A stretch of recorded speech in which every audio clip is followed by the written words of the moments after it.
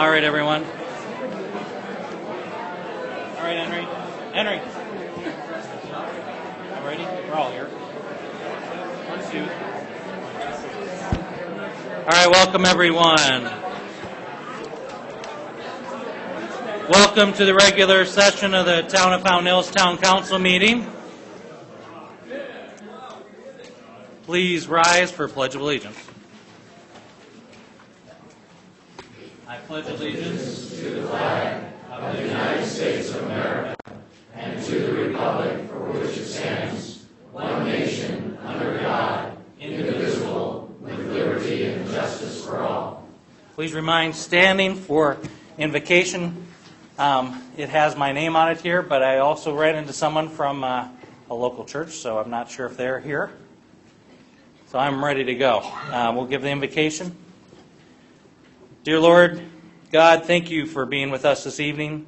Thank you for giving us such a beautiful community to live within and to serve, to work within, to play within, to learn within, and to grow within. Thank you. Please guide our conversations this evening. Please guide our thoughts this evening. Please help us to have a respectful dialogue and to get the most out of one another. We pray these things in your name. Amen. Amen. Thank you very much. We've got an opportunity this evening to start out with some awesome positive recognition of folks that have served our community and are beginning to serve our community in very important roles. Our first recognition is thank you. Roll call. Thank you. Thank you. We have a great council here that makes sure I don't screw up too badly. Mayor Schlum. Here. Councilmember Cantino. Here. Councilmember Leger. Here. Vice Mayor Brown. Here. Councilmember Hanson. Here. Councilmember Dickey. Here. Councilmember Elke. Here. Thank you very much. Our first recognition tonight is of our great friend, Captain John Kleinheitz of the Maricopa County Sheriff's Office. And Captain Kleinheitz has been with us for 7 years, which is tremendous. He's gotten to know our town. He has served our town with a great deal of heart and professionalism. He loves his deputies. He is involved in all elements of our community, and we're going to miss him greatly. And we've got a plaque here that I'd like to present to Captain John A. Kleinheitz of Maricopa County Sheriff's Office, and it reads, "From the grateful citizens of the town of Fountain Hills, an appreciation for 7 years of dedicated and faithful service to our community, October 3rd, 2003 to October 15th, 2010. And I encourage you all to give Captain John Kleinheitz, as he comes forward, a big round of applause.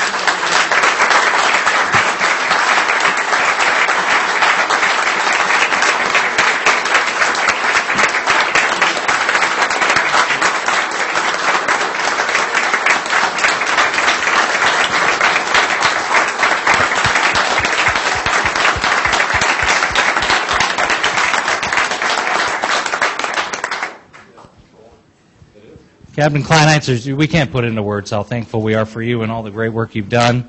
You came in and immersed yourself directly after reading your write-up of my opinion of the Times. It wasn't the smoothest start. It wasn't your fault, but you stuck with it, and you really looked out for what was best for the relationship between the MCSO Sheriff's Office and the town of Fountain Hills, and you orchestrated it very well. And we owe you a great deal, and we are so thankful to have had you for 7 years, and we wish you the best on your next assignment. Thank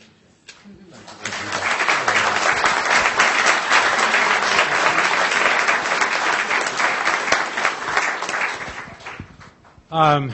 Thank you. For those of you that actually came because you knew I was the one that was leaving in recognition, the first one not to realize that it was actually because Sheriff Joe was going to be here tonight.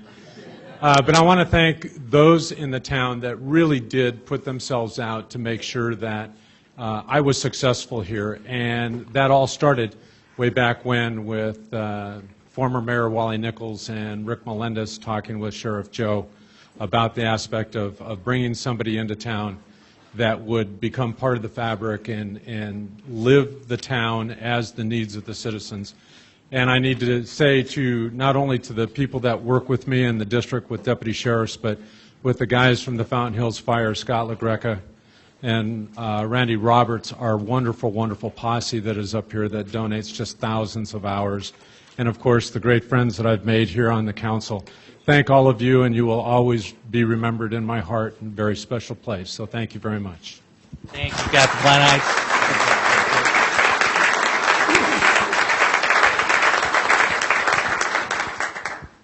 And our next step tonight is to welcome our new captain to town and also invite Sheriff Joe Arpaio up. And as we welcome our new Captain Joe Rodriguez to the community of Fountain Hills as our new captain, you have some big boots to fill, and you have all the tools to do it, and we're really fortunate to have you take over following in Captain Kleinight's 7 years here. Hopefully you'll have a long term here as well and grow with us as we'll grow with you here in Fountain Hills. But please come forward, Captain Joe Rodriguez, our new captain of Town of Fountain Hills.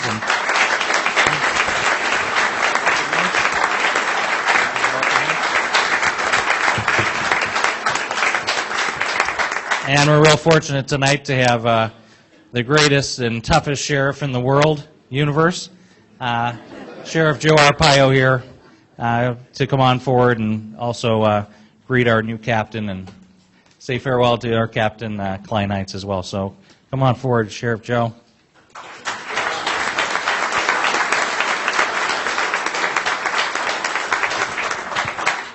Come on forward, John. I didn't mean to let you go.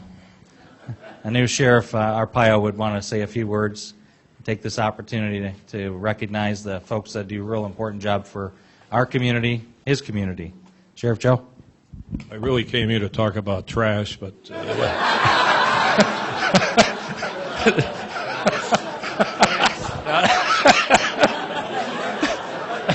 well, that's true. But anyway, we're losing a great guy, you're going from a vibrant community to another community that's a little more senior citizen. Are you trying to say that fits me better? Well, you did age since you've been here, but that's all right. Sheriff, So I know we're going to miss John. This is our hometown. My wife and I live here. 9 years we've been here. Not that I give special attention for certain areas, but you can't lie. If this is your hometown, you can't forget it. You got a good guy, great guy here, and you came on, I hired you, 17 years ago? And you haven't even, look at how I've aged. You haven't even aged. About 2 years you'll have gray hair here. But by the way, this is interesting. I worked with his father. His father was the sheriff of Gila County. So it's a strange coincidence. Now we got the son, Junior, right, here. But I know he didn't want to leave, right? But I'll cover it for you. No, he loved Lake Patrol, which is up the street. But still, he's a trooper. I asked him to do this. This is a critical assignment, very important. And for him, the job comes first. So I know you're going to be happy with him. He may be different than John here, a different type of management. But so a good guy leaves, another good guy comes. And I'm sure the mayor and the council will be very happy with your performance. I wanted you to meet my wife. She's important in this town.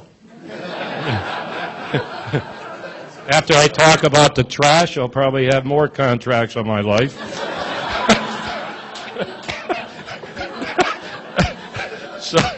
So you know what she looks like? We got to keep her alive. Anyway, thank you, Mayor. Thank you for, and where's the city, the town, it's a town. Town manager, thank you for the what you're working together with John, and thank you for, I think we submitted 3 names. Thank you for picking him. You won't be disappointed, I guarantee you. And John, good luck in Sun City, in Sun City West. Next to Fountain Hills, that's my next favorite area. I'm sure you'll let everybody know I'm a senior citizen. They all know who I am. You do know that. Yes, they do. Yeah, they know. I think everybody knows who you are. So, just don't give them all tickets, will you? Another issue. Unless they deserve it. Unless they deserve it. Yes, sir. Unless they deserve it. Then you give them the tickets. The golf carts. What? Golf cart. I know that there's people out there thinking that already. So he's got a tough job in Sun City West, but I'll tell you one thing, he got a lot of good experience in this town. And it's great to get along with the mayors, the city council. Actually, in Sun City, I'm everything. There are no mayors and no council. It's an unincorporated area. But sometimes it's very difficult when you're dealing with mayors and council, and you've done that in a very excellent way. And it shows your diplomatic experience, your law enforcement, and that's it. Thank you.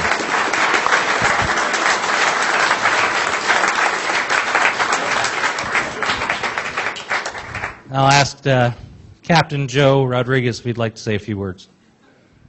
I'll make sure it's a few, too, because I want to keep you guys on my side. I know everybody's here for other reasons. But I do want to thank you for inviting me into your town and allowing me to be a part of this. I look forward to the experience. It is going to be new. Lake Patrol, I didn't have a lot of interaction with people, so give me a chance to get my people skills back up. It gets lonely out there. But native Arizonan, which is rare, so you know that's one good thing. I grew up in Globe, Arizona, and again, been with the Sheriff's Office for 17 years, so I do look forward to meeting everybody out here and getting out in the community. Obviously, you guys know where our office is, right across the corridor there, so if you need anything, open door policy, please come in. And thanks again for having me in the town.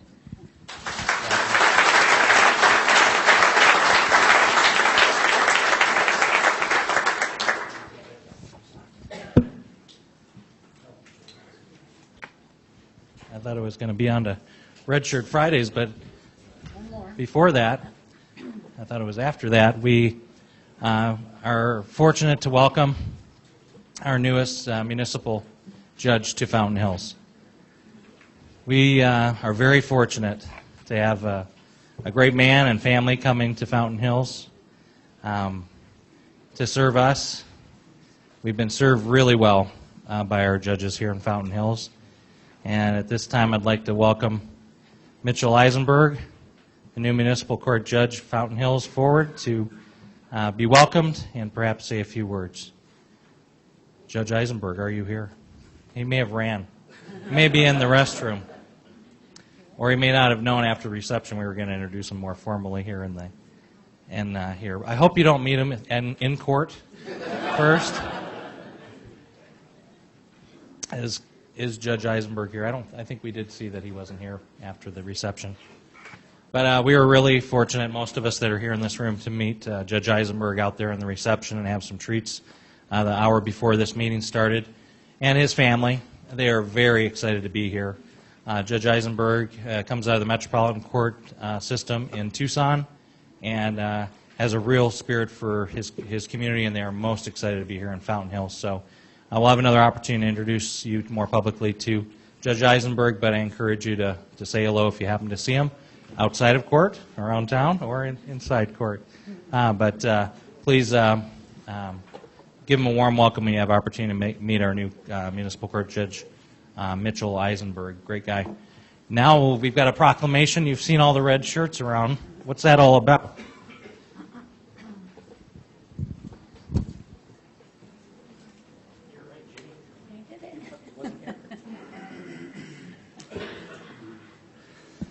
All right, we got a proclamation.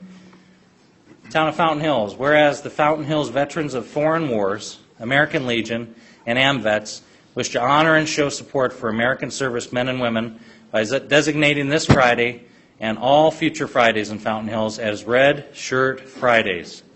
And whereas each serviceman and woman contributes to the liberty and freedom that Americans enjoy and to freedoms around the world, and whereas by wearing red every Friday, we are announcing silently that we are grateful to our servicemen and women for their bravery and sacrifice, and that we will not forget them. And whereas the red shirts are sponsored by the veterans groups of Fountain Hills, Arizona, and the shirts state, "We are free because of the brave." Now therefore I, Mayor J.T. Schlum, do hereby proclaim each Friday in the town of Fountain Hills to be Red Shirt Friday, and urge each and every citizen to honor American servicemen and women by wearing red on Fridays. And I want to welcome the folks from a variety of the various veterans organizations here in Fountain Hills. We are so blessed to have such strong veterans organizations here. Thank you guys.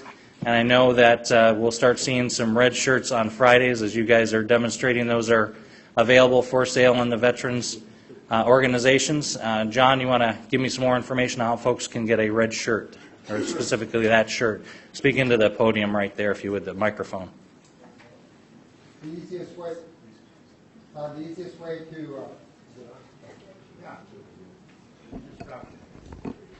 easiest way to acquire a red shirt at this time will be to contact one of the veterans organizations, either the American Legion, AMVETS, or the VFW.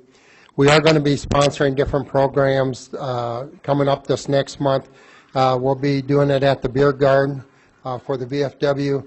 If any of you have organizations where you'd like to have or your business, I'd be more than happy to come to your business or organization and bring the shirts with me, and you can purchase them at the time. The donation is a $20 shirt with a $10 donation, so we'd be more than happy to share with you. One of the things that is so unique, we as veterans realize how important it is to never forget our troops.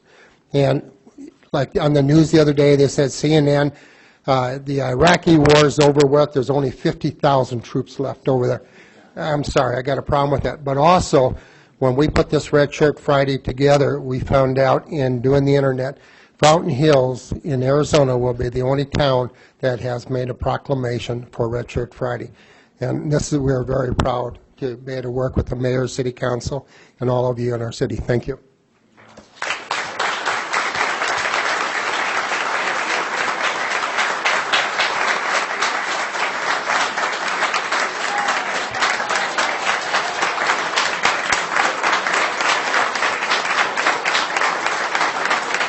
It's not too often you're going to see the mayor do this, but we're trying to get him to throw his tie off, and we're trying to get Tate to throw his tie off, but I guess it's a serious meeting, so. Yeah, they were good to set me up at the ribbon cutting yesterday with a red shirt, so thank you for doing this.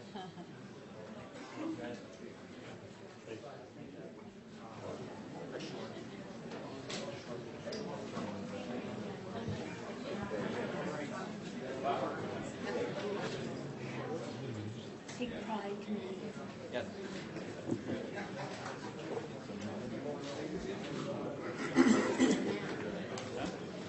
All right, thank you, veterans organizations, for helping us to remember our veterans and those that are serving.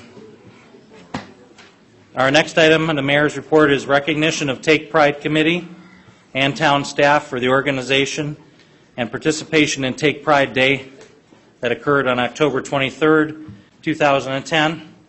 That was a tremendous day, and we've received a lot of feedback from the citizens that participated in the event, as well as those that admired a lot of the work that was done just this last Take Pride Day. And I'll ask our town manager, Rick Davis, to highlight a little bit of what did occur, and then offer any of the council members if they wish to mention something that stood out to them, to mention something. I know Tate and I worked very hard in the new Xeriscape garden. Actually, I threw dirt on my hands to make it look like I did something. But great workers out there. It was practically done by the time I got over there, and there are a lot of great things to celebrate in our town. There are people painting curbs where they needed to be painted red, where the red was wearing off, and the fire zone there, not to park. And town Town Manager Davis, anything else you wish to share about our Take Pride Day? It was really spearheaded by you last year in our community. So thank you for carrying it forward and introducing another great community event. Well, thank you, Mayor and Council. This is an event that from the beginning was not so much focused on accomplishing tasks around town as it was with trying to connect people with their community and each other. And as I mentioned on the morning of the event, you really don't form the kind of friendships that you do while playing or recreating with people as you do when you work with them, shoulder to shoulder. And that is what we attempted to accomplish.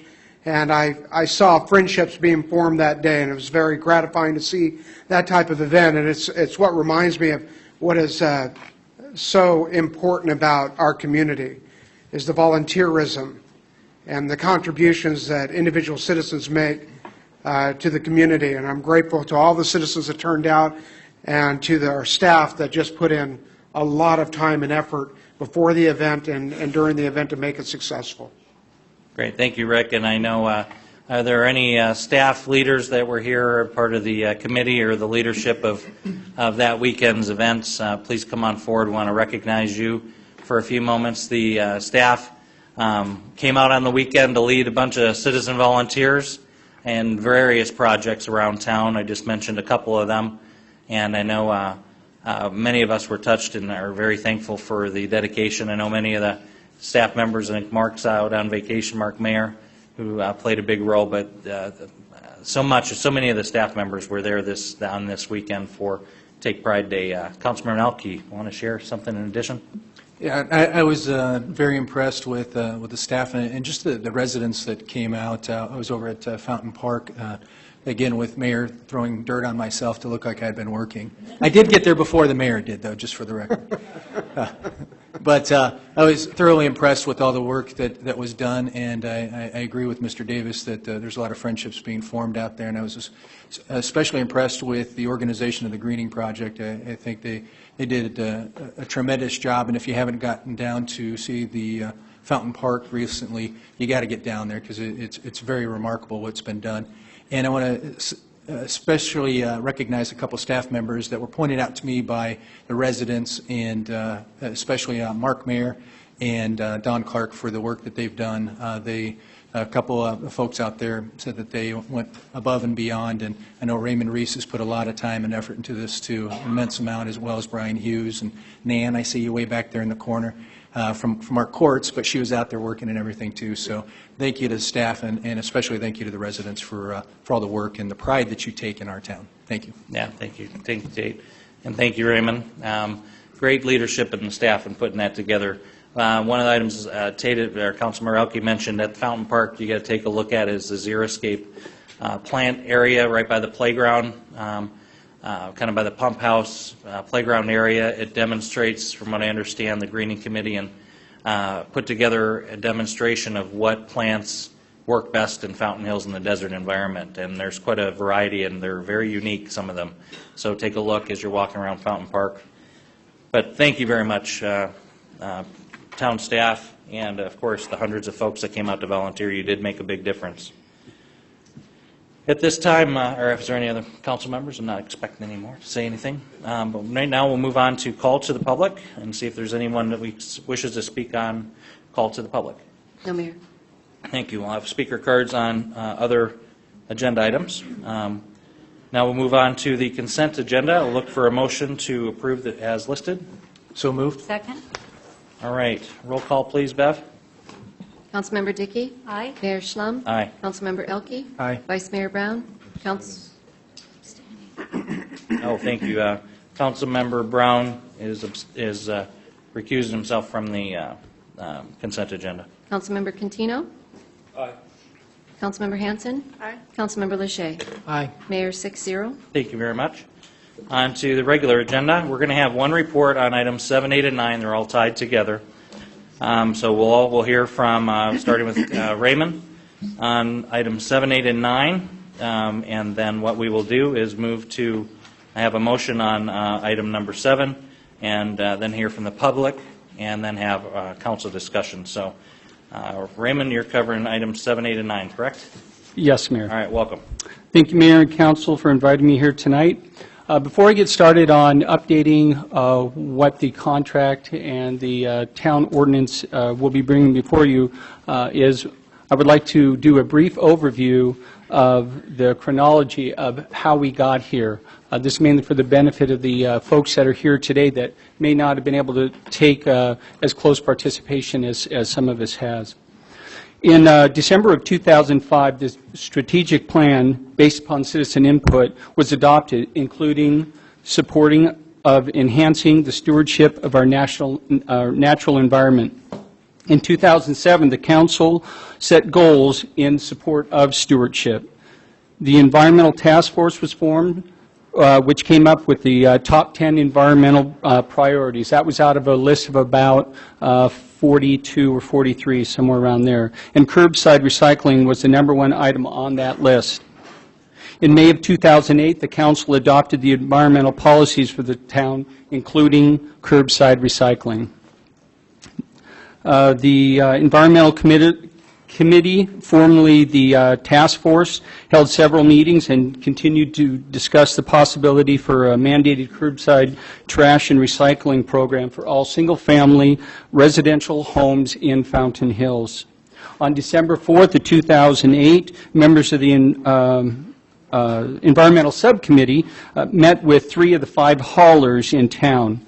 All of the haulers at the meeting were asked if they would participate in the bid process, and all of them replied with a yes.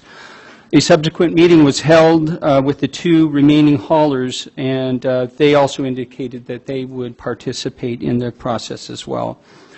Council held work-study sessions on the committee's activities relating to the single provider for trash and recycling study in December of 2008. A town hall public-style meeting was held on February 24th at the Community Center relating to the Unified Hauler for Trash and Recycling Services. There were about 60 residents that showed up at that meeting. The incentive program, Recycle Bank, was also unveiled as part of the services at that meeting. On March 1st, 2009, the town established an online survey to gather public input. In May of 2009, staff presented a report at a work-study session that research indicated a single hauler providing trash and recycling in single-family neighborhoods to include HOAs would be the preferred option for the town. The results from the public town hall meeting and the online survey were shared with the council. After the work-study session was ended, staff was directed to create a scope of work for the trash and recycling services for single-family homes. The town attorney was asked to produce the request for proposal, an RFP, and the town attorney did that, and we continued to work on that from May till about October, refining it and getting it timed for release. On October 13th, staff updated the council at a work-study session on the request for proposal. At that time, the council asked that we get input from HOAs for that RFP process. Beginning in November of 2009 and ending in January of 2010, area HOAs and HOA management companies were sent letters regarding the RFP, highlighting the key points in the draft RFP. HOAs were also instructed to provide input on the draft RFP. On February 11, 2010, staff presented at the council work-study session regarding the Unified Trash Collection and Recycling RFP, and it was reported that the RFP was near the final draft form. The concerns that were raised over the previous 3 months from citizens were inputted into the RFP, and the RFP was ready to go. On April 7th, 2010, the RFP was released for public bid, and a June 9th deadline was given for the RFP submittals. A required pre-submittal meeting was scheduled for May 6th, and that meeting was held on May 6th at Town Hall for all participants that were participating in the process. 3 addenda were issued as a result of that meeting, and the proposals were evaluated and scored, and the low bid was brought to and presented to the council at the October 21st meeting. That brings us to our October 21st meeting, and staff presented the proposal for council discussion with the intent to bring it back to this meeting for approval. And the town attorney and Allied Waste discussed the questions that came up at that council meeting, and they were incorporated into the contract. And what I'd like to do now is show you how we scored the proposers.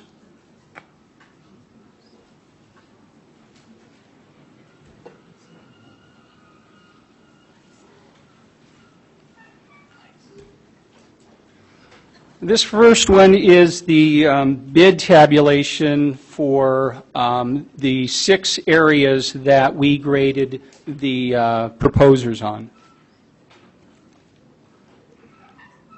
There was a maximum aggregate score of 600, and as you can see, Allied Waste was at the top of that at 356.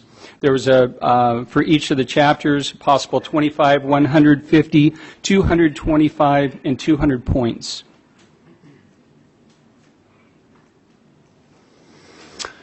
We had different tables that we asked our proposers to bid on, and they're as follows: the same day collection with recycling, different day collection with recycling, meaning you'd have your trash picked up on one day, your recycling picked up on another day. Then we also did the same day collection without recycling, different day collection without recycling. This third tabulation down at the bottom here, this is Addendum 3 that was submitted by all of our haulers, and it reflects a different day collection, it provides 2 days of collection and 1 day of recycling on one of those days of trash collection. And you can see Allied Waste was at 1646, Waste Management was at 3340, and Best Choice Systems was a no bid, and Right-of-Way Disposal 2675.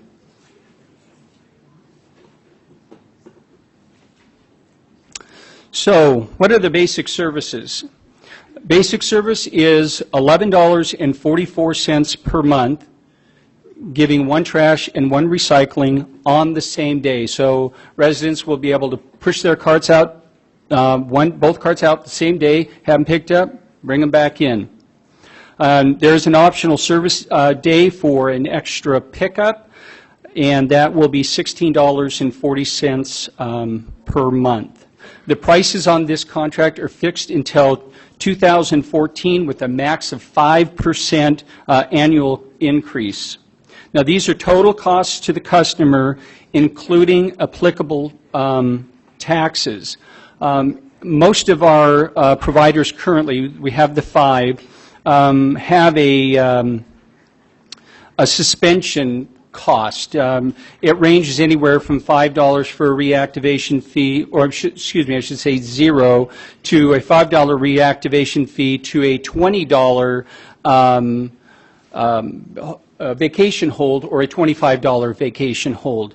Allied has graciously waived any fee for a vacation hold. So 1 time a year for our snowbirds that are only here part-time, they're going to be able to put their trash services on hold for up to 6 months without that additional cost. So it truly is, if they take the 1 trash and 1 recycling on the same day, will be $11.44.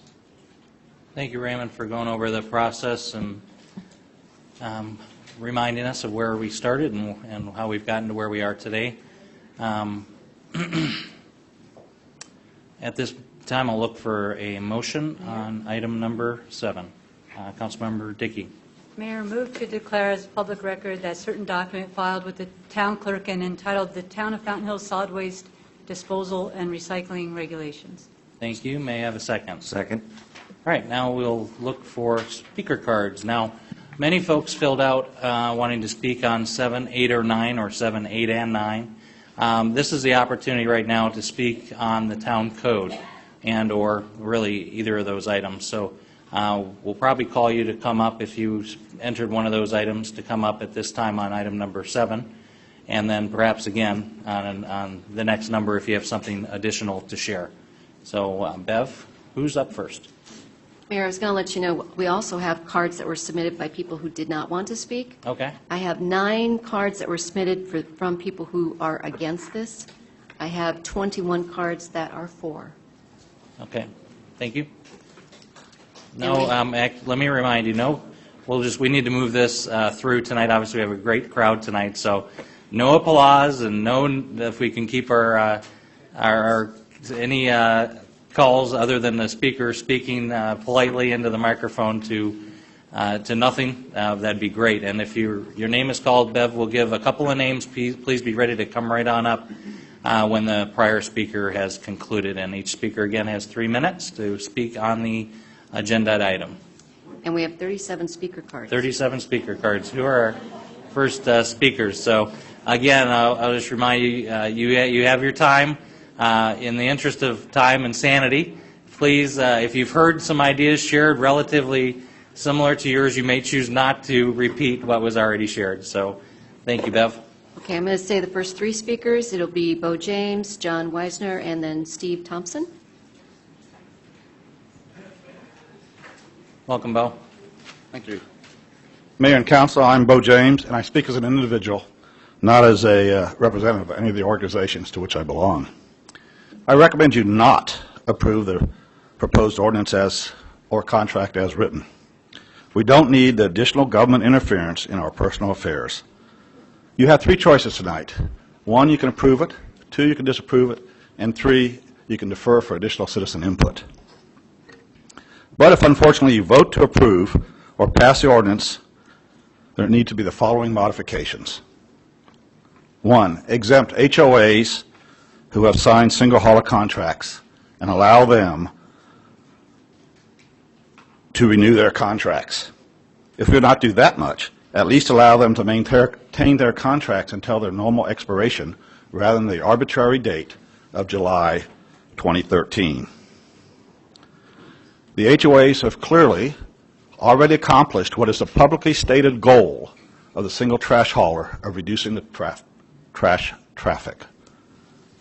And for this issue, I do speak, I know what my HOA, Sunridge Canyon, the board has unanimously recommended exactly that. We need 2 pickups a week. I hear that's being changed. There is an option, but that ought to be the standard and not just an option. At the last council meeting, we heard one of the proposed bidders say that they could not bid on the contract because of the way that it was written. That is probably a reason for a challenge, but if that is true, and I know there's another hauler right now that did not bid, that's a reason for rebidding the contract, looking at the RFP, redoing it, and rebidding it. And that is a separate issue from the ordinance, and it should be handled as a separate issue. And you might think about moving the start date away from 1 July. Right now, 1 July, they're going to be delivering the cans. There's a lot of people in this town gone. Our winter visitors are gone. A lot of our people leave for the summer and come back. We're going to have a lot of trash cans just sitting out there, and so neighbors have to take them in, store them or something. Or if they sit there, the people get fined because they haven't taken their trash can in with the 24 hours you're allowed to have it out there.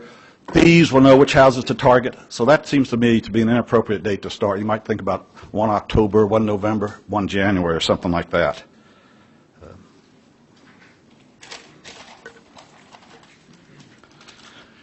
And I hear about Recycle Bank. You know, if Recycle Bank is such a good idea, why does it have to be forced upon us? If it's a good idea, voluntary participation ought to be enough to do it without having a mandatory and tied into a single hauler that we have. I mean, the HOAs could participate in Recycle Bank even, if they're allowed to keep their own contracts. I just don't understand why something like Recycle Bank, if it's as good as everybody tries to tell us, has to stay. Another couple seconds, Bo. Okay, I just say once again, I recommend disapproval. Thank you, Mr. James. No clapping, please. Let's keep John it moving Leisner. on. So, John, how are you? Welcome. It's John Winter, Weisner, but that's all right. I've been called a lot of things. Mr. Winter, welcome. Thank you. I just want to make a couple quick points. I've lived here 23 years. I remember when the town council used to keep an eye on our cable bills. And now, the last 10 years, they've just got completely out of control. So I'm afraid that this could happen once we do this. You know, when we have if we're not happy with the trash hauler we use, then we can go to a different one. But once we're mandated to use the one, then we're not going to have that control anymore. You know, and I really feel uncomfortable losing that control. Two, my daughter lives over in Surprise. They have this exact program over there, the exact way set up, one pickup a week for garbage, one pickup for recycle. I'm going to tell you, they hate it over there, and they say it's very, very restrictive. So if it passes, I wish you to be more clear on the rules.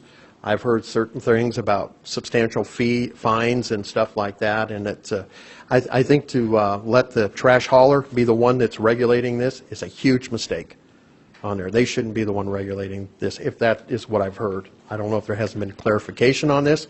I've heard that the fees can be extremely high, and I think that we need to be very clear about this and clear about what we're doing on there. Okay? Thank you for the time. Thank you, Mr. Brenner. Steve Thompson, followed by Hugh Henry, Sherman Abramson, and then Gerald Booth. Welcome, Mr. Thompson. Thank you. Good evening, gentlemen and lady. I'm speaking as an individual. I'm not going to repeat what I've already just heard. I agree with everything that John just said. Good. Speak into the microphone, Mr. Thompson. Great. Thank you. I agree with everything that John just said. If it isn't broken, why try and fix it? And we do live in a free enterprise society, and I think we should allow free enterprise to take care of our trash. Thank you. Thank you.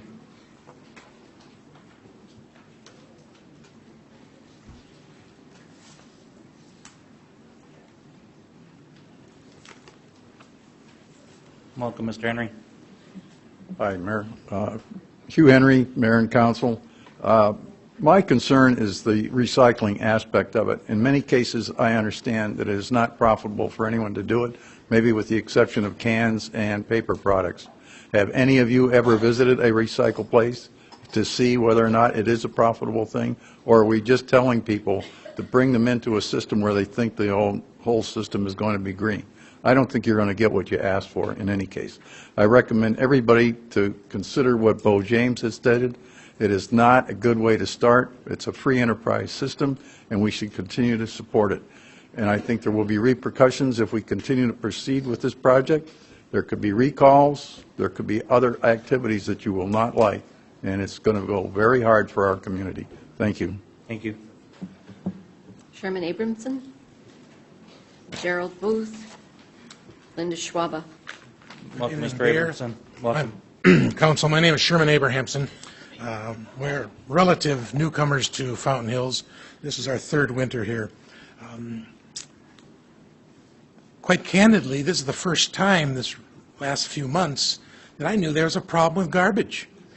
I mean, our garbage haulers picked it up, and they were gone by 8:30 in the morning. We never saw anybody again. I live in an HOA by experience, and we have we have 2 or 3 pickup folks, and it's never been a problem. We don't have anybody coming out to examine our garbage cans. We don't have anybody coming out to threaten us. It works fine. Let it be. I wrote email letter to all of you, and I don't intend to restate it again. I just want to say that one of the issues that came out of my communication, 2 issues really came out, but one was the issue of recycling elsewhere. Now, I've been taking my recycling to the Kiwanis Club Recycle Center for as long as I can remember here. Now, I understand that I can't do that now because I may be cited. I may visit Mr. Eisenberg very quickly. You know, I don't know what the rules are on that, and I don't think it's very clear. I think that needs to be dealt with. I'm led to believe that, you know, we must recycle everything, and I've been a recycler for 40 years, long before it became the thing to do. And I'm for that. And if this green program that you recommend is so wonderful, we should have an opportunity to use it voluntarily. That would maybe, because there's an economic benefit, that would induce people to come forward and participate.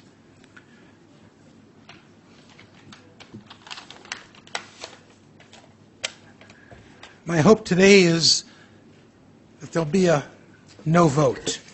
I say a hope, but the reality of it is my heart and my gut tells me that those of us who stand here and are pouring out our words to you really are falling on deaf ears, because I think you've made up your minds before today, and I urge you to give some thought to maybe having a public vote. Let's find out what the public says. And if the public says, yes, let's do it, God bless them. Let's do it. Thank you. Thank you, Mr. Abramson. Let's not do the clapping, please.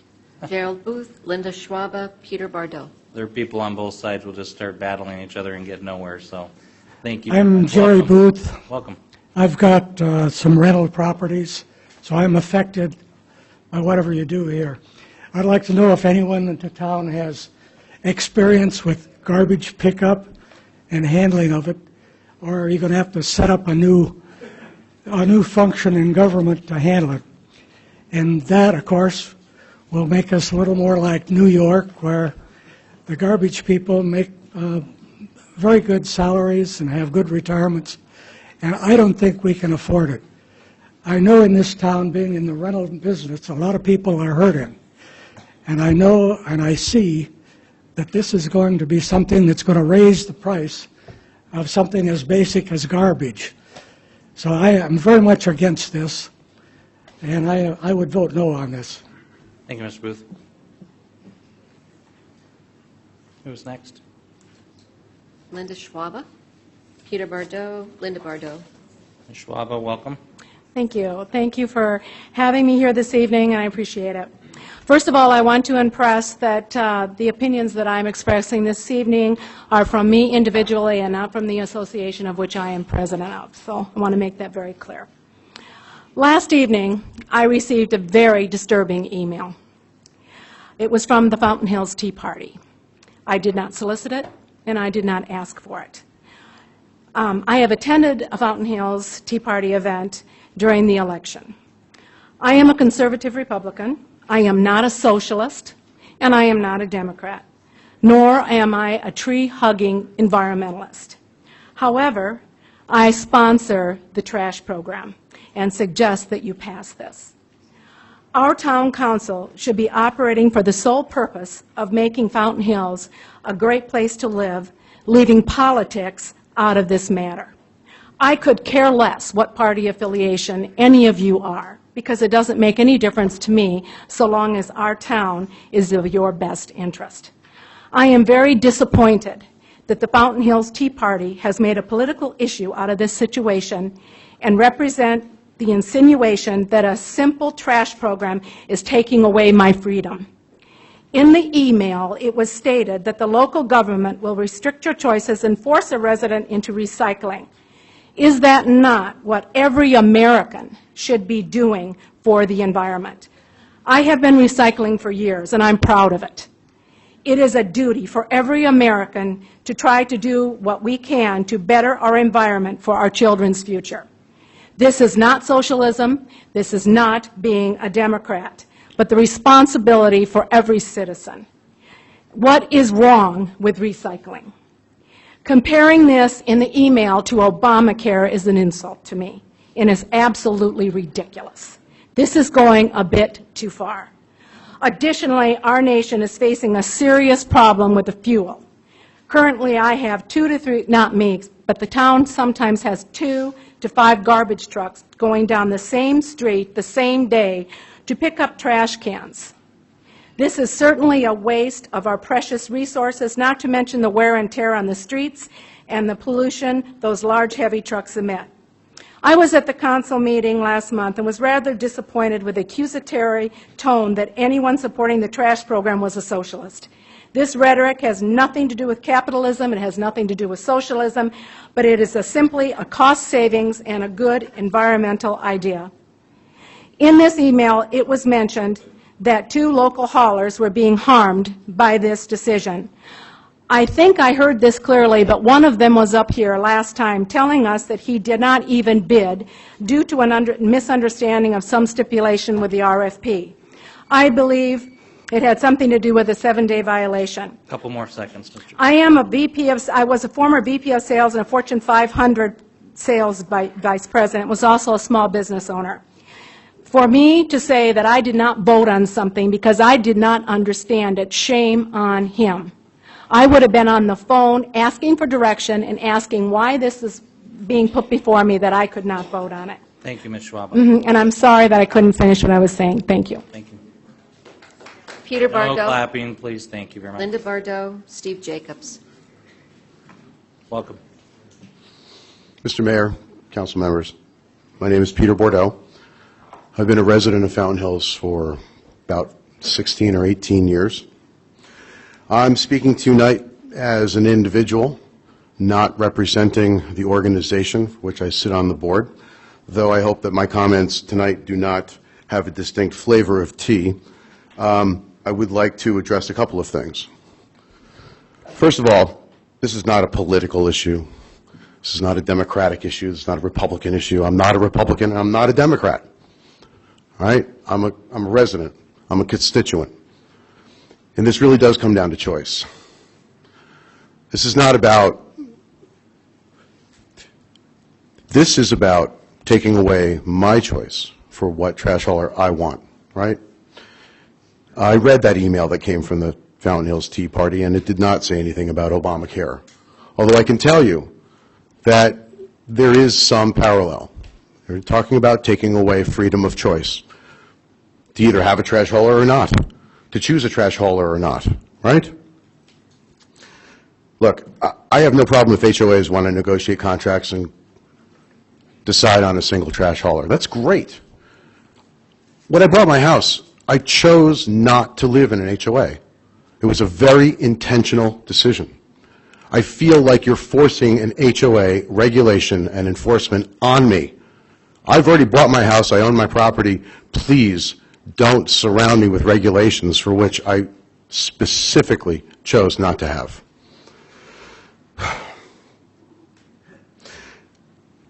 Look, there's been a lot of work done on this. There's been a lot of time spent on this. Granted. And I have to also remind you that for a long time, voters and people and constituents and residents have pretty much been asleep to a lot of things going on in the national government and their local government. I mean, only a couple of days ago, I think we saw that people are beginning to wake up and take notice. And I think if you look around you, you'll see a lot of people waking up and taking notice as well.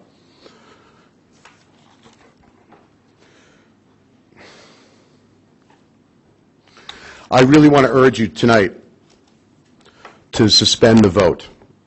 And I know each one of you got an invitation to come to a town hall on November 16th at the Learning Center at the high school. I urge you to suspend the vote tonight. Come to that town hall. Come and interact with your constituents. Don't just sit there and listen, but have a dialogue back and forth. I heard that there was one town hall. I invite you to have another one.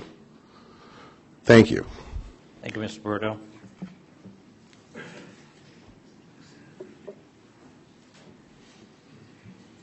Good evening, members of the council. My name is Linda Bordeaux. In regards to what the woman said before me, I have the email on my iPhone. The comment regarding Obamacare was, remember Obamacare, how's that working for us so far? At no point did the Fountain Hills, Arizona Tea Party call anyone on this council a socialist, and I'd be happy to forward anyone who's interested this email that was sent out yesterday. That aside, I'm standing before you tonight as an individual and as a former United States Marine who swore an oath to protect and defend the Constitution, and I feel as though my right of choice is being infringed upon here. I have a few concerns. One concern is, let's assume we go for one pickup or two pickups or recycling. We've got our cans out on the street. What's to prevent a mischievous teenager, much like those who shot out the windows of 200 cars recently in our town, to mess around with somebody's garbage? What if there's a disgruntled neighbor and they mess with somebody's garbage? Are these cans locked? So now I'm liable for fines and penalties that include 6 months of jail time because of garbage that's in the wrong can. If the garbage is out there for a week and it begins to reek and javelinas knock it over, my recycling and my garbage goes in the street. Suppose there's, chicken skin in there that's been in there for a week. Now there's salmonella all over everything. Now what is my job? To go hose down all the garbage and re-separate it into the proper can for fear that I'll wind up with a $500 fine or perhaps, meet the new judge in the side room. Are they going to provide locks for these garbage cans so we can ensure the integrity that the garbage I put in there remains in the can that I put in there? Who's getting the fine money? Is that going to the garbage company? Is it going to the town? The reason I bring this up is I kind of was surprised recently to learn that some of the photo radar money was going for political campaigns. So I have a concern about who's collecting the fine money and where is it going. And the garbage police, the garbage are policing their own garbage police. I find that to be highly suspect.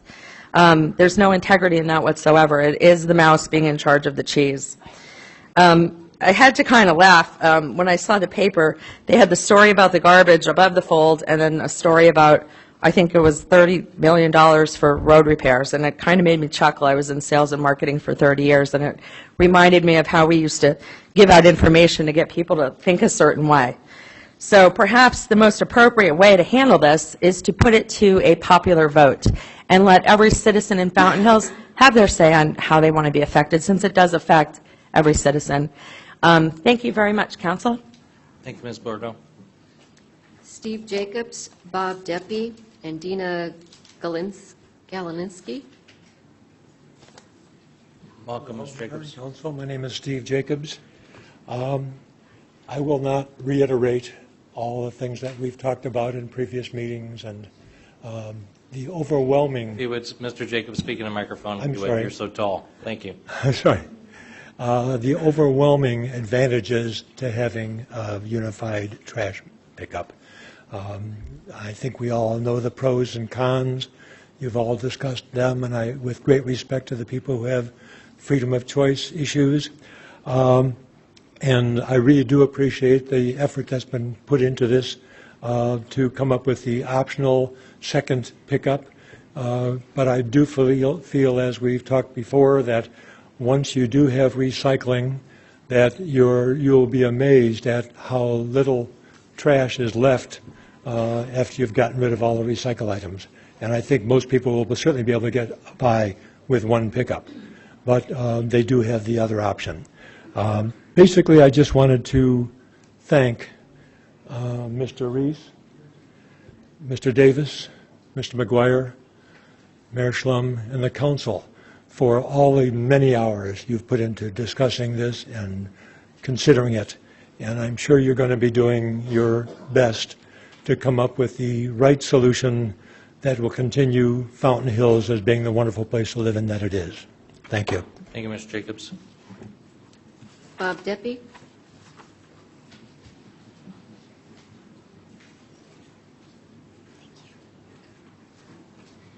Welcome, Mr. Deppie. Thank you. Bob Deppie, and live in Boulder. My main complaint is of the regulations. In my opinion, they're very, very poorly written, and I don't have time to go over everything. I've got 15 items. I'll give you a handout. You can look at them later. But I'd like to cover a few of the more ridiculous ones. The first one is, quote, the shall ensure the town has convenient access at all times on collection days to town solid waste collection containers. I ask why this is in there. Why not cycling containers? Those are the ones that have to be inspected. Does that mean I have to put my container out whether I have anything in it or not? Next item. It is unlawful to park any vehicle within 15 feet of a collection container. What if I park my car in the driveway? Am I going to get cited because it's within 15 feet? This is what the words say. I mean, you can punish me based upon what you have in the regulations. Next one, maintain collection containers of sufficient number to accommodate the refuge and recycling disposal needs as determined by the director.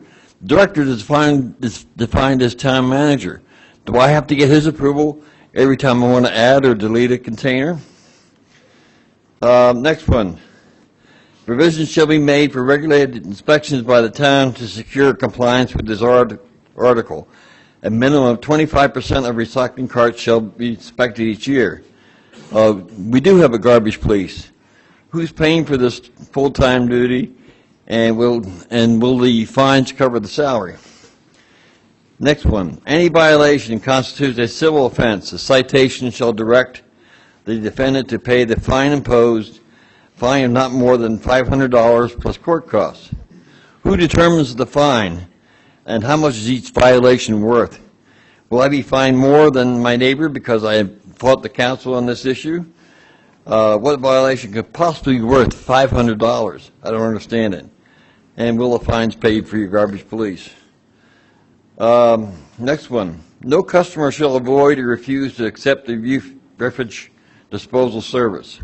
However, according to the Fountain Hills Times, you can refuse it if you're a part-time resident, but this is not in the regs at all. Last one that I want to mention, all collection containers shall be stored between collection days so as not to be visible from the street or public right of way. Good luck enforcing that rule. You just drive around town, you can see a garbage can probably every other house in this town. It is my belief that if you're going to have a code, it should be enforced, not ignored. If the town will not enforce these regulations, then complaints will be made to the code enforcement by myself and others to enforce it. 2 days ago, I was driving into town. I counted 37 violations.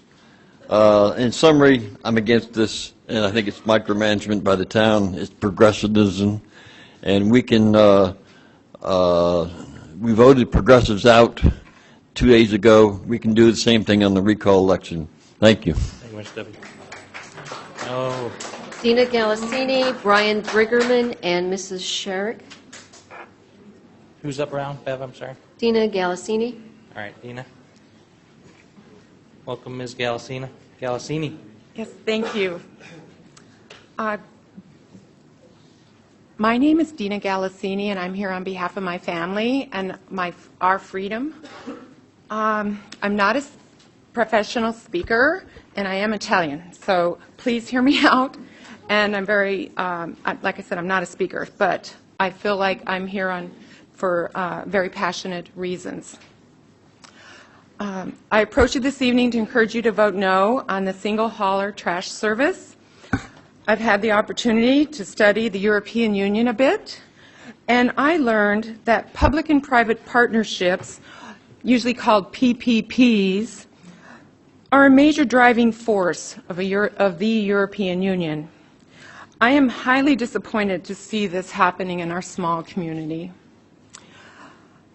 I am unaware of the terms in the pending partnership between our local government and the private trash hauler. But what I read in yesterday's newspaper was very alarming to me and my family. I'm having a very difficult time accepting that our trash can would be subject to inspections. I'm having a very difficult time accepting that my family would be forced to use clear plastic bags or face fines. Our current trash hauler does not force us to use plastic trash bags. It is our freedom of choice. What about the families that can't afford trash bags in this economy? What about the environmentally conscious citizens in overburdened landfills? There's 2 plastic trash bags in my yard. I could see from my den I didn't have time to pick up today.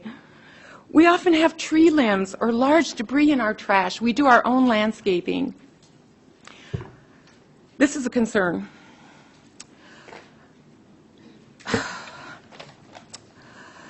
The town stated we would save thousands on our road maintenance. Yet yesterday's newspaper stated on the same front page, the road tab would be now $30 million, and the voters may be asked to authorize a 10-year plan. What is going on? I'm sorry. I'm just very passionate about this. A yes vote for the single hauler trash service would not only be an infringement on our freedom of choice, but with all due respect, an infringement by our local government and failure of our elected representatives to protect us from such power. Please, I ask you to decline this, suspend it until a better solution is found. This is very upsetting to me. Thank you. Ms. Galsine. No clapping, please. Brian Appreciate it. Briggerman, Mrs. Sherritt,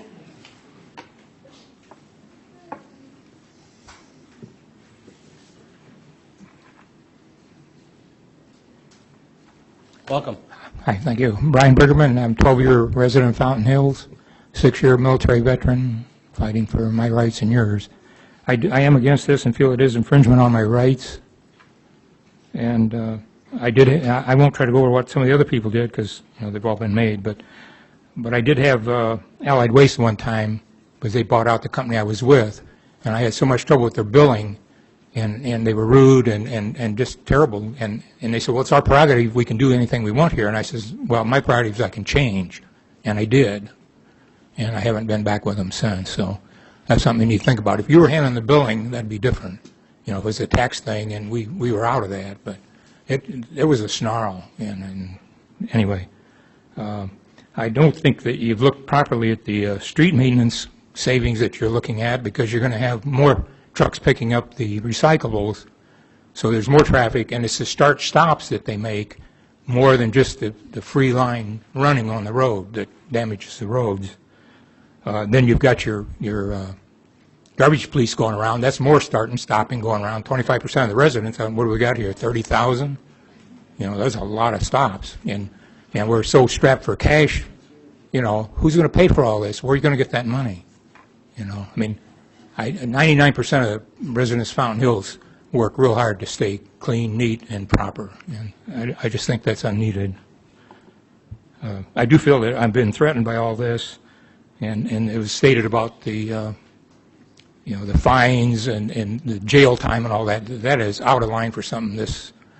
I got the listing off the internet, 18 pages. A lot of it threats. But anyway. I'm not a speaker either. I do object to the plastic bag, the clear plastic bag. I don't know where you even buy them. I shred all my papers, and I have to have a clear one. I've got white ones, which you buy at all the supermarkets. They're opaque. So anyway, thank you for listening. Thank you. Mrs. Sherritt, Bill Lozinski, and Jenny Gorell. I think all these non-professional speakers are doing a good job speaking, so doing a good job. Welcome. And I join that. Honorable Jay Shalom, Council, thank you for letting me speak today. I have some questions. I've been a resident here for my husband and I for about 20 years, and we've enjoyed the Fountain Hills. It's been a beautiful place to be. But my questions are, is the Allied a member of the Better Business Bureau? Who receives the proceeds from the recycling? Does the city or any of the individuals of the city council or the mayor receive proceeds from the recycling? What about the residents that cannot comply because of age, hardship, or finances to the requirements of the city's demands? I have personally asked this of you, Mayor, but I will repeat this. And I talked to you. And I emailed everyone that I could email. Can we hire an individual, like, say, with a pickup, for instance, to haul our garbage if we refuse to comply? And your reply to me then was yes. We should have the freedom to choose, to be forced and penalized, and having garbage Gestapos looking in our trash cans makes it a form of socialism. Look up the meaning of socialism. I called the mayor and informed him and others on the council of these issues I am about to tell you. We have lived here for all these years, but by default, we inherited Allied a few years ago when another company went out of business. There was a $4.95 oversight on our part. In the next billing statement, they began to compound the penalties, and we were caught in their web. We tried to talk to them, and we were rudely treated as if we were criminals. And I went on the Better Business Bureau today, and I looked up some of their complaints, even though they are not registered. 38 complaints in the last 36 months. Some of them still are not taken care of, but anyway. We tried to talk to them, and we were threatened with lawsuit and court cost. My husband had to take off work to deal with this.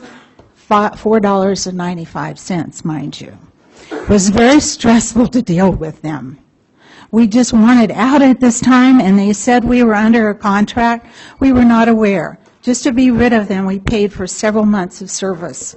We did not receive for over $4.95. We've never had any problems with any service providers before or since. A few more seconds, please. Now you're forcing us to be under their control again. Believe me, they will hold your feet to the fire if you don't comply with them. This is not about air pollution or roads. It's about pocketing millions of money, millions in money for recycling. Wake up. This is not freedom. This is it's not we the people anymore. I don't believe you're hearing us. I don't believe. Thank you for hearing me. We made some notes. We Thank may you. get to some of those answers as we dialogue. So Thank you very much. Bill Lozinski, Jenny Gurel, and John Bellotti. Who's up first? Bill Lozinski. All right, Bill. Mr. Lozinski, welcome. And welcome, everybody. All of you know me. I've sent many emails on subjects, a variety of subjects in this one. I fully support the one trash hauler. Those that are against most likely have never lived in a town that had one hauler. I did, and it works. Less noise, quietness, different days, multiple trucks going up and down the street. It does work. People that have never lived in the areas don't have a clue that it does work. Most people don't like change. Nobody even likes to change their desk around. People don't want to change cars, but we need this here. It is important for the environment and everybody else. I could also tell by a lot of the comments, a lot of folks have not read the ordinance that was on the internet, the previous one and the new one that you just recently updated. I don't know why. Maybe they can't know where to find it. It is not the easiest thing to find on the internet when you're looking for things of ordinances and that stuff. You can look at the old one. Regarding some of the other things that people have made comments about, there's a state statutes regarding garbage pickup, inspections. Code enforcement officer, which we have now, goes around and checks things. He just probably just recently checked garbage cans just for the list. He's not looking at the contents. I think people are misunderstanding what the so-called garbage police. He's not looking in your trash can. He's looking at the condition of the containers. Last time I challenged the council, town manager, to set up a recycle program for parks and all events in Fountain Hills. Be part of the recycle bank, set the example. Thank you. Thank you, Mr. Lozinski. Jenny Gurel, John Bellotti, and Angela Davis. Welcome, Ms. Gurel. Mayor and council, my name is Jenny Gurel, and I've been a Fountain Hills resident probably for almost 35 years. And I'm a strong advocate for the single hauler program and the recycling that accompanies it. First, I'd like to commend staff for their hard work and research. They've been gathering input for a long time throughout the process, and I'm pleased to see that suggestions from the public have been incorporated as the ordinance has been revised.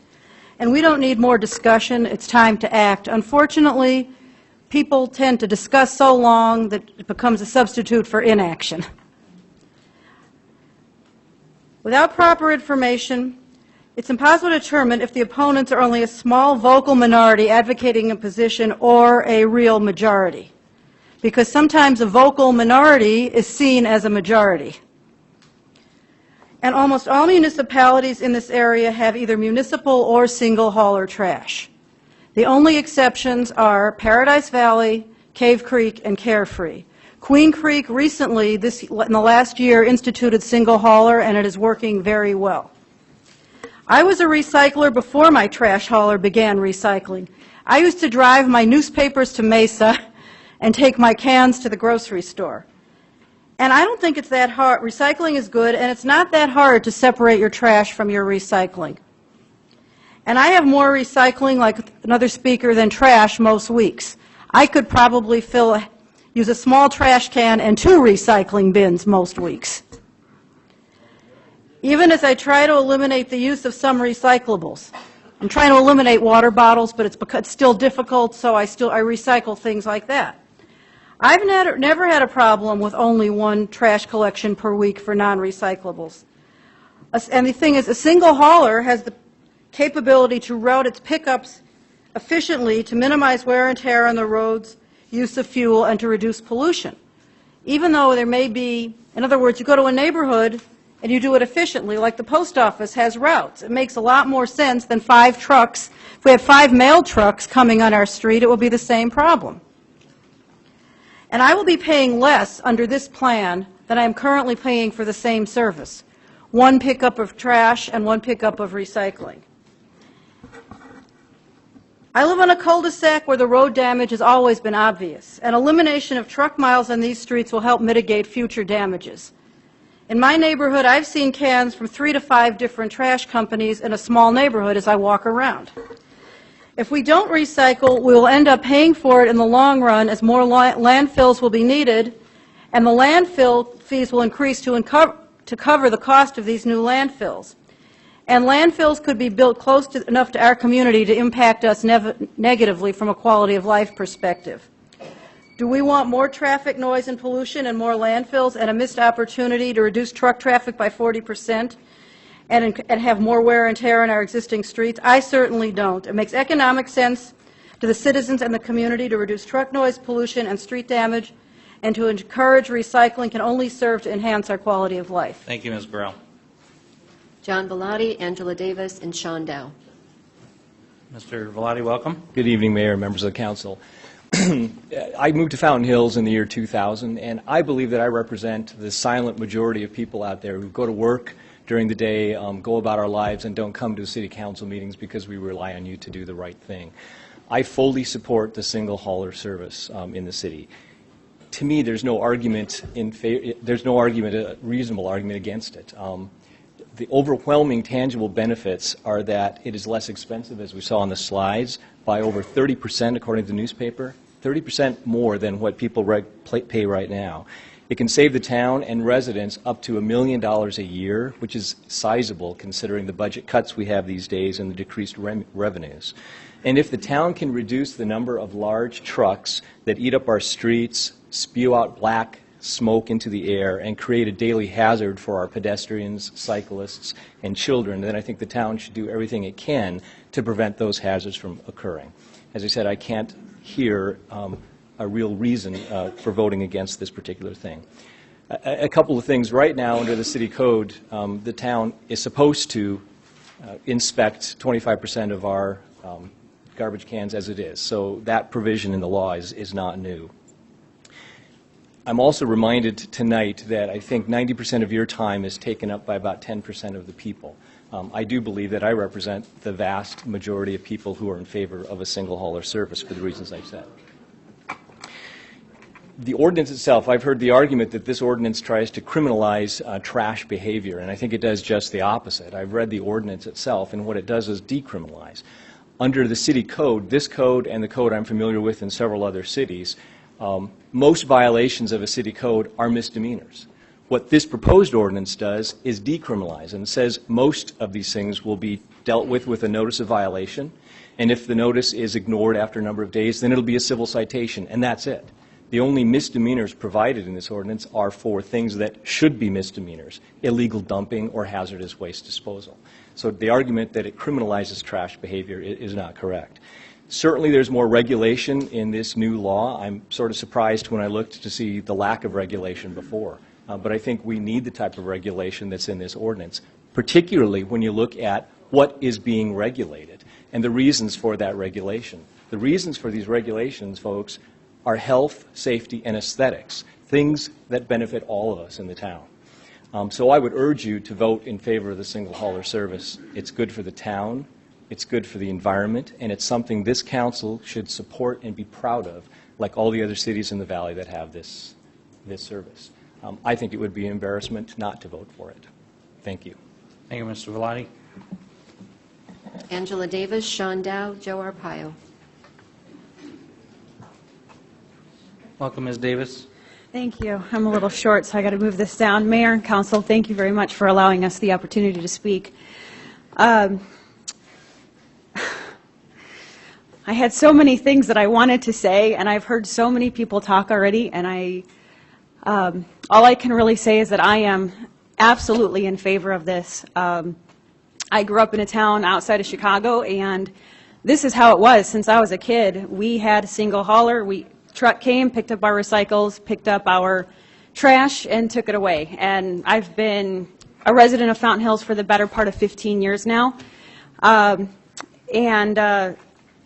have been, for the last few years, recycling myself. I've been taking, I have more papers, newspapers, magazines, plastic bottles, aluminum cans stacked up in my garage, and I have a garbage truck that comes twice a week that I don't need. It comes twice a week, and I maybe throw out one bag of trash, and it's me and 2 children. That one bag of trash versus 2 trucks 2 times a week, 2 trash cans, is absolutely ridiculous. This single hauler would be a great addition to this community, and I think everybody would benefit. I know that it was said earlier, if people start, it sounds to me like a lot of people just don't want to take the time to recycle. They don't want to take the time to sort through their trash, and that to me, that's a shame, because it's all going into a dump that nobody can see, nobody pays any attention to, and this out of sight, out of mind. If they just take a few minutes and they recycle and sort through, and they just put the bin on the side of the street, right by their the trash can, right on the end of the street, right by their driveway, great, everything's done. Once a week, everything's picked up. I'm driving to Mesa to drop off cans. I'm driving all over town trying to find big recycle bins that will take my newspapers and take my magazines. And it's time consuming, but I still do it because recycling is what we need to be doing. It's right for not just our community, but it's right for the world. It really is, it's good to do your own part. Quite honestly, there's no reason not to do it. Like I said earlier, places, and people have mentioned it already, there's places all over the state and all over the country and all over the world that are recycling because it is just what they do. And not only that, but like I said, I have 2 children at home. I'm teaching them the values as best I can, and they learn about recycling. I am a recycling club sponsor at the high school, and every week I have high school members that come, and they sort through that trash, and they sort through those recyclables, and we go and we take it off. And these habits we need to teach our children. If we don't allow them to see that we can recycle, what are we teaching them? They need those good habits to form now so that they can carry with. Point, Ms. Davis. Go ahead and make one final point. Oh, okay. Our children, if our children learn now those good habits of recycling, then it's going to carry with them throughout the rest of their lives, and that's what we need to focus on. Thank you. Thank you. Sean Dow, Joe Arpaio, and I believe it's Chad Hain. Welcome, Mr. Dow. Thank you, Mayor. Sean Dow. I've lived here in Fountain Hills for over 15 years. I want to talk about unintended consequences. This move with this ordinance and this new single hauler issue has already brought about a bunch of unintended consequences. First and foremost on my mind is the threat of the multi-million-dollar lawsuit by the trash haulers that you are kicking out of town. They have damages. There are problems with the RFP process. Now the RFP process is completely changed after you already chose a bid winner. That's going to raise some serious legal problems. I've already seen some of the issues that they've raised, and that is going to be taken out of the general fund to pay for this lawsuit. That's the first and foremost scariest reason not to vote for this, to vote no, or better yet, just table the issue until you can resolve these problems. All right. The second unintended consequences is charity organizations. I've spoken with several charity organizations who use recycling in order to raise the bulk of their funds. By going to this single hauler and putting a recycle bin in every single person's home, you're cutting into that ability for these charities to raise money. All right? Yes, I applaud these people who have taken it on their own to do the recycling. They're great people for doing it. They're concerned about the environment and they're doing it. But most of us have jobs and lives and have to work very hard and can't take on this government forced measure on us. Okay? The town codes that you have offered make each and every one of us a criminal. Yes, they do. You're going to go and find, you're going to be raising money. That money is going to be going to the town. Now, you're saying that you're not going to enforce it. I've spoken with some of you, and you say that, well, we're not going to enforce that. Every town council says that. When the law is there, you're using it to raise money. In this economy, this is a cash-raising gimmick. I urge you to vote no. Better yet, just table it. Thank you.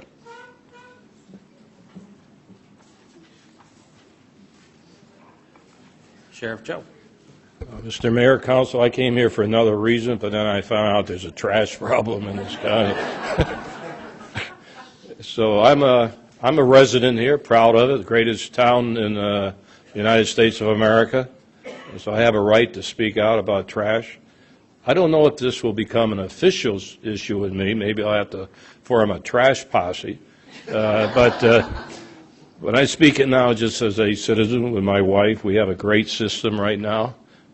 You know, I'm in a area where we have homeowners, and we have to put up these big fences or cement to conceal our trash can. There's only room for one trash can. So maybe a lot of cement companies are going to make a lot of money because I'm going to need more fence or wall to conceal two. Last time I checked trash cans, when I was head of the Federal Drug Enforcement in Tucson, I checked a trash can of a high organized crime figure. I got a lot of good Italian recipes. So people are going to check my can? What are you kidding? I got enough security problems. They're going to check the ID or anything I have in a trash can? It's ridiculous. If you're going to pick someone, just pick on the company. Forget all these other things to enforce that. Pick a company and that's it. But I like picking my own companies. Been working great. So that's the only comment I have as a citizen of Fountain Hills. And I might have to get involved. You may not be happy with your people you have to hire to check trash. So you may ask me to do it. I am the law enforcement guy here. So if I have to do it, I'll form, as I say, a trash posse. Save some money. So I urge you to look at this, make a decision. You're all ethical. You're all trying to do what's best for this county. I respect all of you for this, but give it a little thought. Give it a little thought. I don't like anybody, I don't even know if we have to get a search warrant. We have to get a search warrant if we want to check someone's trash can. So I don't even know about that. So we got enough problems around here without talking all this garbage or whatever you want to call it. So please look at it, make the right decision, and listen to your bosses. See, I report to all these people here. So we got to listen to them. Thank you. Thank you, Citizen Arpaio.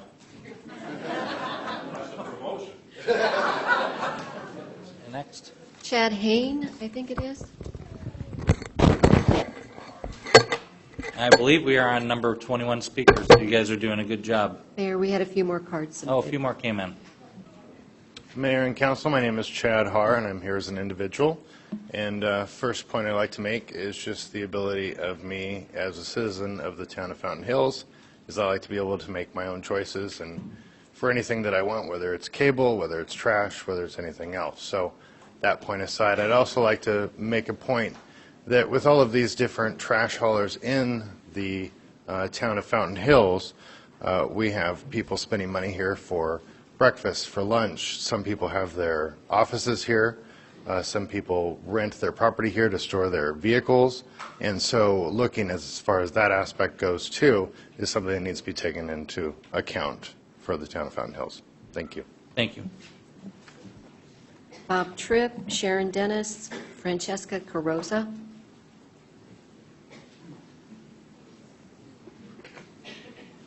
Welcome, Mr. Tripp. Good evening, Council. I first would like to have everyone look at the council you've got. Town councils in Fountain Hills has done a great job over the years, getting through lots and lots of transitions.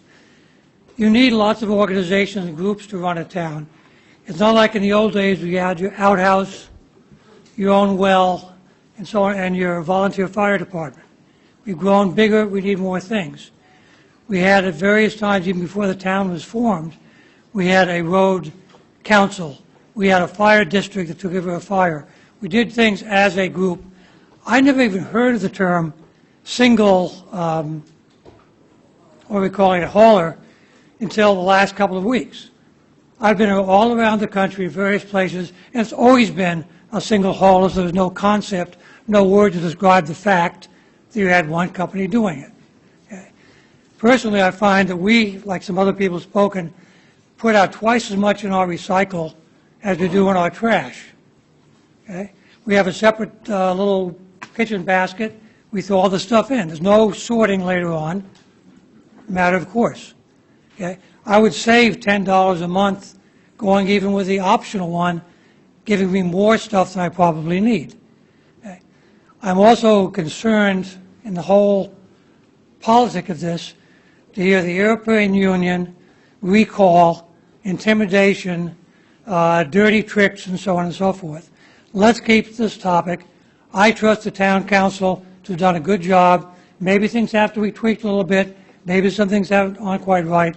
Let's give them a chance. Let's get it done. Let's get it done right. Thank you. Thank you, Mr. Tripp. Sharon Dennis, Francesca Carrozza, and Leo Zabella. Welcome, Ms. Dennis. Thank you for hearing me. Speak in the microphone if you would. Thank you very much. Okay. Other people have articulated the pros and cons, and this is not an issue that just is something flaky that just came up yesterday. I know that the town manager and many other people have put in weeks, months, and hours discussing this and coming up with the best options for our town. I live in a condo complex where we have 2 pickups a week, and that means that 4 full days there are people's trash cans out there. 4 days out of 7, there are trash cans all over the street. So the way it is now is not perfect. But above and beyond all of the issues that have been brought up tonight, the most disturbing thing to me is the flyer that went around, the email, the misinformation, the lies, the nastiness, the nasty letters to the editor, the name calling. That underbelly in this town, in this beautiful town that I chose to live here 11 years ago. I chose to hope to live here 26 years ago when I first moved to Arizona and drove back and forth past Fountain Hills to take my daughter tubing. It was my dream for all those years to live here, and now I do live here, and I'm part of the community. And the other hat that I wear in the community is on the Parks and Rec Commission, and I would love to see 150 or 200 people show up with this much concern and this much passion for the welfare and the recreation and the care that our children need. I've seen more passion about trash than about education or recreation or any other issue, and I find that very disturbing. Thank you. Thank you, Ms. Dennis.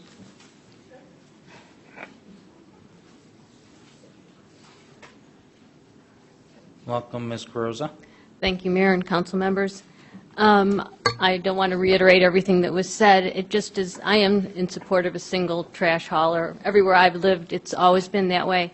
And looking at the numbers, it seemed I would save at least 40%, and I was thinking that in these economic times, people would save money. And it wouldn't cost the government anything. And our streets would be preserved a little bit. So it just seems like the right thing, and a garbage, I've had 3 different haulers since I've moved here, and the only way I differentiate them is, are they the gray cans or the green cans or the brown ones? So maybe I just have had good luck, but that's been my experience. So it seems like a single trash hauler was giving us economies of scale. Like other utilities we don't choose, like we don't choose our sanitary district, sewer, who's our water company or electric company. So on the surface, it seems like a good idea, and I'm sure you will look at the different companies and choose one that will be beneficial for people to save us money and save the town money. Thank you. Thank you. Leo Zabella, Joe Bill, and Mike Archambault.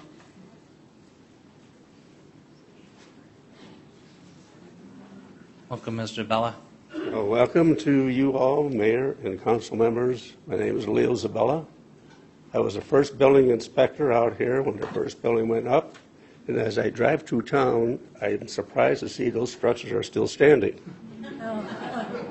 However, I did retire as a building official, and when the town incorporated, I must say that that original group, the mayor and council members, were so concerned on doing the right job that they came to the people to see what they wanted.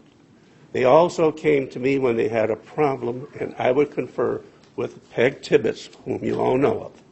And Peg and I would sit down along with the attorney, and we would try to work out something that would be both admirable for the citizens and the town, what they wanted to produce. Oh, by the way, Joe, I am Italian. If you got a recipe for puttanesco sauce, I'd appreciate it. We are in the Quartzsite Village Homeowners Association, not speaking for them. 5 years ago, we had a problem with multiple trash pickups.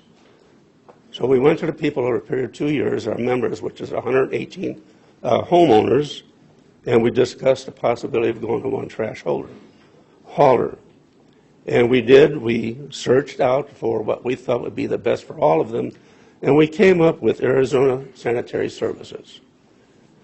What they provide for us for $14 a month is that we have 2-time pickup, 1 recyclable.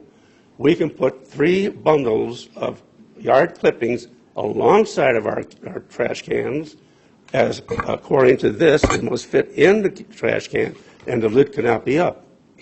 So we had all of that service for $14 a month, and then they had other charges.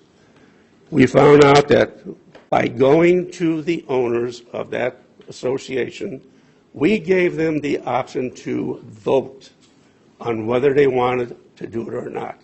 I don't see that same option offered to we, the citizens of this town, the option of voting of what we want or don't want. And I think, as Speaker of the House Pelosi had said about the health bill, approve the health bill and then find out what it says. And that's what we got here. Approve this first and then find out what's in there. And it's very restrictive. Thank you. Thank you, Mr. Zabella. Joe Bill, Mike Archambault, and Cindy Bonamalo. Welcome, Mr. Bill. Yeah, Mayor, Town Council, thank you for your work with this challenging issue. I'm going to be concise, and the only way I can be concise is if I write it down, so I wrote it down. I would like to express my support for a single hauler. Why? It's simple. It's a plus for our pocketbooks, it's a plus for our environment, and it's a plus for our roads. The facts are clearly on our side, and as Ronald Reagan said, facts are stubborn things. So my request of the council is to stay focused on the facts, because they clearly show the many benefits to our community and to your constituents. Please vote to adopt this ordinance. Thank you. Thank you, Mr. Bill. Mike Archambault, Cindy Bonamalo, and Frank Serpico. Is it Archambault? How many years was that, Jay? Welcome, Mike. Mike Archambault, 15033, El Sobrante. Been a resident of this town since 1972. And as a resident of this town, I want our streets fixed, or at least mitigate the damage being done. That would at least be a step in the right direction. Instead, I get statements like, "The devil is in the details," and then it's used as a platform to launch attacks on this agenda in a disingenuous fashion. This is not a court of law, so to treat this as a court and ask one-sided questions and complain without offering up revisions weaves conspiracy theories, which you've seen here tonight, and outright lies to your constituents. The agenda before you here tonight is as good as it gets. $500,000 into the citizens' hands, $600,000 a year in local coupons, recycling with rewards, mitigation of $92,000 worth of damage to our streets, reduced noise and pollution, reduced speed on our streets because each cart is being picked up instead of every fourth or sixth cart, so they're not racing to get to the next cart. But alas, this is too good to be true, and I hear statements about issues with penalties. And I watched the last council meeting, and I was certainly disheartened. Again, no revisions are offered. These are the same fears. These same fears certainly weren't expressed when a previous council, this member sat on, passed an ordinance to clean up non-active job sites spawned by a job directly behind her house. Well, I often hear her talk and state that we are in a recession and shouldn't spend the funds for worthwhile projects.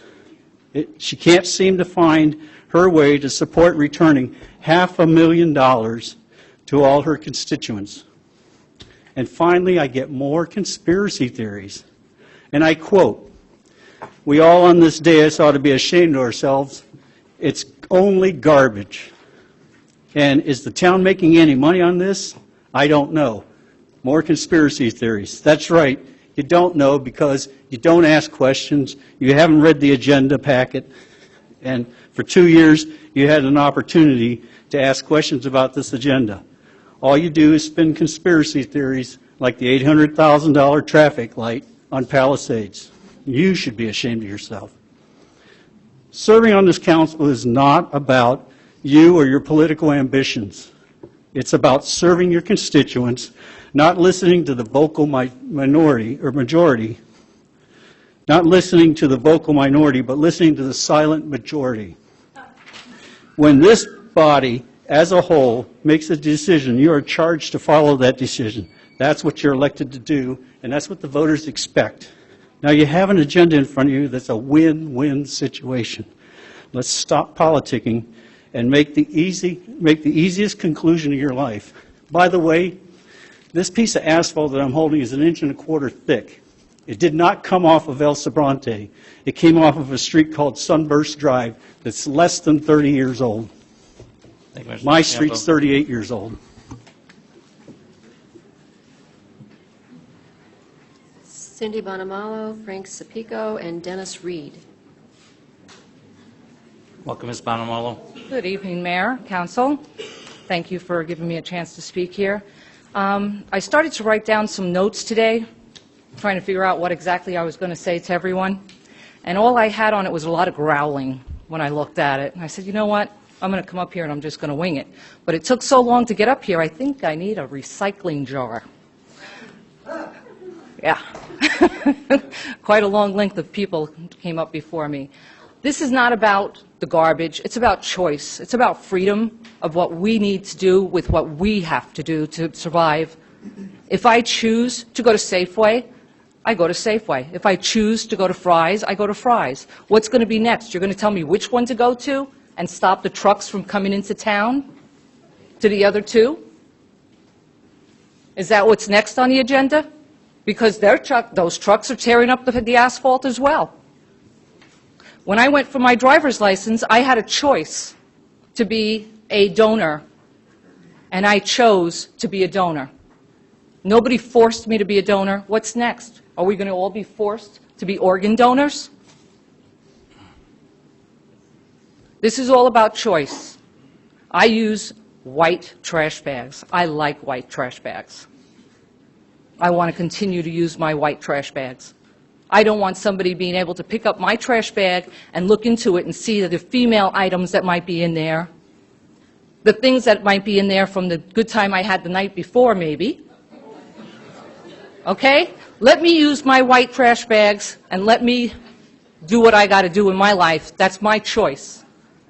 I chose to be an organ donor. I choose, every time I go grocery shopping, I sit there and I choose which grocery store I want to go to. And I use all three of them equally, because that's my choice. Thank you very much. Thanks, Ms. Bonamolo. Frank Serpico, Dennis Reed, and Anders London. Welcome, Mr. Serpico. Thank you.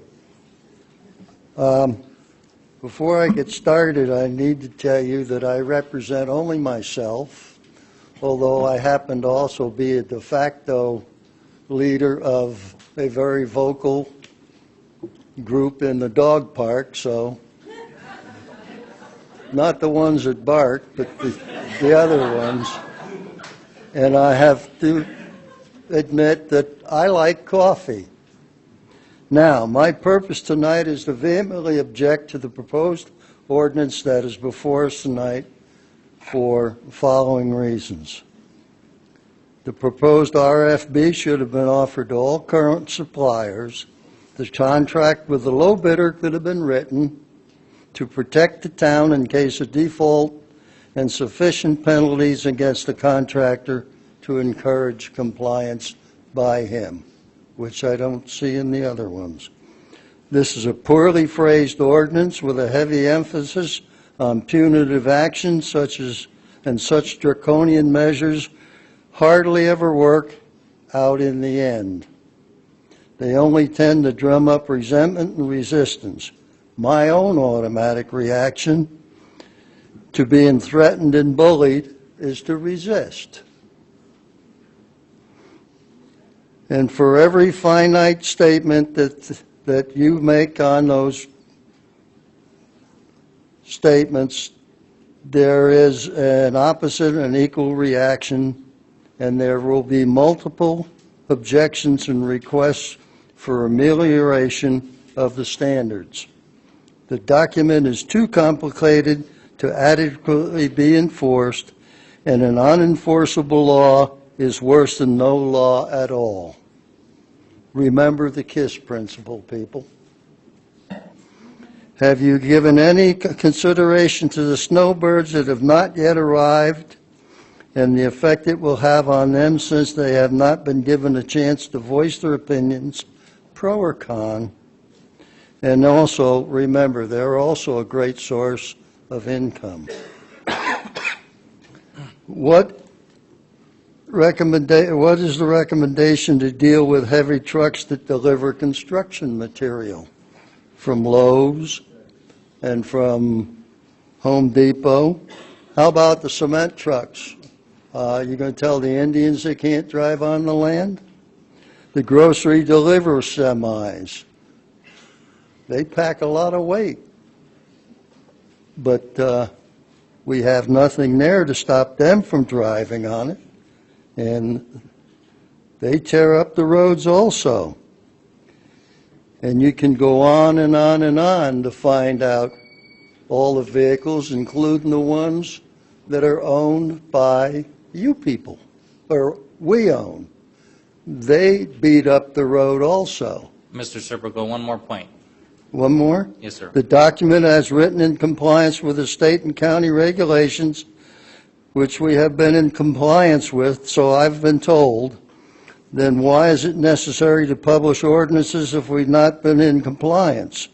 Then why hasn't the town been sanctioned and fined and responsible public officials reprimanded for dereliction of duty if we have not been in compliance? Which I got a letter from you people saying that you are. Thank you, sir. And I believe that with all the talent here in the town of Fountain Hills, we can come up with a much better solution. Thank you, Mr. Serpico. Thank you. Dennis Reed, Anders Linden, and Alan Magazine. Welcome, Mr. Reed. Thank you. My name is Dennis Reed. I'm a resident here of Fountain Hills. I've lived here for about 10 years. And I would urge you to vote no if you have to vote tonight. If you can't do that, I would urge you to put it to the town citizens and let them vote on it. This is obviously a very hot topic. hardly know where to begin. I guess I could start with your invocation that's opened this meeting in saying Fountain Hills is a great place to live. It's a nice town because it does have a small town atmosphere. For all those that like the big town regulations, they should move back to New York City or wherever they came from, because they have all those problems and they have all that stuff going on there. We don't need to bring it into this town. Please vote no. I guess I could also bring up the red shirt thing that how can we remain the home of the free if you are going to restrict our freedoms? It just doesn't make sense. It's an oxymoron. We will no longer be a home of the free if you continue to put regulations and force people to do things that are working well already. I applaud those that recycle. I recycled myself. I have no problem finding a bin where to dump my newspapers. The charitable organizations, they like that. You can recycle plastic. There's other places, but all sorts of recycling. You do not need to force us to have containers that we don't want. Please, I urge you to vote no tonight. Thank you. Thank you, Mr. Reed.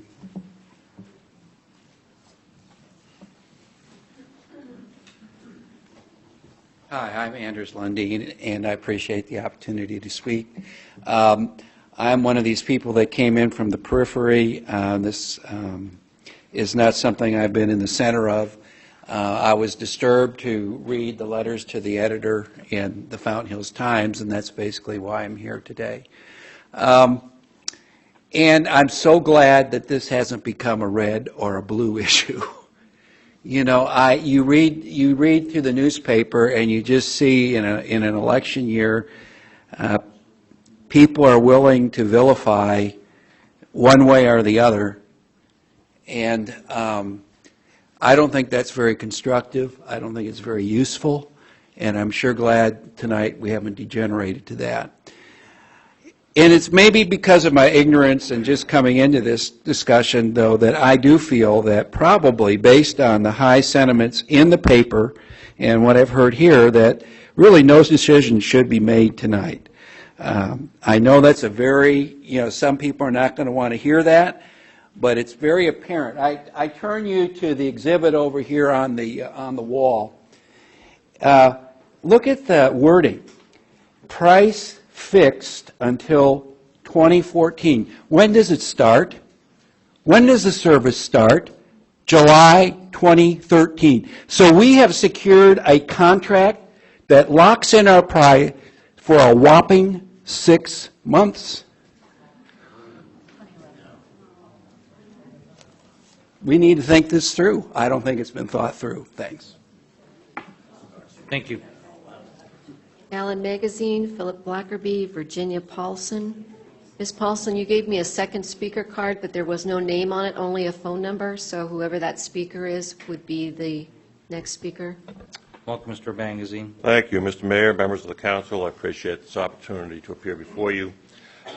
First, let me start with a compliment. I heard a speaker earlier indicate that you had prejudged this. I sure hope so. You have had 2 years of analysis, debate, discussion, hearings, and so on. I suspect you're ready to vote on this issue, and I hope you'll do so tonight, and I hope you'll vote in favor of the ordinance. I want to take a minute to talk about this issue of freedom of choice. Every elected official is elected in large part to protect the citizens and to improve the quality of life of the citizens. Your job, as I understand it, is to weigh the pros and cons and do what's necessary for the public good. You know, I've heard this freedom of choice over and over again. We don't get to choose where we get our water. We don't get to choose where we get our electricity. We don't get to choose where our other utilities come from. We don't get to choose where we put traffic signals or crosswalks or stop signs. A woman a few minutes ago talked about how she went to get a driver's license, and she had the freedom of choice as whether or not to be an organ donor. But she didn't mention the fact that she didn't have the freedom of choice of whether or not to get a driver's license if she wanted to drive a vehicle. I am, as some of you know, a member of the Strategic Planning Advisory Commission, and I'm not here representing them. I'm here as an individual. But I want to draw your attention to something that you all voted in favor of unanimously just a few months ago. and that's the Strategic Plan 2010. The cornerstone of this strategic plan on page 7 is it says the foundation for success is financial sustainability. Now, I've sat through many hearings of the Commission and heard Richard Davis, Julie Getty, and so on speak time after time about the spiral downward in our revenues. We've seen a 15% decrease in our revenues over the last 3 years, and you people have done yeoman's work, as has the staff, in trying to match those declining revenues with expenditures. And so you've had to cut. You've had to reduce services. You've had to change things. This proposal before you, as I understand it, is going to save this town a lot of money. Now, I'm not going to get into the environmental issues and the trucks and all the rest. Other people have done that far better than I can. But I do want to try to impress upon you the importance of recognizing the savings. Because if you don't save money here, you're going to have to save money somewhere else. Now, I read, like everybody else, there's been a slight uptick in the sales tax. But it's slight. We're still behind, and we could fall farther behind.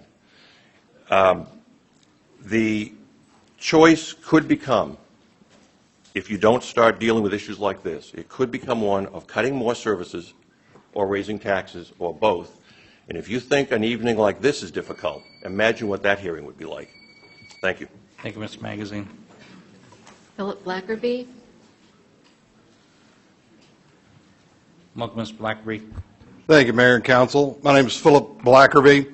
When I joined the Tea Party, it was because I was really concerned about our fiscal state, and I wanted to save money everywhere we can. And now we have an opportunity to save a boatload of money, a whole bunch of money. And I hear that the Tea Party folks are against saving a boatload of money. If that's the case, I'm going to resign my membership. The other thing I hear about people talking about, well, people on the street ought to get together and pick a single hauler for just that street. But this is not a balkanized community of individual streets. This is a community of Fountain Hills. We are the people who bear the cost, all of us bear the cost of fixing these streets. So if we're going to do that, we ought to all band together as a community and have a single hauler. Thank you. Thank you, Mr. Blackerby. Virginia Paulson.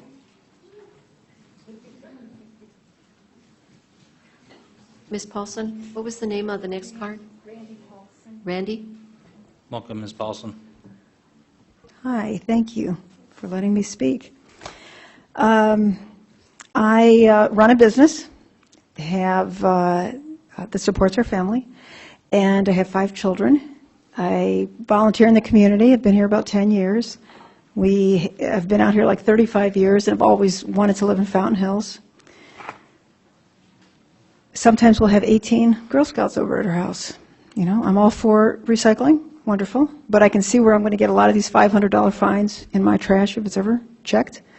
If $500 fines because my little trash bucket wasn't put away in a few minutes, so I'm very concerned about the way this is written. I do consider this also, I want to say that I believe I'm representing a vast majority when I'm speaking today. I think Fountain Hills is a beacon, a role model, showing privatization is just awesome. Having choice is awesome. Not having a monopoly is awesome. I mean, because the whole group is doing it, is that, you know, all these other cities, I have been in the single pickup, one. This is one of the things we think is so cool here is, wow, we get to choose something in our lives still. I really don't want to have that taken away. I don't understand the streets. My street is pristine, and it is one of the few streets that goes all the way through. King Street, it's just a beautiful street. I don't think it probably even needs to be fixed so often. I look at this as a huge political issue, and I think baby steps just puts it all together for having major problems. I'm looking at, went through some things on monopolies, and you've got all these major laws relating to monopolies, Sherman Antitrust Act, let's not have monopolies. The Federal Trade Commission Act, we're worrying about competition and monopolies. Robinson Patent Act of 1936, I mean, they're on and on about monopolies, and we're a small town. We're a tiny town, and we have tiny monopolies coming up, it looks like. So please, drop this. Please drop this. And if you're listening, the majority so far have said, drop it, please. Thank you. Thank you. Randy Paulson, Brian Paulson, John Kavanaugh, and Lena Belliner.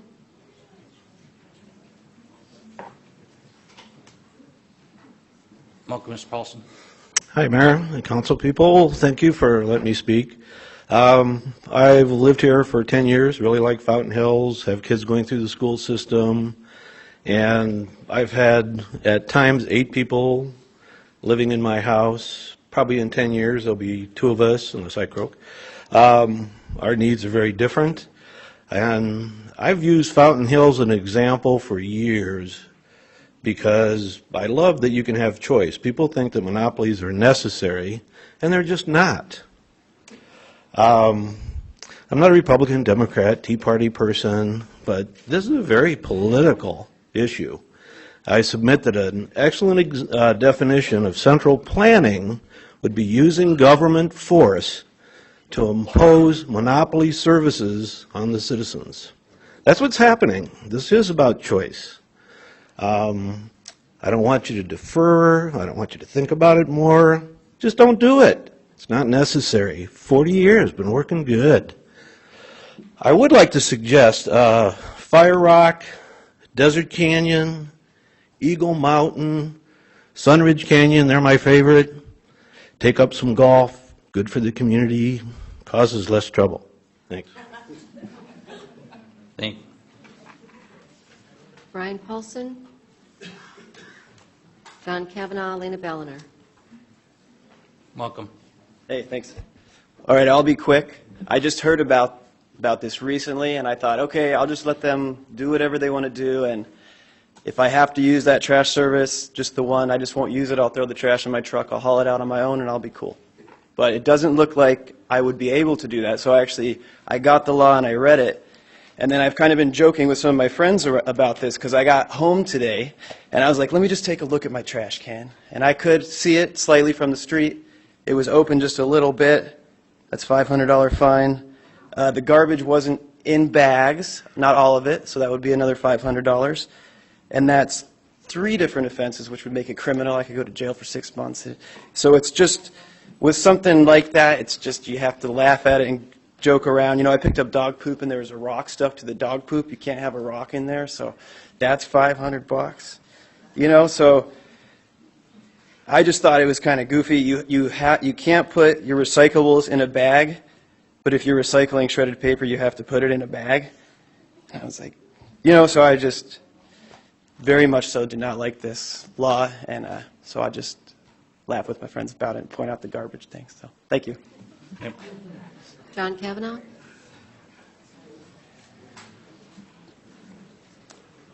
Welcome, Ms. Kavanaugh. Hello, John Kavanaugh. I'd like to be short like the last speaker, but I'm a politician and I can't help myself. Having served 6 years on this council and also having been a detective sergeant, I'd like to just bring some facts to your attention that relate to some of the comments made tonight.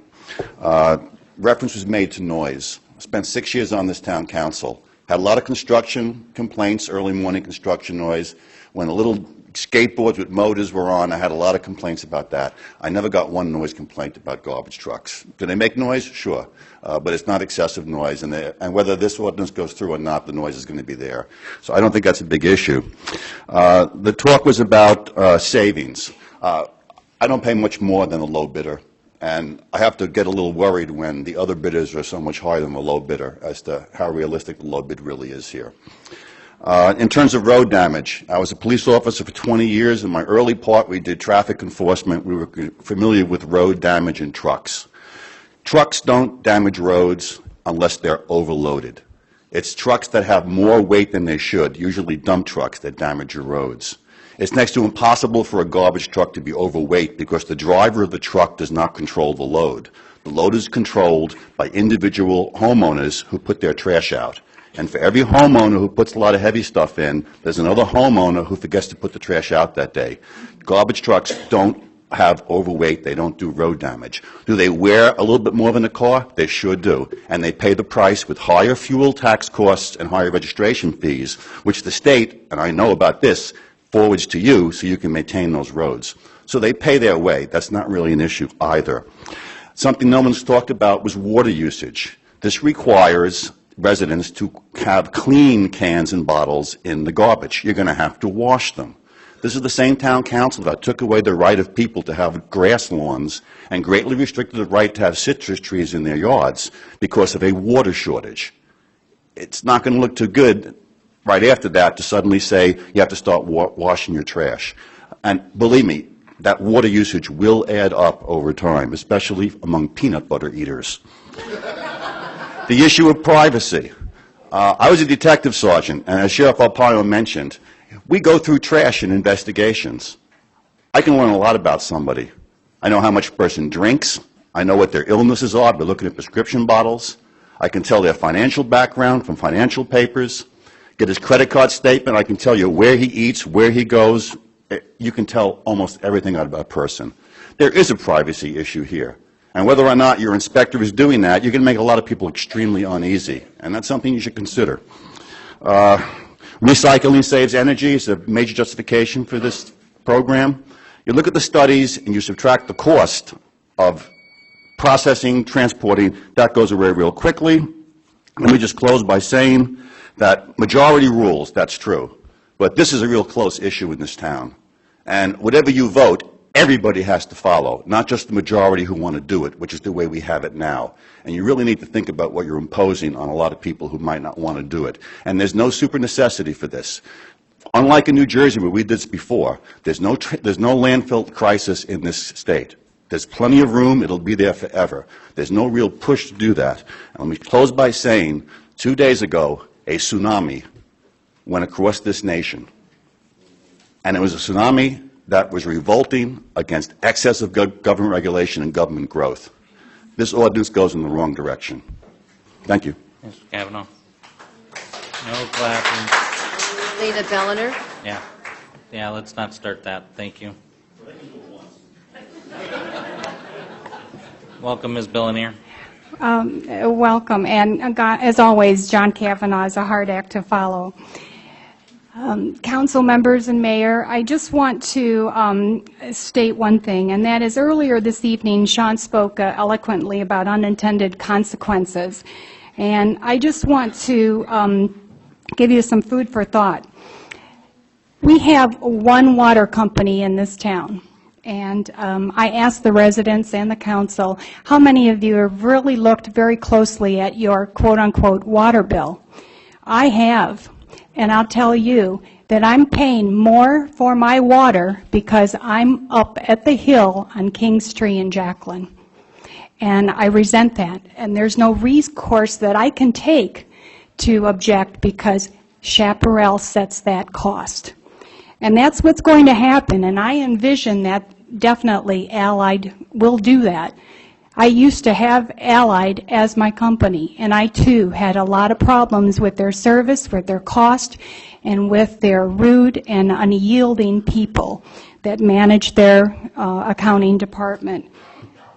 Please consider tabling this until all these issues that the public has brought up this evening have been answered and resolved. Thank you. Thank you. Mayor, we have 6 more cards, which have listed number 9 that they wish to speak at. Do you want them to speak now, or? Well, if you listed number 9 and you only want to speak to the contract issue, then I think wait till item number 9. But if you wish to address, and you put number 9 on here, you want to address the town code issue, you may as well come up now, don't you? Do you want me to just call their names? If they wish, just go through the names. If they wish to come up now, otherwise we'll call you on item 9. Alonzo Shattuck. Mr. Mayor and council members, I will not try to go over all the things that have been said already. I'm basically against this single monopoly. I've seen it happen in a town of a similar size in Missouri. They switched to a monopoly, and as soon as they could get out of it, they did, because of the problems they had of the company dictating to you what they would or would not do. And you find yourself in a very difficult position. The only other argument I've heard that I don't understand is you're saving money. I pay $14 a month. This says optional service $16.46 a month. I get that service now for $14. I think that you should consider finding the right company can do that for $14, not $16. Thank you. Thank you, Ms. Shattuck. Anthony Vanden Buell, Charles Fox, Mike Mobney. Good evening. I've been here 10 years, but I don't know why that matters. I'm an awfully nice guy. Don't think that matters either. I have a few, I think, original compared to all the things I've heard. Not that I disagree with what I've heard, but in addition to. Some are rather minor. In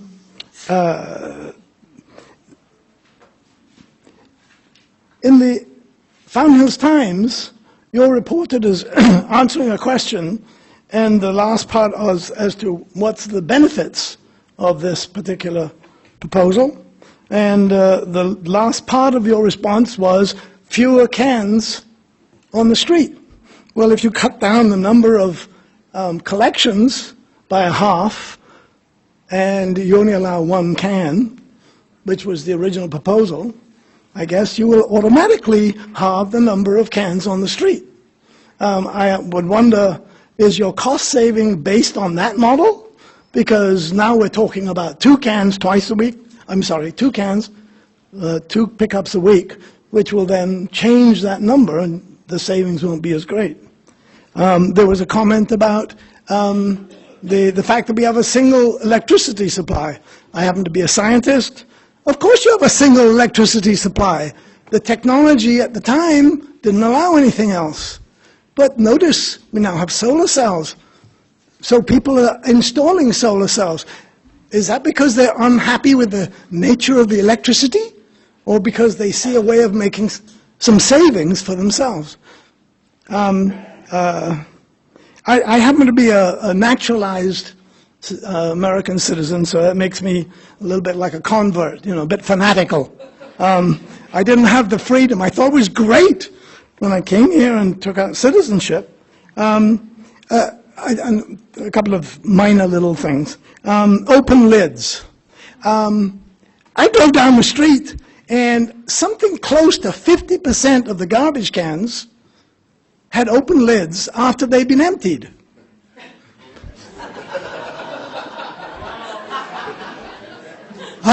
Whose fault was that? Who gets fined?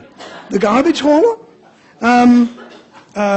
Somebody said something about, the youth may knock over their garbage cans. Well, I've had garbage in the street from the garbage truck, missing the hole, I guess. So I just think, why break something? I have a suggestion, actually, which I'm really surprised didn't come up, and I'm not going to have time to explain it. But in actual fact, I talked to one of the garbage company. You can finish up. The fact of the matter is that not all 5 companies are uniformly distributed throughout the region. There are clumps. And if you work with the suppliers, you can arrange to say, okay, we're going to subdivide the town into regions, and within any one region, we're not going to allow any more than 3 providers, and that can be reviewed annually. And now, in actual fact, you're going to be helping the haulers, because if they have one house over in Region 3, they've got to haul all the way over there and get back. It's not actually economic for them to add that one. They'd be happy to give it up, as opposed to being completely disenfranchised from the whole process. So I think instead of looking at the citizens making a sacrifice, look at the haulers and see if there isn't a better plan that could come up with it. I got to apologize. It's taken me 2 years to get here, but I finally woke up. Thank you. And your Thank you. last name again? Vanden Heuvel. Thank you. Charles Fox, Mike Mobney, Alan Hunt, and then John Ewald is the last speaker. Welcome, Mr. Fox. Mayor, council, and staff, thanks for the opportunity. I'd like to start off with first, I understand where all you guys come from. Being a member of the first council, as we've also had Joe Bill and sat with him, one of the first things that the town did was, well, we hired a town clerk who sits with you. That was probably the first thing I think we did. But one of the other things was that we had 6 months to put together pens, pencils, desks, staff. And one of the things that we were warned not to do by the League of Cities and Towns is you only have 6 months, do not get involved with a bunch of citizens. Do what you've got to do, and everything will get going. And we listened to their advice, and the next day we set up 18 volunteer citizen councils or committees. So the town has and has maintained a fantastic part of their core of using citizen volunteers, and I applaud the town and for continuing that, and I applaud the citizens who 2-3 years ago got together with staff and really spent some time going over this. So I know that there's a lot of time and energy put into this. One of the things I read locally in the paper was, and I'll quote it, it says, "Not broken, garbage pickup. If it ain't broke, don't fix it." Well, it's broke. This is from a cul-de-sac called Sunflower.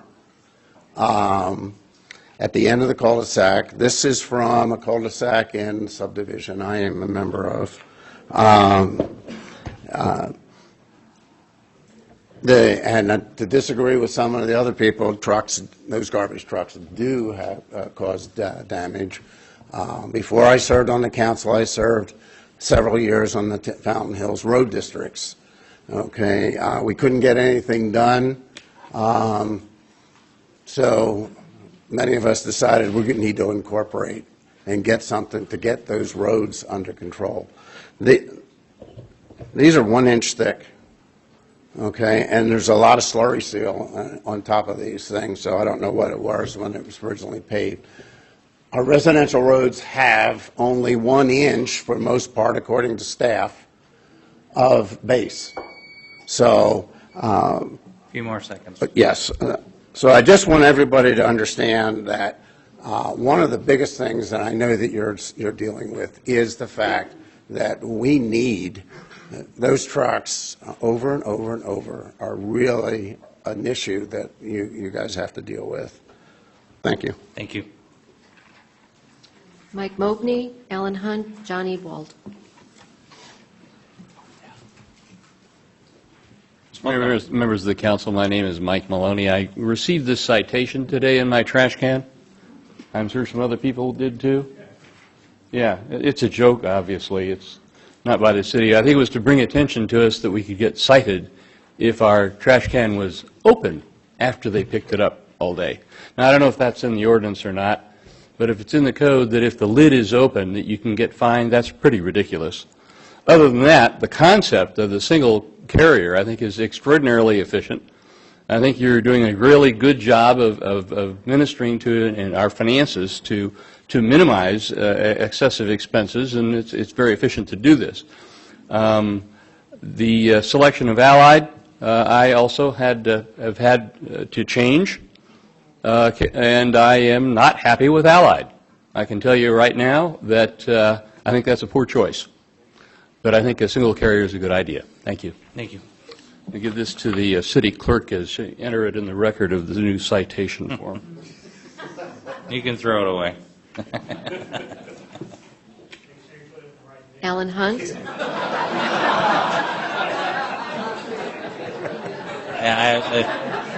I should have stated you can recycle that. Welcome.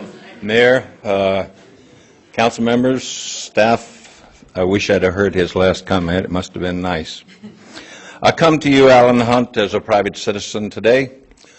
I bought a home against my friend's wishes on Fountain Hills Boulevard, where Sorora runs into Fountain Hills Boulevard, and you turn north, I'm the third house on the left.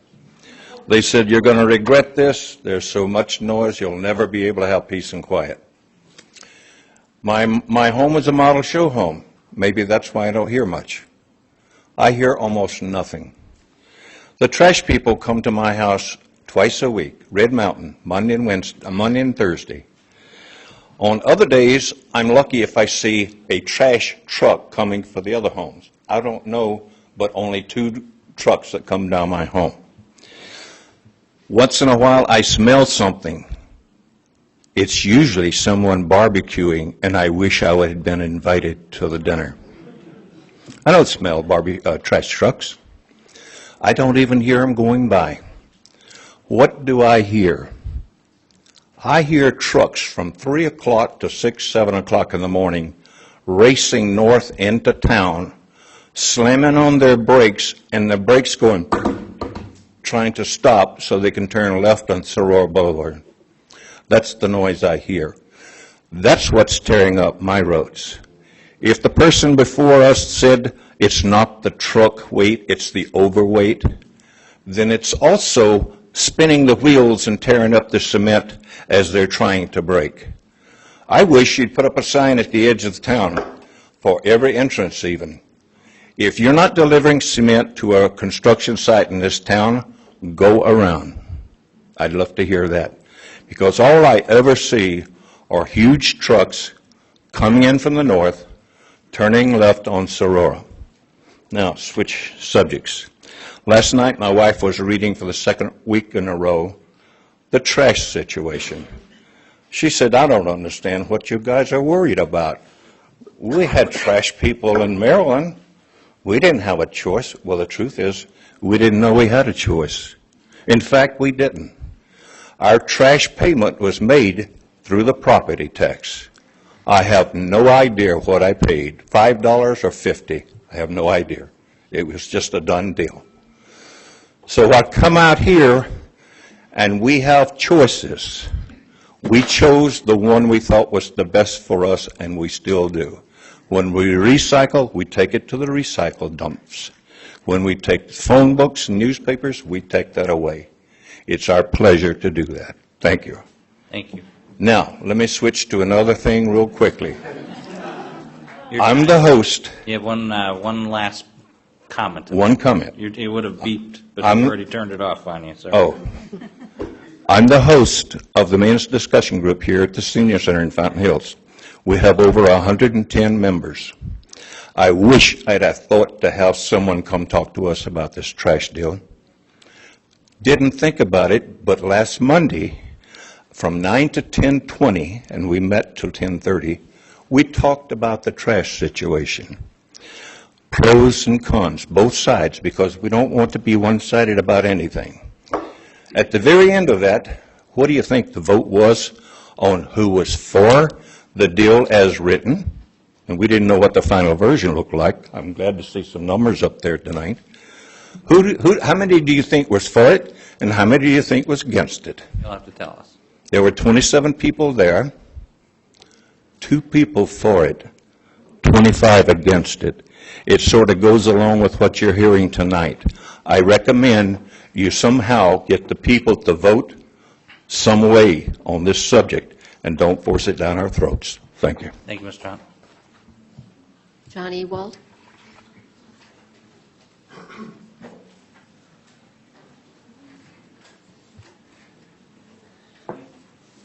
Thank you.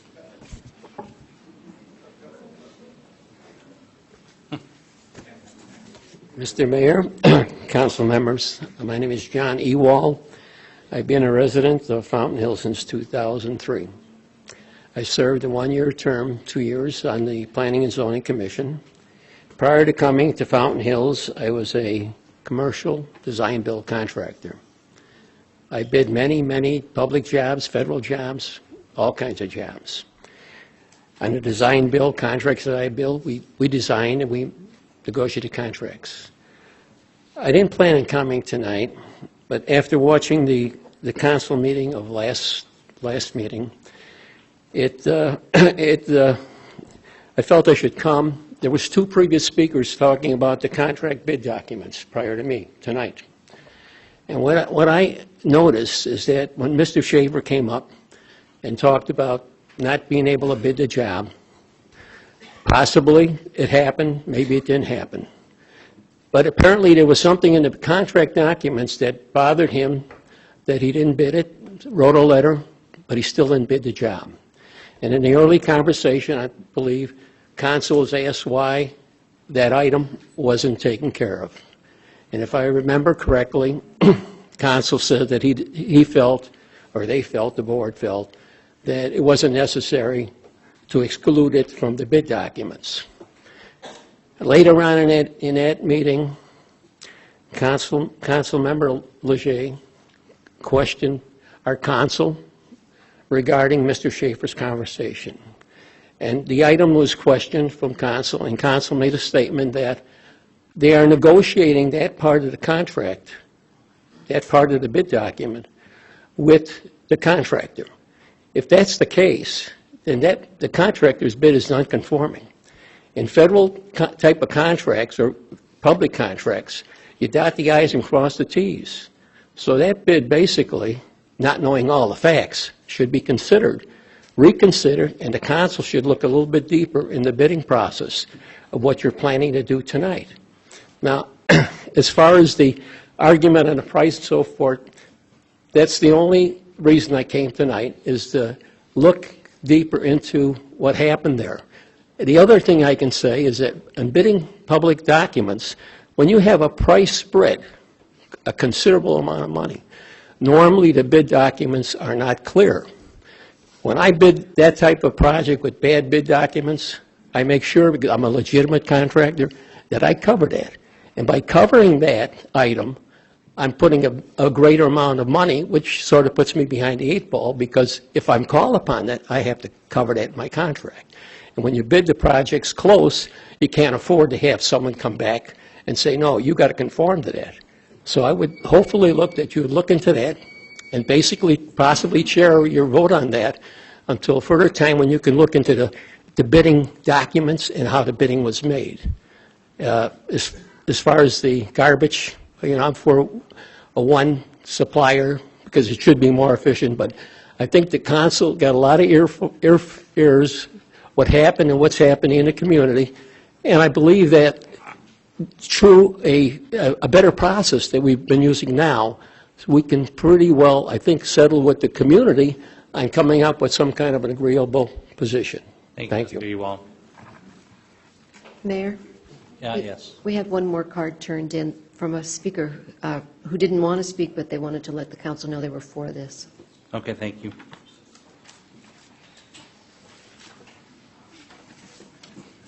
All right, I think we are ready for a break. So we will come back at 9:20. It's 9:08. Right down the middle. 9:20? 9:20.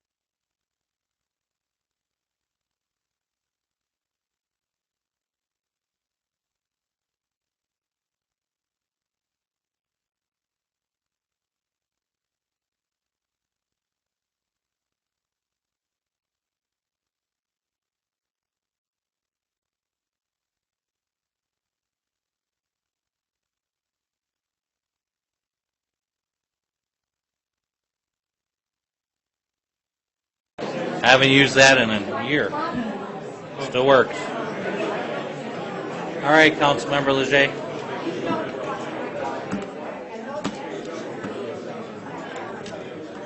All right, thanks everyone. Welcome back.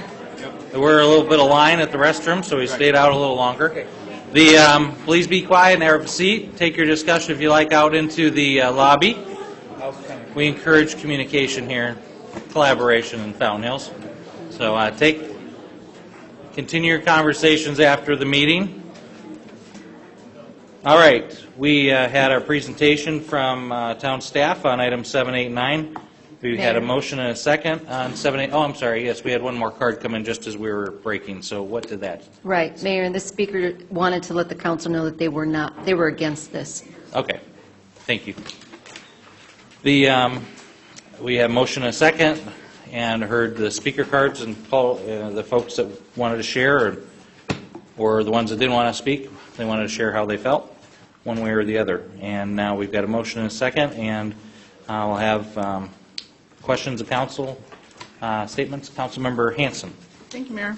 I was like Joe Bill. I decided to collect some of my thoughts written down so they'd be a little more concise. And first of all, I'd like to thank all of the many citizens who have called us, emailed, contacted Town Hall, and attended the 2 council meetings to weigh in on this topic that affects every resident. It is very clear that people are passionate about this issue, as evidenced by the often angry and frustrated tone of some of the emails. Both sides feel the opposing opinion is in the minority. In the last 48 hours before this meeting, I received 73 emails, 47 opposed and 26 in favor of the proposed program. I tried to answer most of them, but it just was impossible, and I apologize for that. If I had been keeping track since the last council meeting, the count would have been much higher. I don't recall ever receiving this much feedback on what has become a very divisive issue in our community. Residents are raising some really good questions that deserve to be discussed and examined. The details of this proposed program were only made public at the last council meeting, and some residents contacted me because they could not find the ordinance and contract online, and they wanted to read them. Provisions of the ordinance were not formally presented at the last council meeting. Many people are getting their information or misinformation from the paper by word of mouth or through email. Some think the town itself is going to save $1 million, and that's not true and should be clarified. There's been no opportunity for public discourse, for back and forth discussion with our residents on the nuts and bolts of the proposed program, much like the earlier town hall when the general idea of single hauler was discussed. I think it would have been good to have that same type of meeting again to really go through what is in this ordinance. I tend to agree with a suggestion made by one of our residents who recommended this to be tabled for a couple of months to allow motions to die down and to take the opportunity to hold public meetings at the community center to try and come up with a compromise that the majority can live with. I'm not comfortable with the language that makes this program sound permanent. The town attorney told me it was drafted to indicate permanency with respect to the service being handled by the town. This action should not be taken quickly without thoroughly vetting the unintended consequences. In 2001, the town took over fire protection services, thereby eliminating the fire district. The adverse impact on the town's budget remains to this day. I feel like this decision is being rushed at this point and that more time should be allowed to vet the proposed program, the methodology used to get to this point, and the ordinance itself, which I have a number of issues with, many of which I did forward to the town attorney. I want to feel more comfortable that this decision will not result in potential litigation, and as of today, I'm not convinced and ready to move forward. Thanks. Thank you, Councilmember Hanson. Any other comments to get us started? And, if not, we'll maybe start going through some of the comments the public made and ask staff to answer some of those questions or speak to some of those issues that were brought up today. Councilmember Dickey. Thank you, Mayor. It's not a general comment. It actually is one of those questions. Would you please tell me about the clear plastic bag part, Raymond, or something? Because I was unsure where that was. I guess somewhere in my mind I didn't see that. Mr. Mayor, Councilmember Dickey, the clear plastic bag requirement is for shredded paper put into a recycling bin. The purpose for that is that the facilities that process the recyclables don't want paper that's shredded put in there without being identified or separated because it messes up their machinery. So they would prefer that you bring paper that's shredded in a bag so they can pull it away and store it separately from the others. Okay, Mayor. Other garbage can be bagged in any way, shape, or form. And I think it's important to clarify, garbage is not all trash that goes in the can. Garbage is defined clearly as, protrusible waste, things like, food, other things that will become rotten. Those are the things that were required under the Arizona Administrative Code to bag. Otherwise, people can throw whatever they want in their cans. Okay, Mayor, then to clarify, you don't have to use clear plastic bags with your regular trash. You don't have to bag recycles. You don't have to bag trimmings, but you have to bag regular trash, which is the law today. You have to bag garbage. Garbage. Garbage, yes. Under the Arizona Administrative Code, you're required to bag garbage as of today. Okay, thank you. Just, that's a state law? Yes, and I think actually the Maricopa County Environmental Services Division, when they adopted the Maricopa County Health Code, or Environmental Health Code, also parroted that same provision in there. The Maricopa County Environmental Services Division is the one that issues out the variance that allows the town to have one recycle and one waste pickup rather than two waste pickups. If you don't follow the variance, you're required under state law to have two pickups. And all the provisions that were put into the town code in 2001, including the 25% of all cans inspection requirement, was part of that variance that's been there since the variance was acquired. Okay, Okay. thank you. Mayor, I have a question. Yes, Councilman Borowski. Thank you. Andrew, I just wanted to address one of the adjustments that was made, and I'll refer to the statute or the code. It's section 10-1-15F1. Previously, the previous proposal by the town staff was that if you're found responsible for a civil infraction, it was a flat $500 was what the fine was. And I do see that you've made some adjustment based on the discussion at the last meeting. And it says it shall be punishable by a base fine of not more than $500, so essentially you're setting a cap at $500. The question I would have, I'm curious your opinion, is to the resident that is cited civilly has the option of just paying the fine or going to court and presumably asking for a hearing, correct? I think that anyone who's cited will certainly have the option to do so. The fine will be set at the time of the citation, whatever. And that's exactly getting to my point is, who is it that's going to be determining who or what the amount of the fine is? Because this says not more than $500, so it could be $499.99, of course, which would be a little absurd. But in any event, if without the council giving some direction as to what the fine is going to be, that leaves a lot of discretion in the code enforcement officer's hands, because if the person decides, well, I'm just going to pay this fine and not litigate it, then you're not in front of the judge, who would then ultimately make the decision.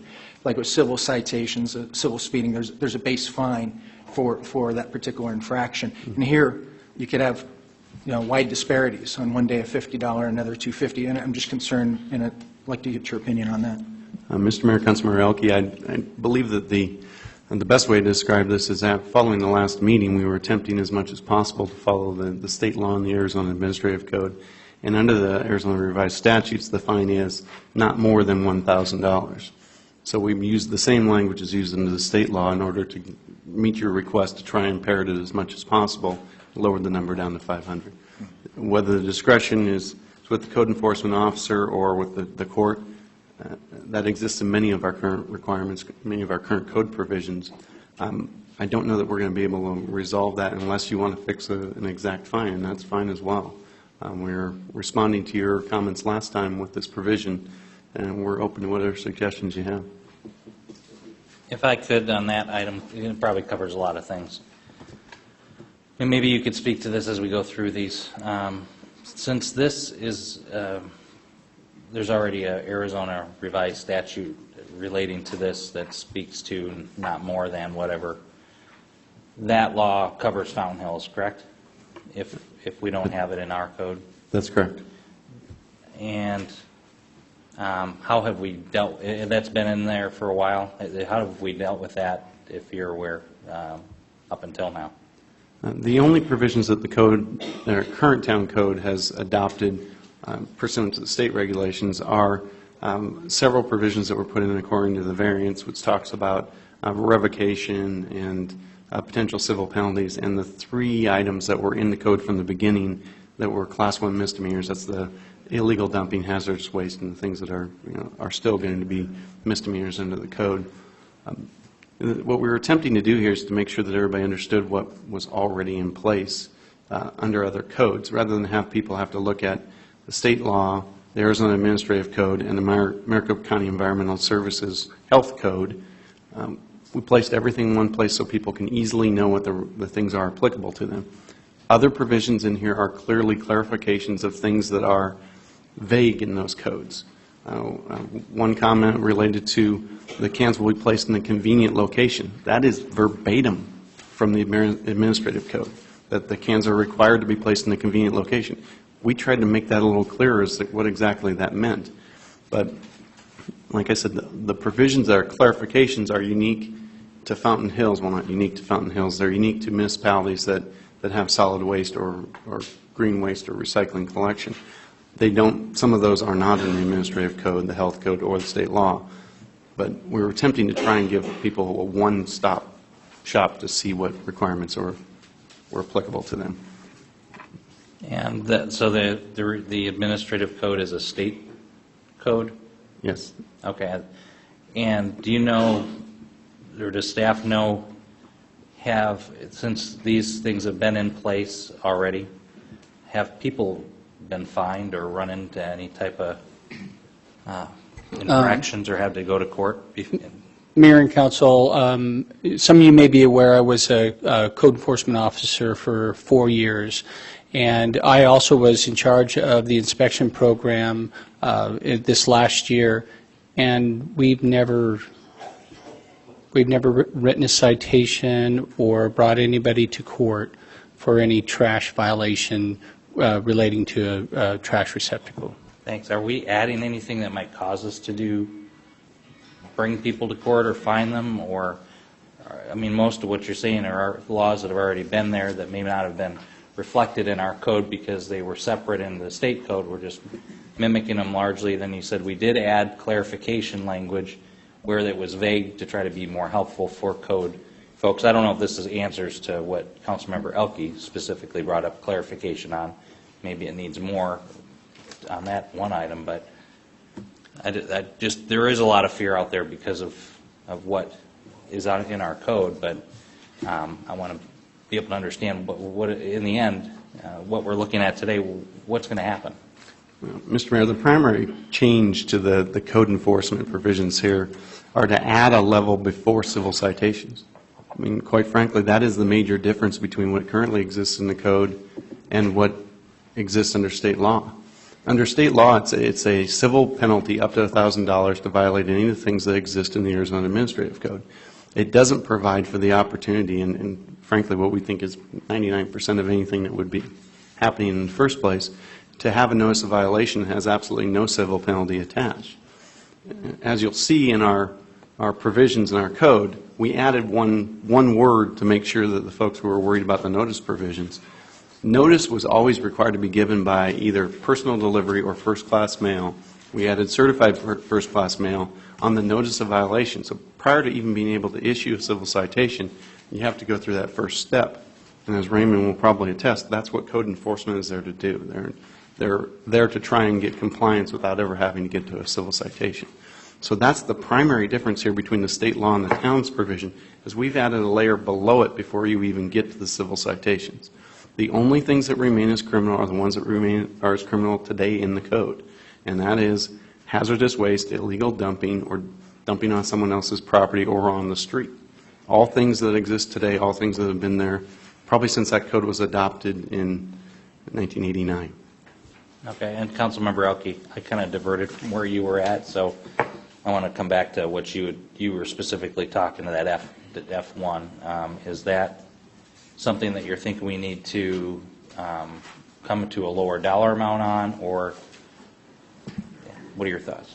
Well, Mr. Mayor, I think there's just some concern. I just think there's just a disparity, or excuse me, there's a potential for a disparity there for somebody to get a $50 fine or a $150 fine. I mean, ultimately, if the person asks for a hearing, it'll ultimately be to our newly ordained judge to decide what that fine is going to be. But if the individual this opts just to pay the fine, could have an individual, and I presume code enforcement's going to, apply the law equally, but again, it gives some wide disparity as to what the fine can be.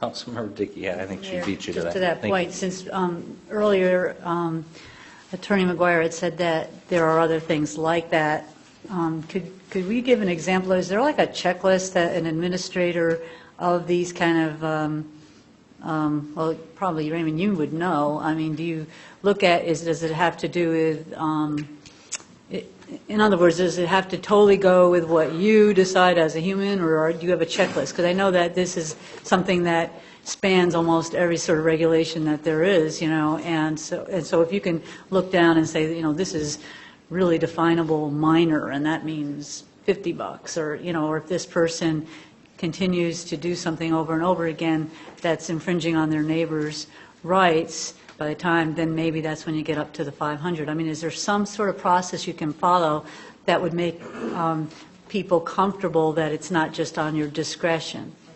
Mayor, Councilmember Dickey, in the code enforcement world, generally we try to work with citizens over and over and over and over again before any sort of letters or anything really goes to them. It's only the people that we have difficulty with getting them into compliance, but most of the time you don't. It's very, very few and far between that you have to actually go that step and bring them into court. Okay, so Mayor, the way I kind of look at this is it's there as a protective measure for, I think, to protect neighbors and residents, so that, everybody's living in a way that isn't infringing on the freedom and their own home. So you've got a lot of things that are here that we should be doing, that we should have been doing all the while.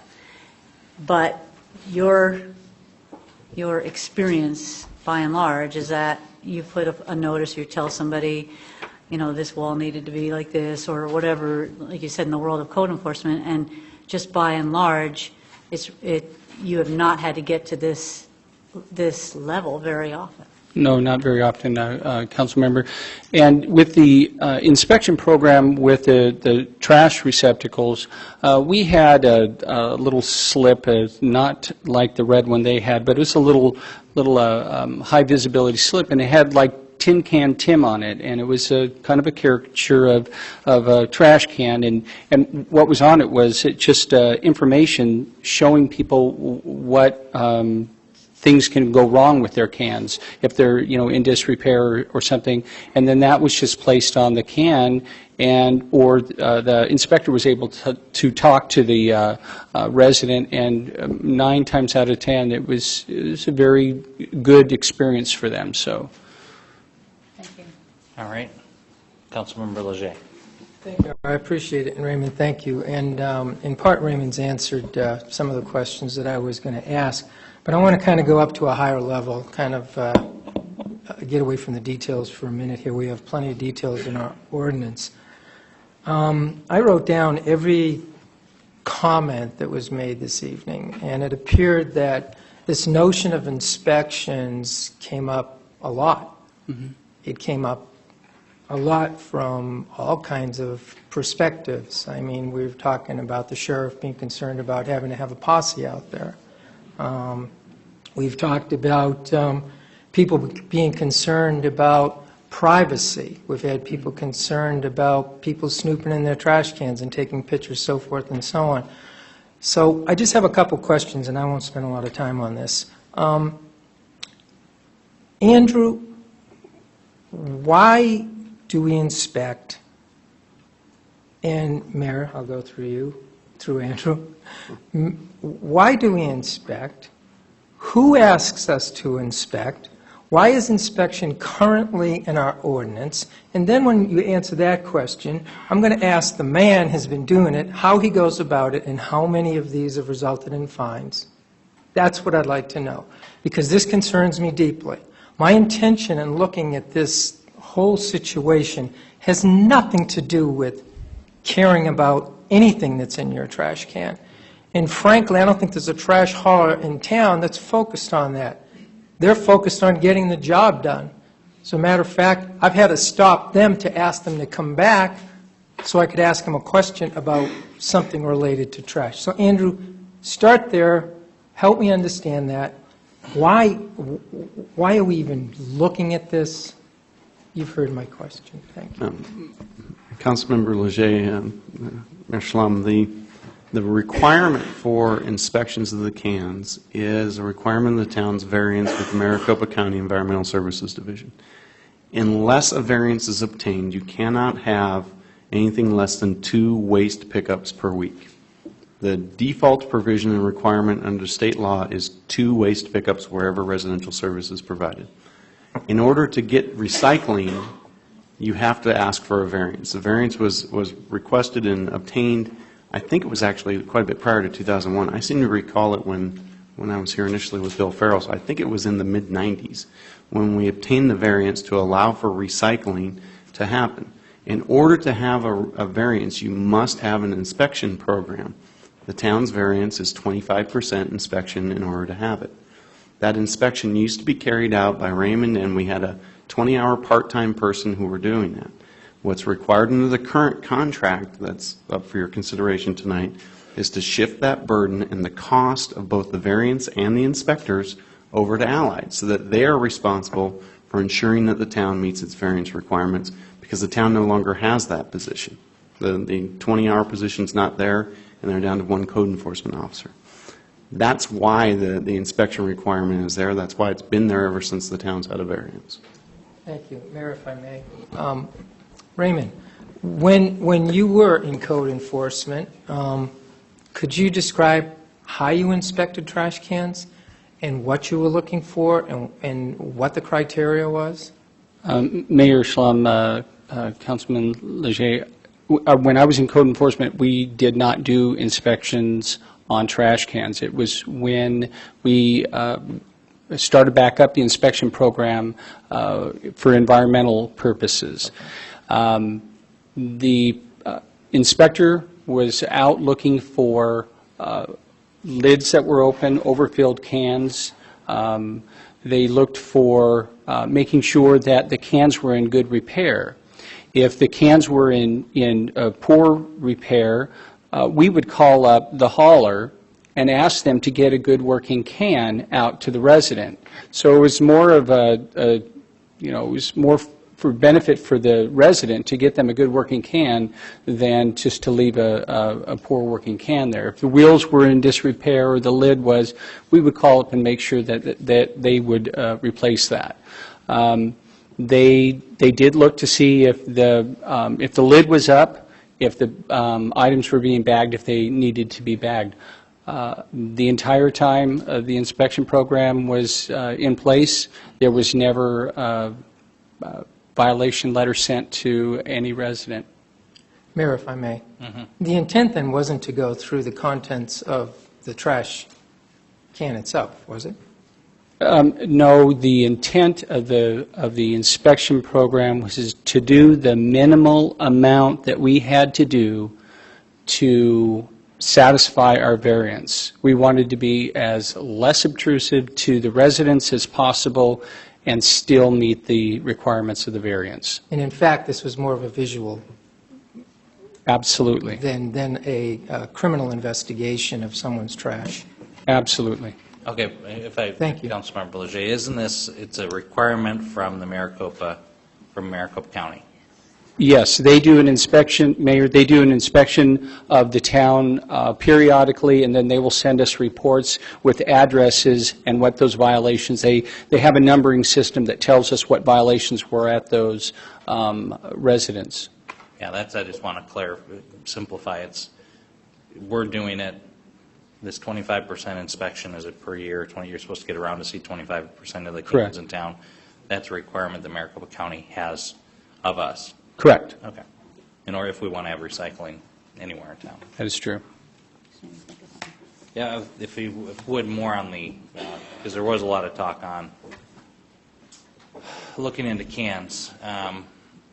Will there be inspections of contents in trash and recycling bins? If there's a concern that there's hazardous waste, I don't know how you come to that, but Yeah. how, I mean, today, how is it? They would just open up the lid. They wouldn't search through it. They just open up the lid, do a quick visual, and shut the lid. And is that being done today by the town? Currently, we are not doing the inspection program. I'm a one-man operation. It's very difficult. We have, earlier this year, submitted our report to Maricopa County for that requirement on the homes that we did look at. All right, sorry. Councilmember Dickey. Just reminded me, Mayor, the idea about the lids being open. Now, when the trash is gone and it's after it was, dumped, and people were saying that the lids were open because they'd already come through. So is that a violation? Mr. Mayor, Councilmember Dickey, the lid requirement is in response to the requirement from the state that you keep a fly-tight container. The fly-tight container is important because you have garbage in there. If it's been emptied and the lid is left open by the hauler, obviously we don't have a violation because there's nothing in the can. Mayor, thank you. All right, Andrew, if I could, recycling, is it being forced upon people here at Fountain Hills? Mr. Mayor, members of the council, no one will be required to recycle. There will be two things that people will be required to do. They will either have the base service and have one recycling and one trash pickup. They'll have to have both cans, otherwise the hauler will be required to pick up their trash twice to meet the variance or the state law requirement.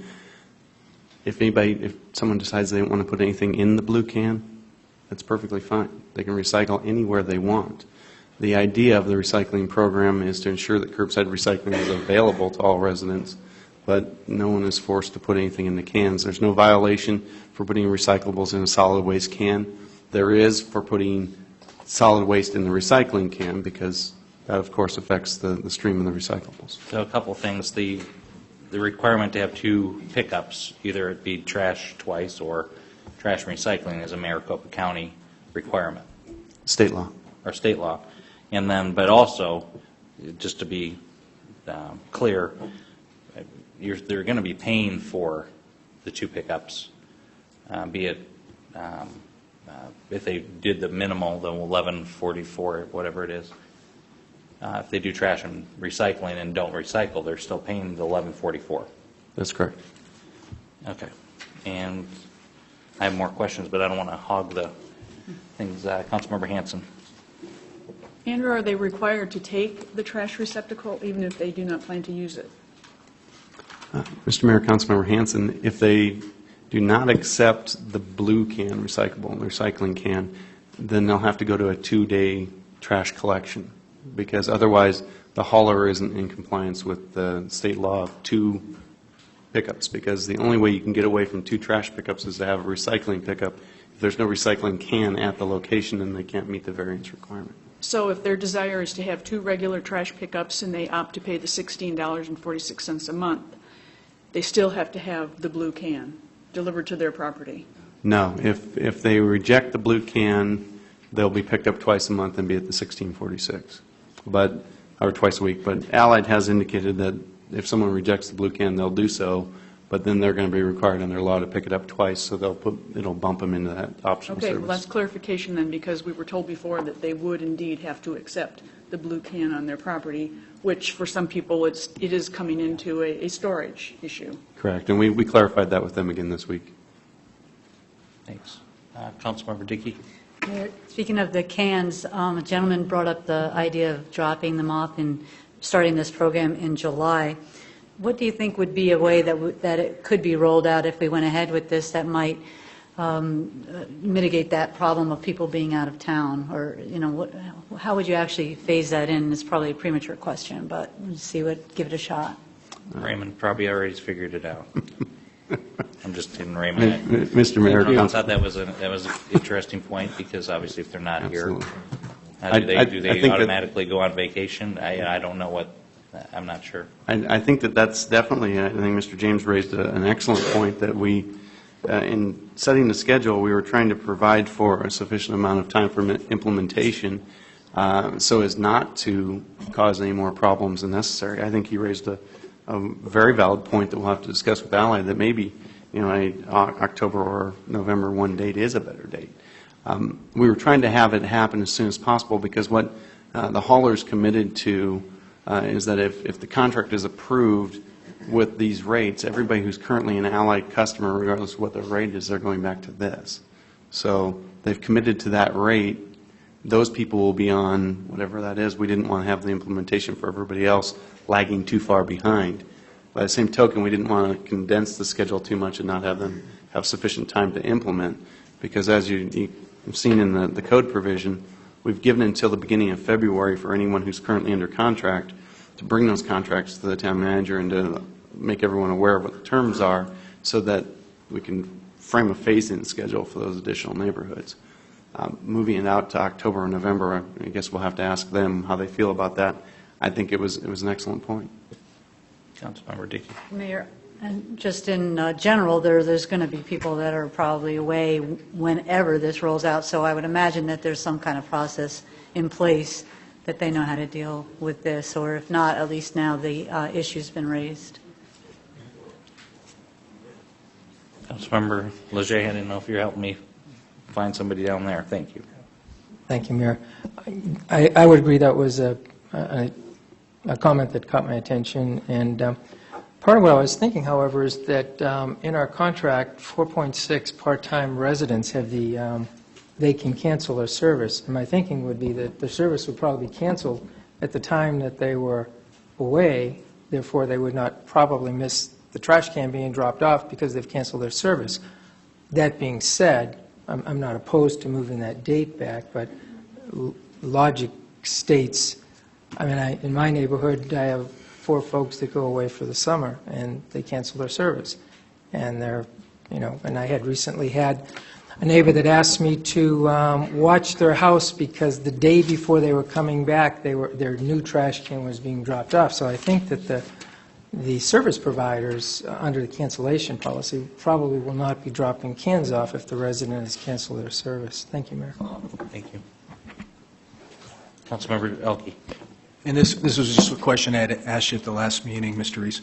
Because there's a number more folks in the room, they may not have heard this, but residents that have the dumpster, such as some HOAs that are just condos that have just a single dumpster, and apartments perhaps that have a single dumpster, they're viewed as commercial, and they'll be exempt from this contract, correct? Mayor, Councilman Elke, that is correct. Okay, so they won't be required to get a recycling bin or do anything along those lines? No, they will not. Okay, thank you. No, that's good. Always good to go back to that to clarify, because we have a lot of HOAs and condos here.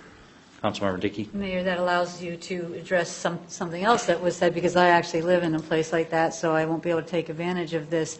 But then I recycle, and I'll continue to recycle at the charitable places. But again, we don't have everything yet in town, so you can't bring everything.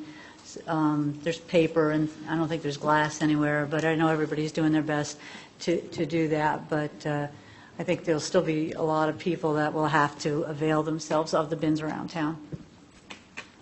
All right, just to clarify that, on that item, the charity, people can still choose to recycle where they wish, right? Yes, Mr. Mayor, there's absolutely no prohibition against people deciding not to use their blue cans and to give to charities instead. Okay, thanks. Councilmember Contino. Yes, thank you, Mayor. Andrew, tonight you and I discussed about the pickups of if HOAs and gated communities could be out of it, and you said no.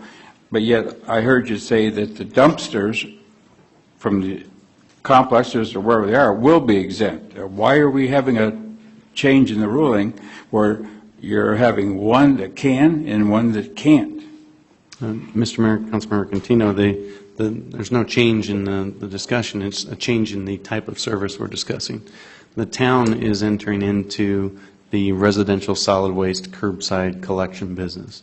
The town is not entering into commercial haulers. And as a matter of fact, the town cannot preempt commercial haulers.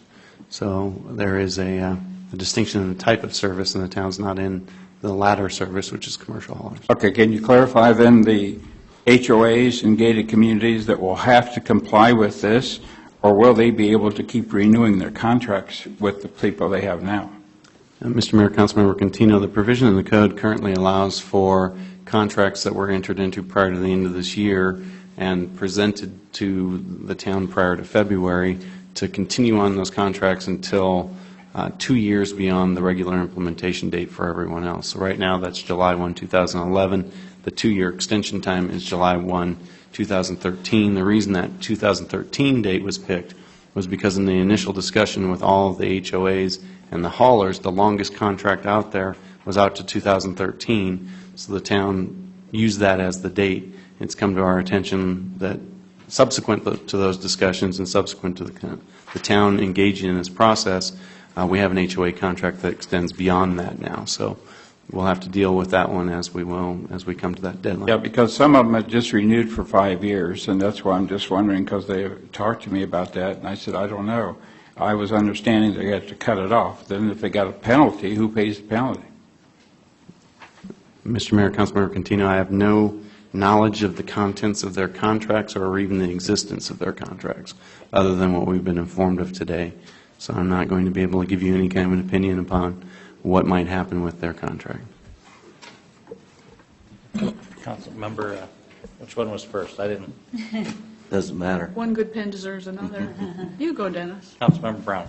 Thank you. As far as the recycling bank and the recycling at the nonprofits, I would think that the recycling bank would be able to take my points and actually apply it to a nonprofit organization opposed to applying it to my account. I would think that would be is that true?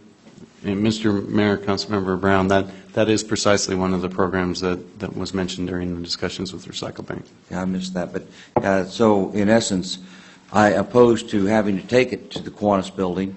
I would be able to set my recycling bin out and just ask the recycling bank to automatically deposit my points in the Kiwanis account. Is that the way it's supposed to work?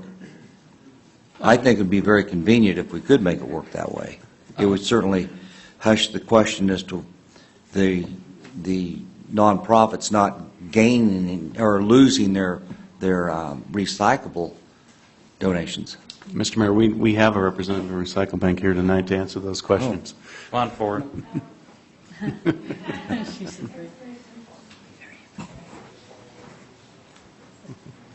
Good evening. Welcome, if you wouldn't mind introducing My name is yourself. Laura Beers. I represent Recycle Bank. Recycle Bank does have a local charity program. We do Green Schools, which is we work with schools in communities like Fountain Hills where schools apply for a grant for environmental education. And once that grant is approved, all of the members of Fountain Hills that children go to that school may donate their points to the schools. We don't currently, we have a local partner program where we sign up businesses, but individual charities, I actually can't speak to that. I know that we have local businesses that points can go to, and our charity is in education with Green Schools to local schools here in Fountain Hills.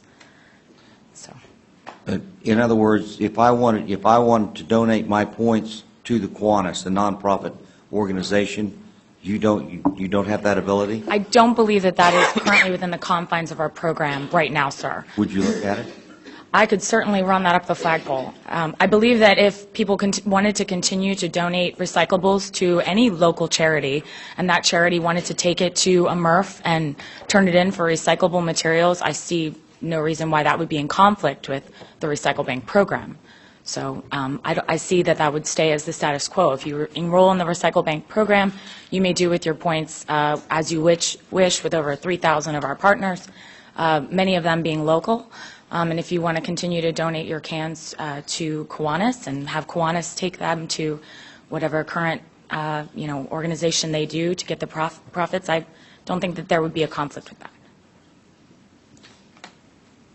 I don't know that I'm asking the question correctly. It's not available currently. It's not. Not available currently. Mr. Mayor, could I? Yes. Johnny Perkins, Allied Waste Services, West Region Director.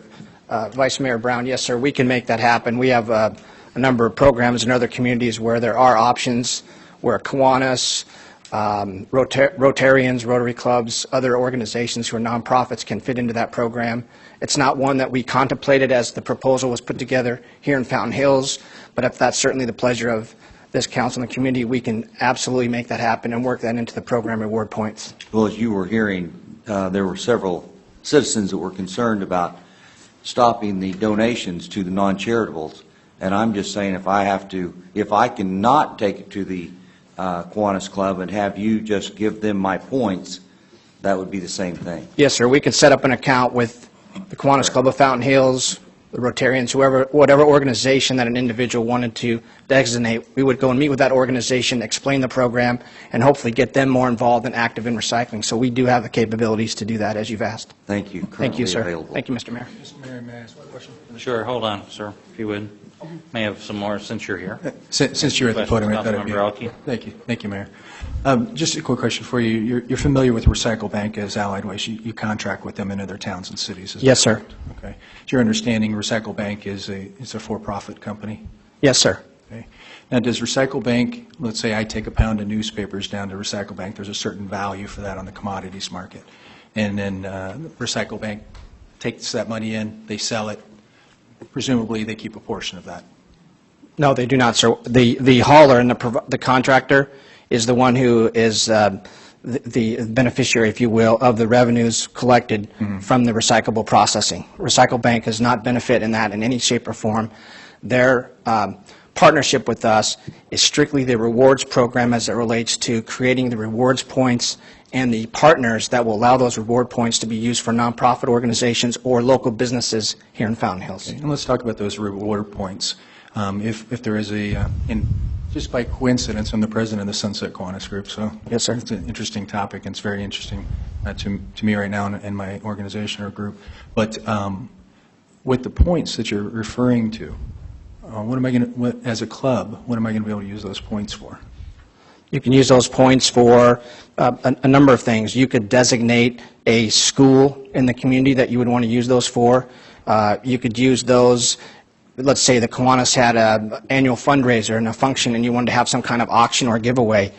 The points you'd earn could be used towards gift cards or prizes, if you will, for that event for local businesses here in Fountain Hills. So there's all different options that the Sunrise Kiwanians could do as it relates to turning those points into, again, either donations to other nonprofits, to schools, or as many Kiwanians do, they have the annual fundraiser or events on a regular basis to support different community functions. You would be able to use those points and turn those into benefits to those organizations, either through the gift cards and things like that. Well, is a 10-pound bag of, let's say, aluminum cans going to be as much value to my club if it's donated directly at the recycle location or going through Recycle Bank and Allied Waste through that program? That's a question I'm not really sure I could answer directly. I think certainly there's the opportunities with Recycle Bank. I mean, Recycle Bank does a number of things in addition to the opportunity to provide coupons for and rewards for recycling. You are able to use those dollars and go to local businesses in Fountain Hills and enhance economic development, which is one of the benefits of that program. Secondly, if a resident is a recycler that is attentive to that effort, the rewards they get could equate sometimes to as much as they pay monthly for their waste and recycling services or more. So there's the opportunity for the resident to earn enough recycling points to actually cover that monthly fee that they would pay in their trash bill. So there's different ways you can look at it. There's certainly many benefits to Recycle Bank. There's also many benefits to continue to recycle and take aluminum cans in as well. But we think the Recycle Bank program not only encourages recycling, but it adds that local economic benefit and value to communities that we think is important. Thank you. Thank you, sir.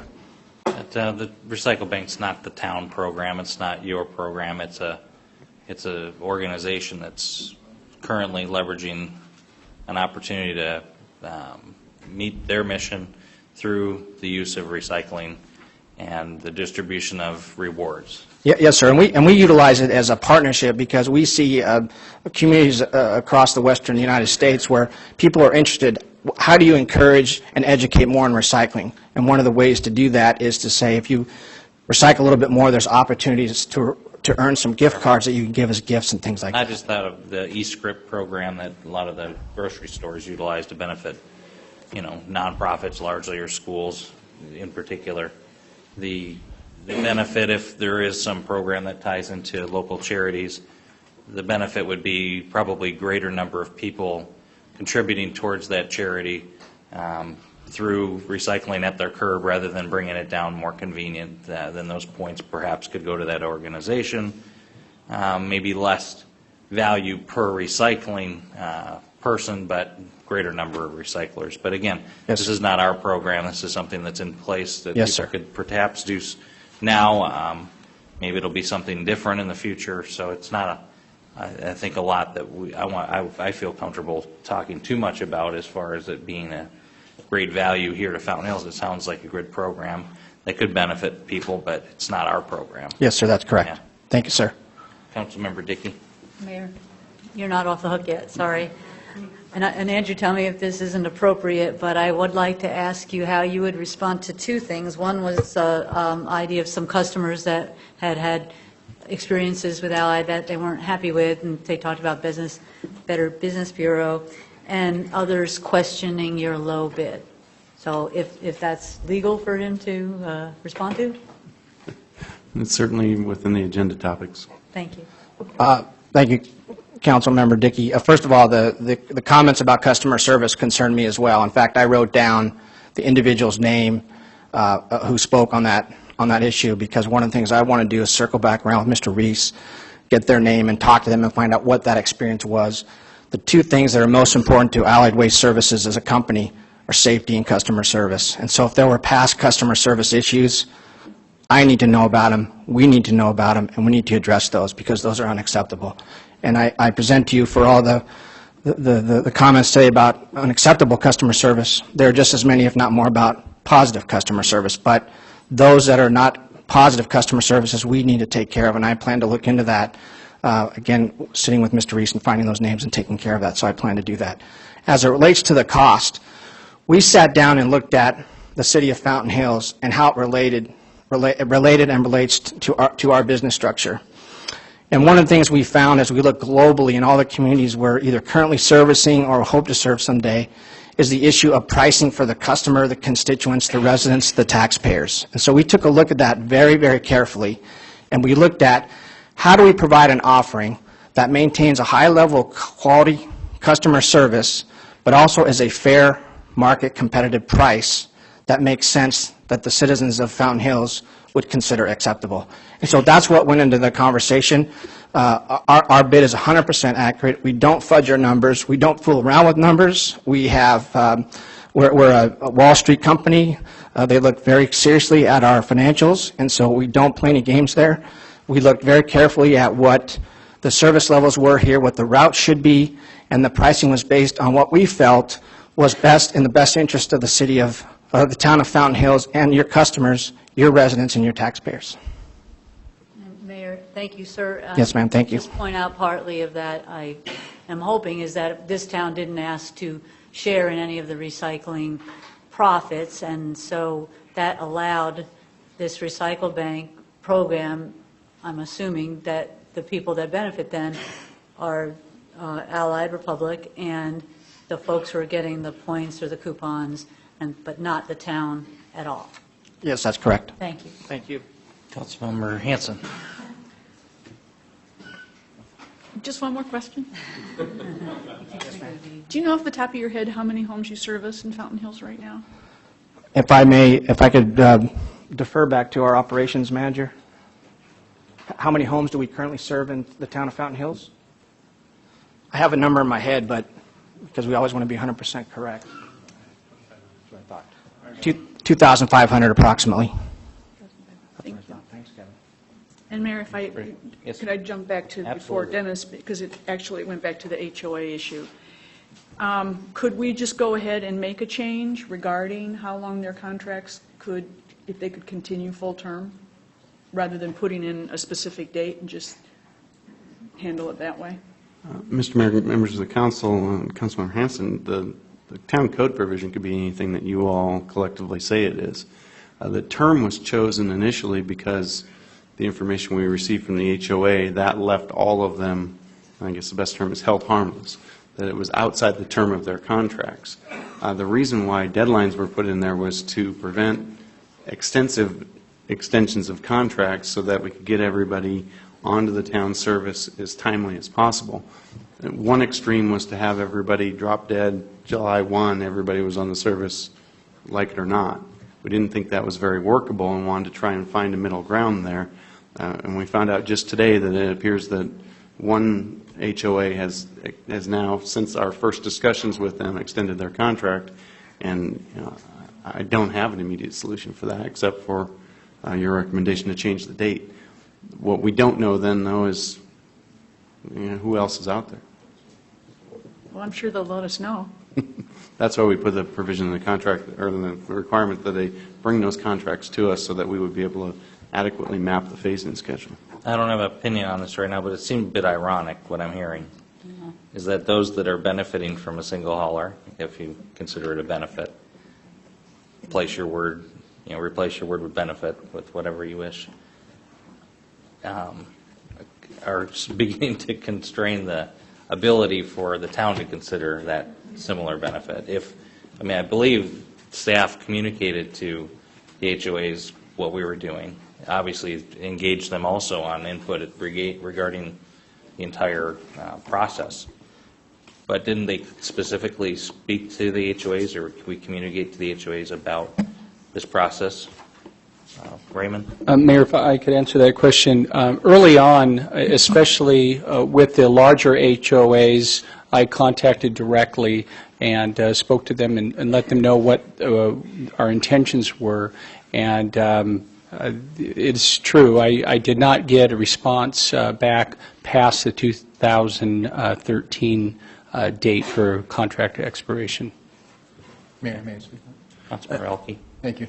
I think what it's important to recognize also, it's not just HOAs. I mean, we're talking the residents. The code doesn't specifically state HOAs, so if Joe Smith has a contract for 5 years with a hauler, I mean, that applies here too. It's not just the HOAs. Good point, yeah. All right, that was just a comment. I've got a couple more questions, but not related to what I just started, so anybody can jump in. The hauler regulating, that was brought up. You mentioned the inspections that we're required to do by our MAG, or Maricopa County requirements. That's what the hauler is going to do on our behalf, and obviously we don't have to put the resources towards it. Are we looking to the hauler to do anything different than what we've done in the past? Yeah. Mr. Mayor, members of the council, I'm almost reluctant to say this, but we were looking for him to do more than we've done in the past. I think with the town's scarce resources devoted to this task, we've probably fallen short of the 25% requirement, and I'm under the contract, Allied's required to meet our statutory or variance requirement on this. So they're likely to do more than we've ever been able to do with limited staff.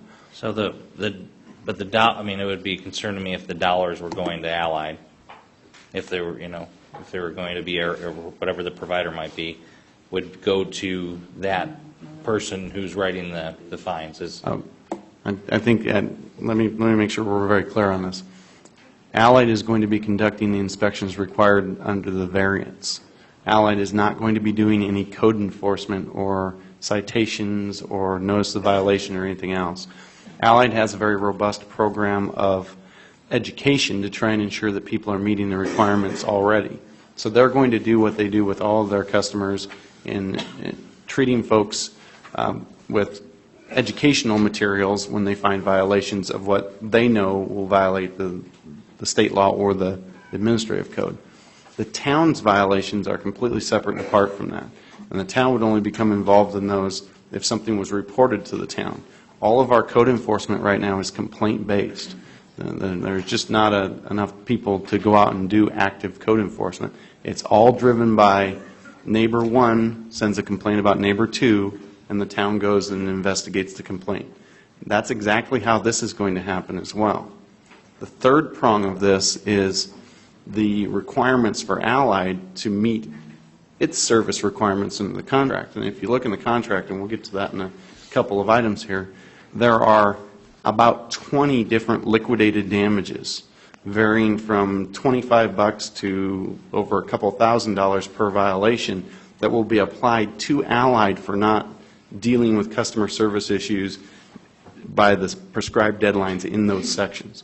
So those provisions then, if the liquidated damages were assessed to Allied for failing to meet those requirements, those would be revenues back, well, not revenues, those would be fines and penalties back to the town. So I want to make sure we have a clear distinction that only the town will be doing code enforcement, only the town will be monitoring Allied's compliance with the contract. Allied will only be doing the town's requirements to maintain the variance of Maricopa County. Thanks. This could end up probably going back to where we will need to spend some time is on these fines again. But if we're not doing the inspections now and someone else is, personally myself, I don't want things to change too much. We get on occasion citizens that call us, why is somebody checking my trash can, and that's because of this Maricopa County requirement. I'm hoping that there's not a greater, I mean, we need to meet our commitment, but we're not going to have more inspections than necessary, because it's probably not causing much of a problem today. The 25% inspection is probably doing enough to ensure that this fly tight, the cans are in good enough condition today. So I'm not looking for a hauler or the town to do more to cause a citation or potentially a fine. Mr. Mayor, as I mentioned, that Allied's requirement under the contract is to meet the town's requirement of 25% for the variance. I can't speak for them, but I got to imagine that they're not going to attempt to do 50% of the cans if they don't have to. But we need to be sure we're clear about this, that citations, fines, violations, notice of violation, that's all the town's side. Okay. Allied has absolutely nothing to do with that, and it would only be if a citizen complained about one of these violations that the town would go out and enforce. And then we get into the fees. Then you start with the notice of violation that asks for compliance first. If the notice of violation is rejected or not complied with, then you can step to a civil penalty after that. But that's all it is after that civil penalty. It never advances to a criminal penalty unless the violation was a hazardous waste dumping on someone else's property, or dumping out in the street. And those are misdemeanors today and will continue to be. Councilmember Rauke. Andrew, can I have you flip to Section 10-1-10, subparagraph 7? It's a few lines into it, but this particular paragraph deals with what the hauler, or the contractor, I should say, what they may do. Specifically says that the town or its contractor shall provide notice in the manner set forth in Section 10-1-14 that the container A has been determined to be no longer serviceable through conditions other than the ordinary wear and tear, or B is being maintained in an unsanitary condition. This appears to allow the contractor to issue a notice. Now, it's not a civil citation that puts you into court, but it gives the contractor, it's the town or its contractor, the authority to do that. Mr. Mayor, Councilmember Rauke, that's probably just an inartful use of the term contractor there, and is intended to provide the town the ability to do its code enforcement either with its own staff or with hired staff, as some communities do. That's not really intended to be the contractor under this. I can understand why it's confusing, because we've used that reference before. I'd be happy to modify that to eliminate it or otherwise. The intent was not to have the contractor hired by the town to provide residential service do any of the enforcement. Okay. And so in that effect, we could just change it to town, because isn't a representative that we hire? And Mr. Mayor, I think that's the simplest solution on that one. That's something you might want to amend? Or do we need to make an amendment to this, Andrew? Mr. Mayor, I imagine that we may have a few things that will be Okay. requested to be amended, and we can handle those all at once, or individually, however you like. Councilor Rauke. I just want to go down to the next line. It says if collection containers supplied by town or its contractor. require cleaning, painting, or refurbishing. Now, again, that contractor. That means Allied, and that's why I think it's a confusing paragraph. Right. And then is this a Fountain Hills language, or what, is this already something we have to comply with, or is this what you mentioned you're clarifying? Mr. Mayor, this is a blend of both. This is an extrapolation of the requirement to keep the cans clean under the administrative code. So the state code requires that people keep their cans clean? The administrative code does, yes. Administrative code. And I believe the Maricopa County Environmental Health Code does as well. Okay. So you're clarifying how that's going to be considered more clearly. Okay.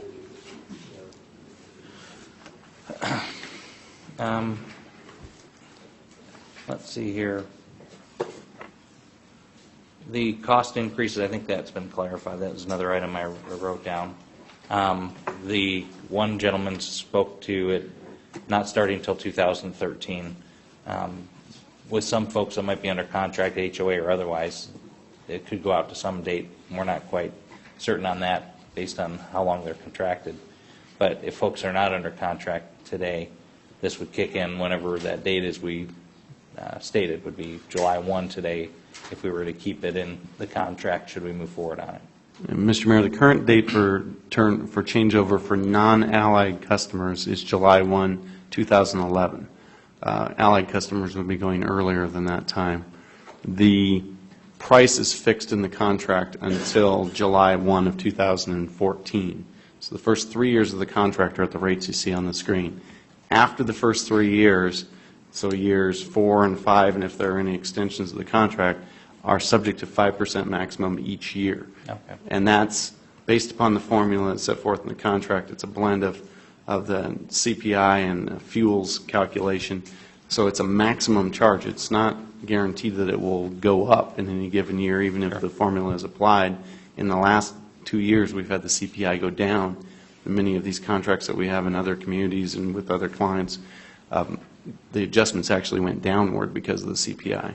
I don't know if that would be the case under this formula, but 5% is a cap. It's not an annual increase after that 2014 date. I think you mentioned something relating to current Allied customers. How does this bid, should we move forward on it, affect current Allied customers? Mr. Mayor, I obviously asked Johnny to verify, but in our discussions with Allied, they indicated that current clients would be subject to this rate after the contract is executed. So for people who are current Allied customers, their rate may change right away. Okay. And the 2,500 or so customers that Allied currently has, what's the expected number of customers that will be affected by this contract should we move forward? The total number of residential units. Residential units? Yeah. Raymond, it's a number in 8,000. I'm sure Allied has the number on the tip of their tongue, but it's somewhere over 8,000. Okay. So it's about, say if it's 8,000, today Allied has 2,500 of that 8,000, roughly. 8,100. I'm sorry? I believe it was 8,100. 8,100? Thanks. Yes, it's 8110. That's what they have the figure right now at. Okay. All right. Regarding the fines, since some of those, and Councilmember Elke mentioned that one, how many others should we be looking at if it says not more than? And we're not, I mean, I know from what I've heard, it hasn't been charged. These things have largely been in place.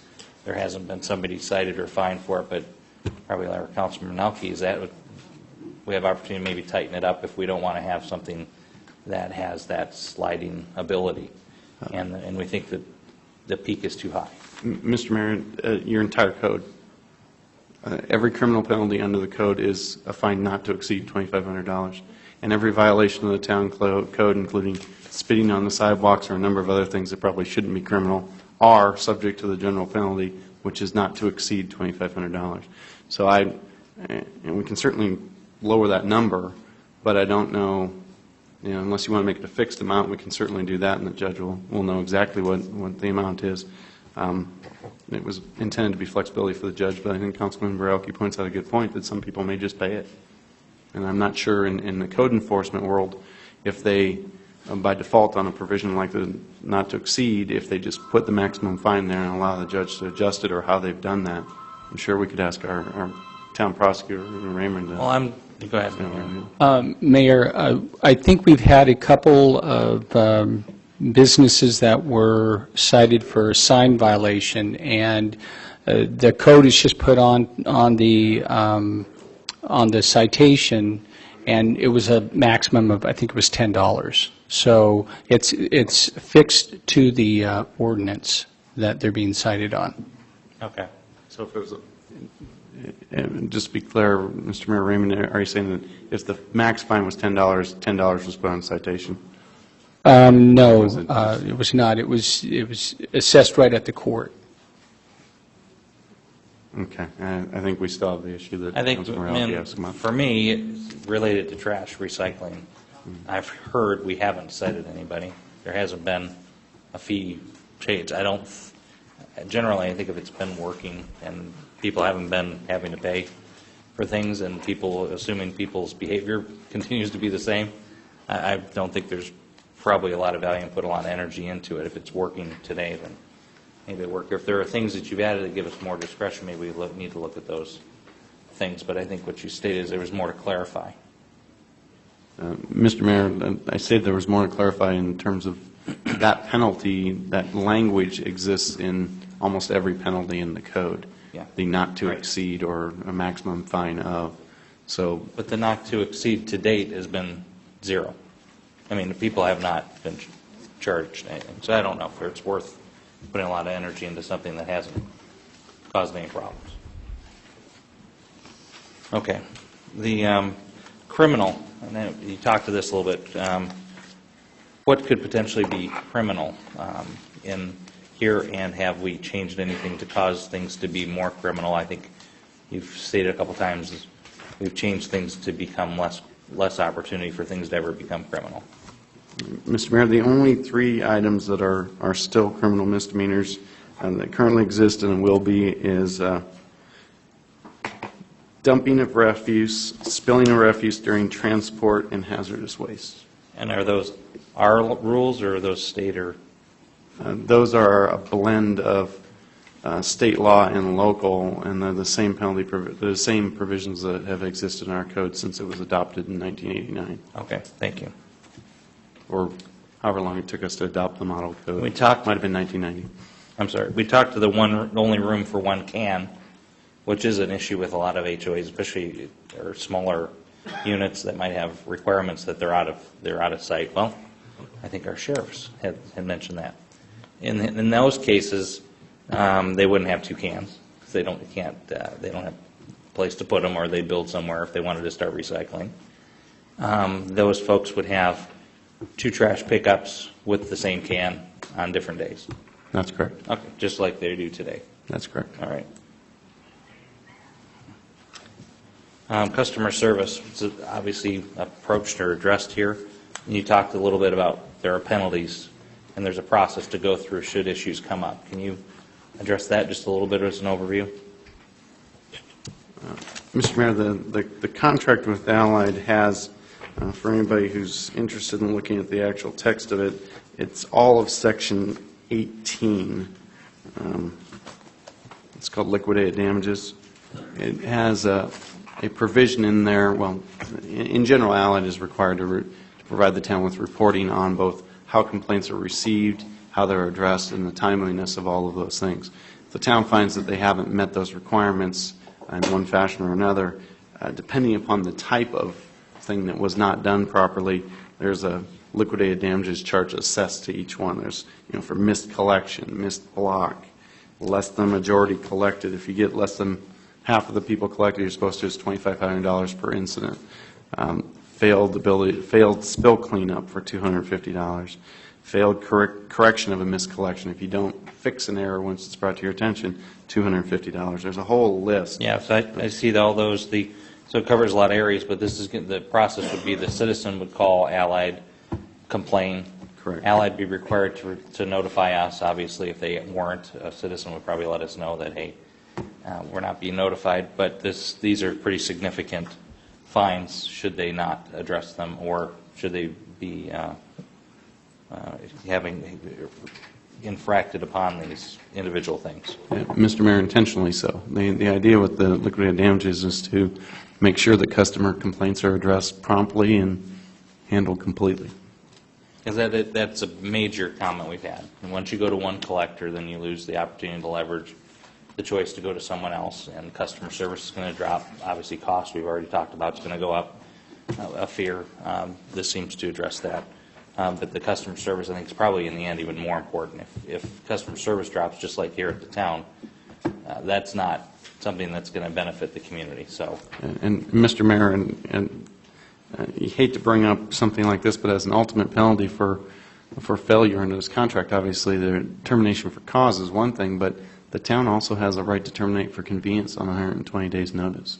So, that's I think the most powerful provision in here to ensure that your contractor is going to be living up to its obligations.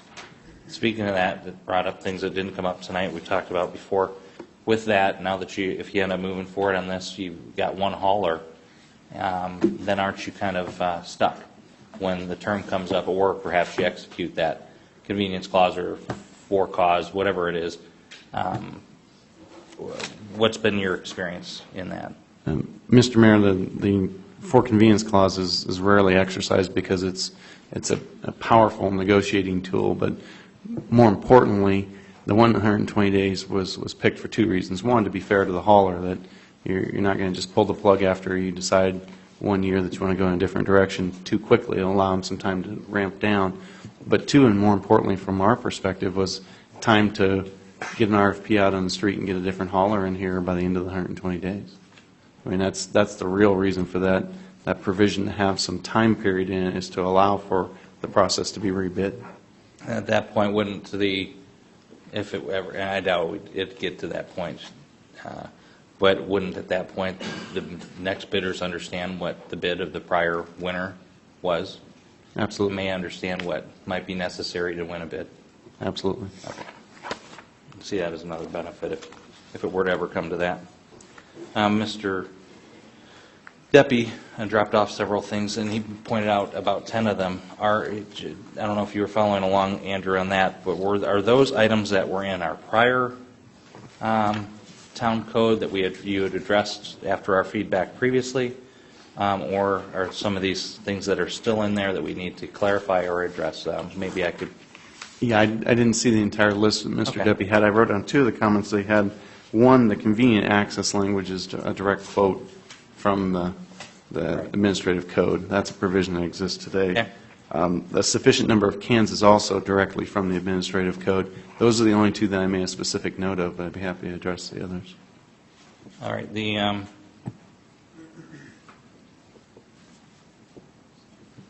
don't know if any of those stood out to other council members, but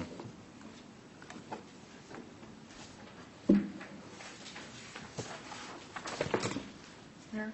yes, Councilmember Hanson. In that section in 10.15, the access issue, as Andrew said, A and G are part of the administrative code, but I'm really wondering about the remaining 5, because a lot of these things are how to make sure that your garbage can is accessible to your trash hauler. And I think most of the citizens know what they need to do with their trash cans in order to get them picked up. So it just seems a little superfluous.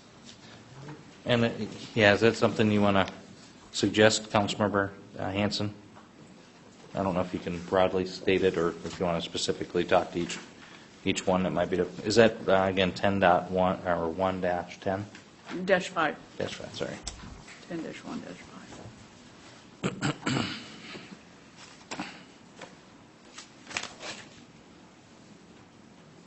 I know.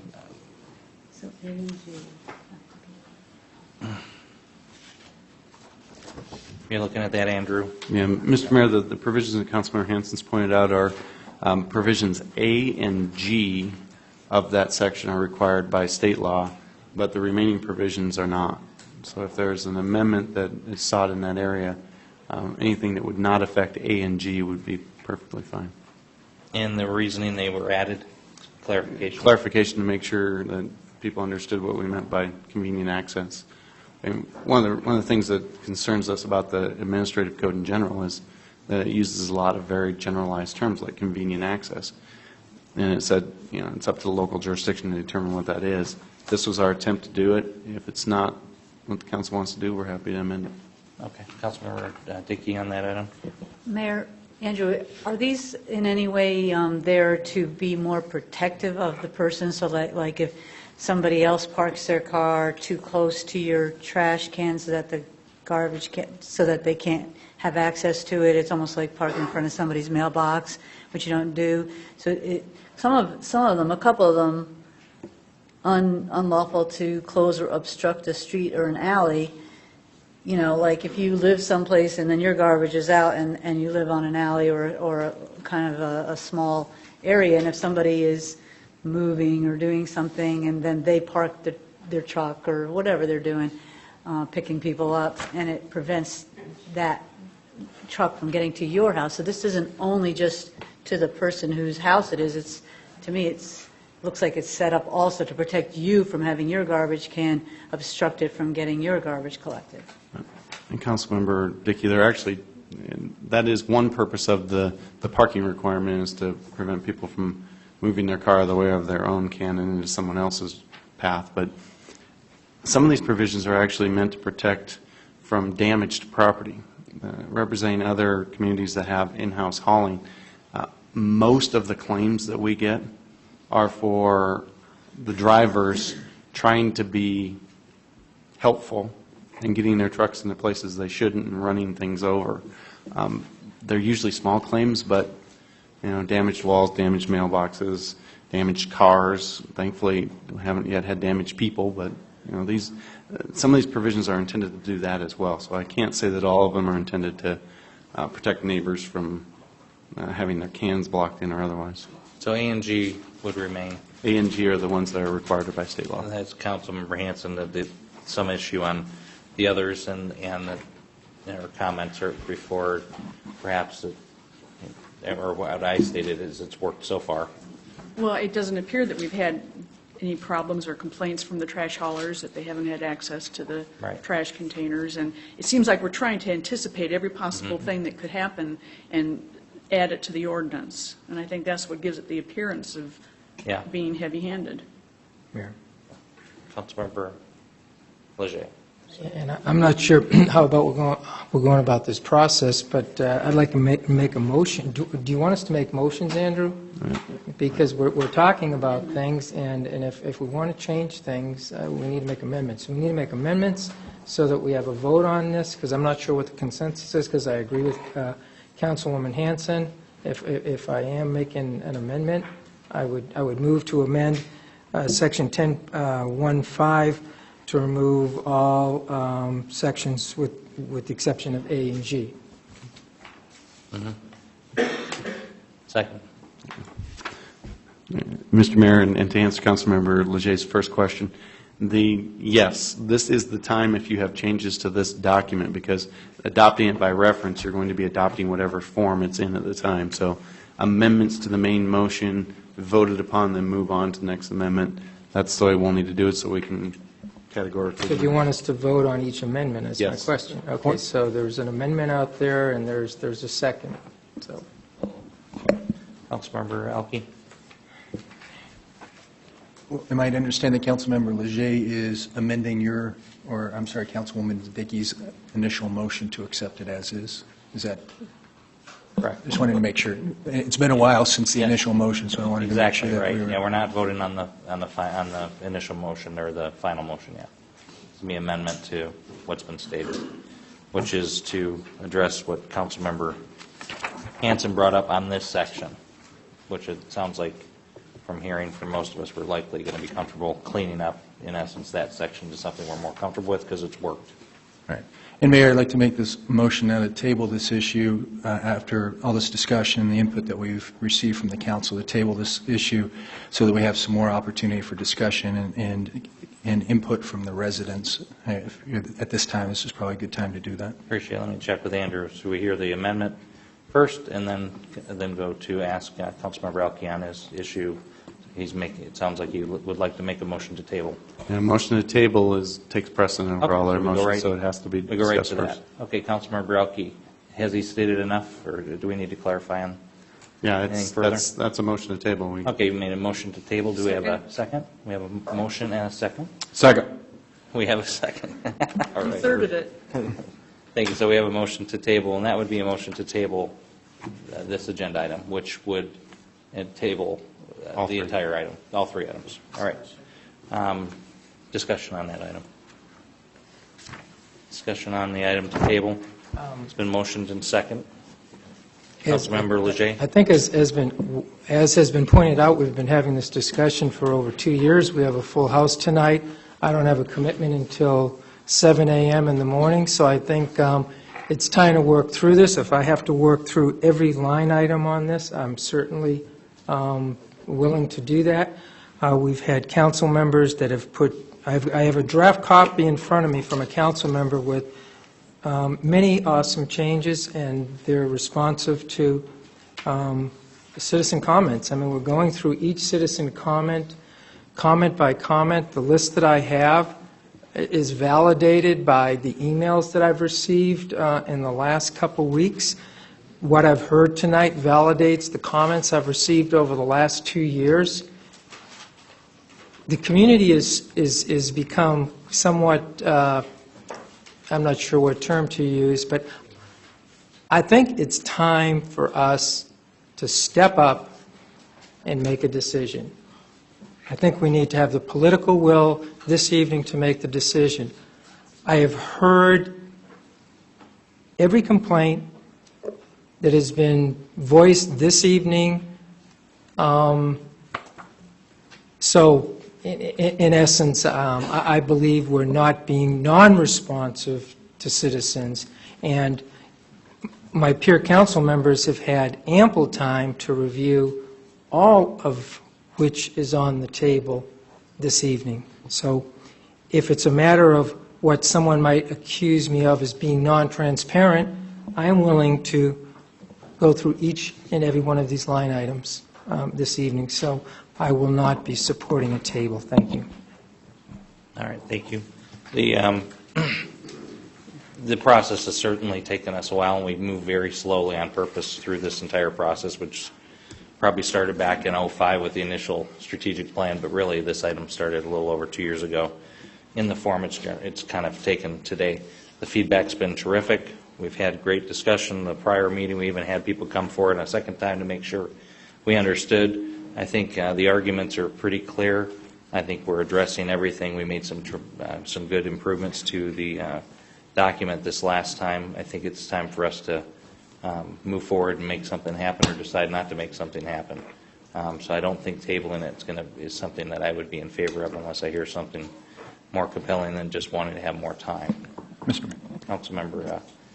Oh, go ahead. What I think is compelling, Mr. Mayor, is the number of folks that we had in here, I think, this evening, which is, at least in my short period on this dais, is a first, and I don't know in the past if it's been packed on this particular issue in the past. And I think the fact that we had standing room only in here, that people are engaged on this, and for us to press forward on that with a decision tonight without having an opportunity for citizen input on what they've heard, I think that we'd be doing a disservice to the citizens. Thank you. Appreciate it. The service piece, I think that's why they're here, and it's great that more and more citizens show up to our meetings because they always add value. And they've been heard, and we've been addressing them, and I think we did a good job. We have continued to do a good job. The one thing that hasn't been addressed, which was, we could speak to, is what also was shared quite a bit is, they want their choice. There's a lot of things here with regards to the fees, and boy, I'm trying to see what else there could be related that would be anything really significant. apart from that some comments were made, unintended consequences, which are always something to be prepared for. We're really addressing these things. There are things, most of the comments that were here tonight that were really most concerning have already been addressed and minimized in the form of the code improvements that were made, and then we talked about even tweaking them a little bit further, which we're going through. The question about choice is the one that many folks said, and I think it's top of mind because what I stated last 2 weeks ago, where the federal government's gone and being more involved in more regulations and a larger government, or at least that's where most people are coming from here tonight. And that would be something that I'd be willing to discuss as far as a reason to not go forward, because that's just a significant issue. But if I can get that started, it is an issue of taking away a choice, but it's also been brought up about free enterprise, and we've gone through a bidding process where everybody is invited to bid, and just like with other things here in town government, you bring things forward for a bid, you try to get the lowest price for the public good, and you move forward on it. That's been exercised here in the bidding process, and it's been the haulers have been engaged, the public's been engaged in that process to put that together, and then it's been addressed further here with some of the clarifications we've had on having a second trash pickup, which was clearly something folks were concerned about not being able to live without, and so that's been added. But the choice issue is the town would move to having, for this type of user, residential curbside user, would have one hauler to work from. The pricing, to me, would be the ultimate issue in that. If we're taking price away, or taking choice away, we better have at least as good a price as people are getting, if not substantially better, to seriously consider that. And the terms of the contract lock those things in pretty significantly and lowers price on the majority of the people we've heard from, vast majority. So there's benefit there, and then customer service we already talked about as being a concern. The contract with Allied, should we move forward with that, addresses some significant issue problems should they have some customer service issues. And as was also stated, it's in their interest not to have that if they want to continue as the hauler the next term. But the choice is just like with signage, which we'll be talking about on Tuesday night. How many signs do you allow people to have? The government, the town of Fountain Hills, and I don't even know if government fits the term of Fountain Hills, because we're really like a small town community. We have the function of government here as our responsibility. We regulate things. Signage is one of them. How many A-frame signs do you allow? Well, if you limit how many signs are allowed to a business, you're taking the choice away from that business and making a decision for them. Why do you do that?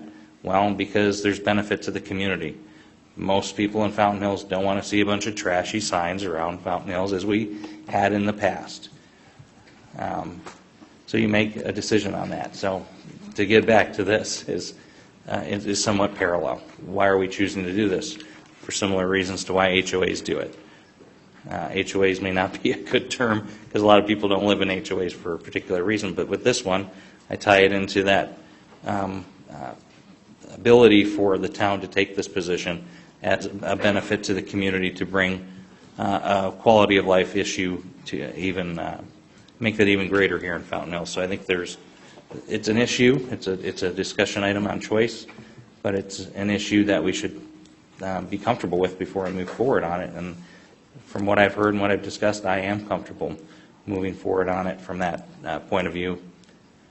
So I'm not comfortable, I guess, getting back to tabling it at this point. And I'm comfortable going through these items to make sure we're comfortable with the terms of the code and the agreement. Councilmember Brown. Thank you, Mayor.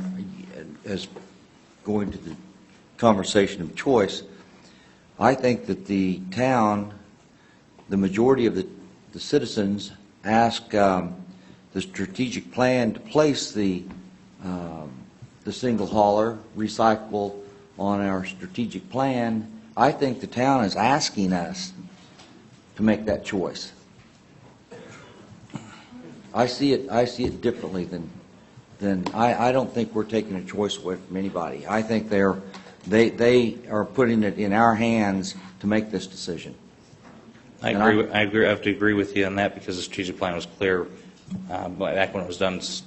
Going to a single hauler was high on the desires of the residents when 1,000 or whatever were polled. But it's an element of that decision. So I'm in favor of moving on with it.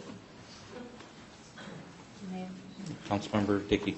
Thank you, Mayor. Also, there has been a lot of, like Cassie said, a lot of input, and over the last probably, I don't know, a couple of months, we've been getting gradually, and then it increased recently. But I have at least received 85 contacts, and many from years and years ago that I've saved. Because in working on the strategic plan in '05 and moving forward, you always keep in mind what you believe people want you to do. So the fact is that tonight I think it was almost a split as far as who was in this room, almost exactly. And it was 35 to 36, something like that. 38, 38. We had 22, well, whatever. Hold on. But just to sorry about clarify, that it was mentioned earlier there were a lot of folks that didn't speak that shared their opinion without wanting to speak. So I think that's what that goes into, just to clarify. So. But again, it has been a really long process, and when we just did discuss it in the strategic plan, a lot of what it had to do is any sort of starting a program like this, it had to do with the town doing it, and that the town would be actually buying things, and that it would cost money to do this. So that would be something that is totally eliminated by this. So I see that the desire to do it was there, and now none of the cost is there. So I also really don't want to table this because we've been doing it for a long time, been talking about it a long time, and I just really want to get through this. Okay, and Councilmember Hanson. Thank you. Mayor. Yes, it's been discussed for a number of years, but this particular ordinance was only provided to us at the last council meeting. So this is what I was talking about with the nuts and bolts. And the citizens only saw this at the last meeting, and actually they didn't see it at the last meeting because a presentation wasn't given on this document and what the provisions are in the document. And one of my reasons for giving it a little bit more time is having like a town hall where a good presentation could be, people would have time to get it. It would make it easier for them to get a hold of this document because it is hard to find it. You got to go through a lot of clicks on the website. And that's why I feel we can just take a deep breath. I mean, people are really emotional right now. And I think if we just, it's 5 to 11, and if we just keep pounding on this, and people are going to walk away feeling like, yeah, we got to say something, but they really didn't care what we were saying because their minds were made up. That's why I think just giving it a little bit more time would maybe kind of calm things down a little bit. And as I said before, to me, there is a legal cloud here, and I would like to have that totally cleared up. Councilmember Rocky. Thank you. Just to add a little bit on that, I think the fact that, again, as Councilmember Hanson mentioned, that residents just saw it last week, and now we have a new version that we're going over, and now we're going to pass it. So, in essence, those folks at home, by the time they see this, aren't going to have an opportunity of wasting it, because if we go forward and this does pass, then they're going to see it for the first time after it's passed. Really, I mean, the final product, I guess, is what I'm saying. And I think the fact that there was so many people that came up here tonight that said very incorrect things, criminal penalties. I think the funniest one for me tonight was the young man, I don't know if he's still here or not, but he was talking about a rock in, cleaning up after his dog, if that was going to be a penalty, and all these other things, which was incorrect, of course. It's not the way that the code is currently presented. But again, the residents aren't getting a chance to see what the final product's going to be, or at least something very close before this council is making a vote on it. And I don't think an additional 2 weeks, 3 weeks, for such a significant decision, we're not doing some small task here. For something so significant that's going to affect nearly every resident in our town, we should not be hasty. And there's not a need to rush. Yes, there's been a lot of analysis by staff. Yes, there's been a lot of discussion. There's been reports. There's been all sorts of things that have been done. But this is not a small step. Once this council makes a decision on this, if this council decides to go forward with this, in my opinion, there's no going back from it. When I say going back, I mean going back to 5 haulers again in town. I mean, we're going to be locked into that permanently. Thank you, Councilmember Alke. Councilmember Leger? By no means not supporting a table am I not interested in hearing what the citizenry has to say. I have heard this evening the same things, to a certain extent, that I heard 2 weeks ago. And the things that I heard prior to that, and prior to that, and prior to that. I have written down every concern. We are beginning to address every concern. Whether the folks are here or not, we're still addressing their concerns. And with respect to the code, health and safety as it relates to trash hauling, that code has been in effect for a long time. And frankly, what our town attorney has done is simply expanded the sections to create more clarity, which was a good thing because it raised a lot of questions. This is not new. And the notion about, this is the first one where we've had a full house and stuff like that, yeah, it's great to see people get involved. It's been a very spirited debate, but it gets to be a point in time where when things get repetitive, that I think you need to hear what people are saying, have the willingness to work through it as we're doing now. And I must say, we could have a town hall, and I'm sure those folks that have been doing a good job spinning this in a negative direction, I'm going to give you something you can spin.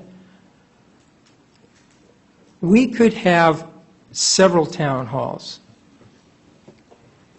There are folks that are emailing me and talking to me, and I respect their opinion. They have zero tolerance towards this initiative. They will not support it regardless of how you change the contract or how you change the code. That being said, I don't think we're rushing through it. I think it's a matter of being focused, making decisions. I still have a list of things that I'd like to talk about. What I've suggested to my peer council members, if there's something you're concerned about in the code that you heard from a constituent, we have the responsibility and the authority to change it. And I think that's what this process is all about. And I respect those that want to table it for the reasons they've suggested. Thank you, Mayor. Thanks, Councilmember Leger. What we're talking about here is the code, town code. We talked about we're not adding things that are more restrictive, and we removed criminal elements of it. We've softened it in essence. That's what we're talking about here. So is there, with that in mind, or apart from what we started down, is made motion to, or an amendment to remove a couple of sections that have been added for clarity, but perhaps we don't feel are needed because they haven't been needed in the past. That's what I'm getting to, is the tabling is on this, the discussion on the code, correct? That's correct. It's on item number 7, which is declaring the regulations as a public document, which item 8, the ordinance actually adopts. Okay. All right, any other discussion or questions on the tabling of this item? A motion and a second. We've had discussion. All in favor of tabling indicate by saying aye. Aye. Opposed? Nay. Did you get a count there, Bev? I think it was 3-4. Okay, do you want to should we do a roll call, council? Yes. Let's make sure. Roll call, Councilmember please. Brown? Nay. Councilmember Hanson? Aye. Councilmember Cantino? Aye. Councilmember Leger? Nay. Councilmember Elke? Aye. Councilmember Dickey? Nay. Mayor Schlum? Nay. So it was 4-3.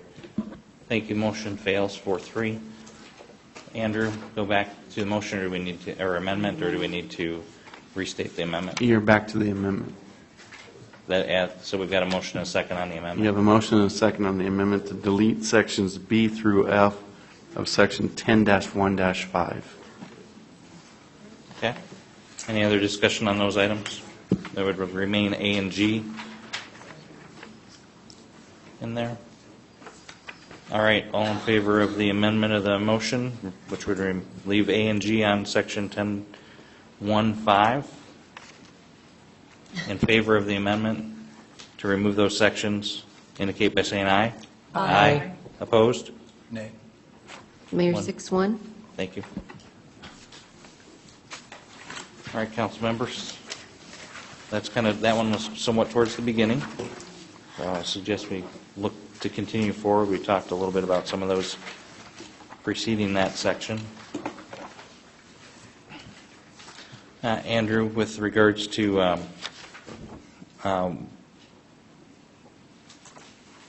the additional items that have come up in discussions related to clarification,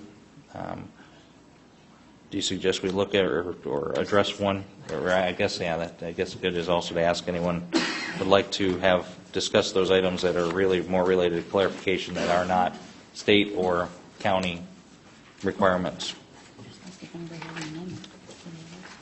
And Mr. Mayor, the one amendment that was suggested by Councilmember Elke that we'd like to take care of as well is the amendment to 10-1-10, number 7, to remove the reference in the line to or its contractor. Yeah. Is that an amendment? Is that an amendment you've made, Andrew? I can't make one. I understand. I'm just kidding. Shoot, do you know what he just said? Yes, it's to clarify what town is and what contractor is. It would be an amendment to 10-1-10, paragraph 7, to strike the phrase "or its contractor," as referenced by Councilmember Elke earlier.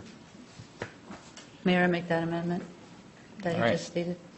Was there not another item there to clarify, or is it, down there it says, or its contractor requiring cleaning? Is that clear enough, Councilmember Elke, on the if collection containers supplied by town Or its contract. or its contractor require cleaning?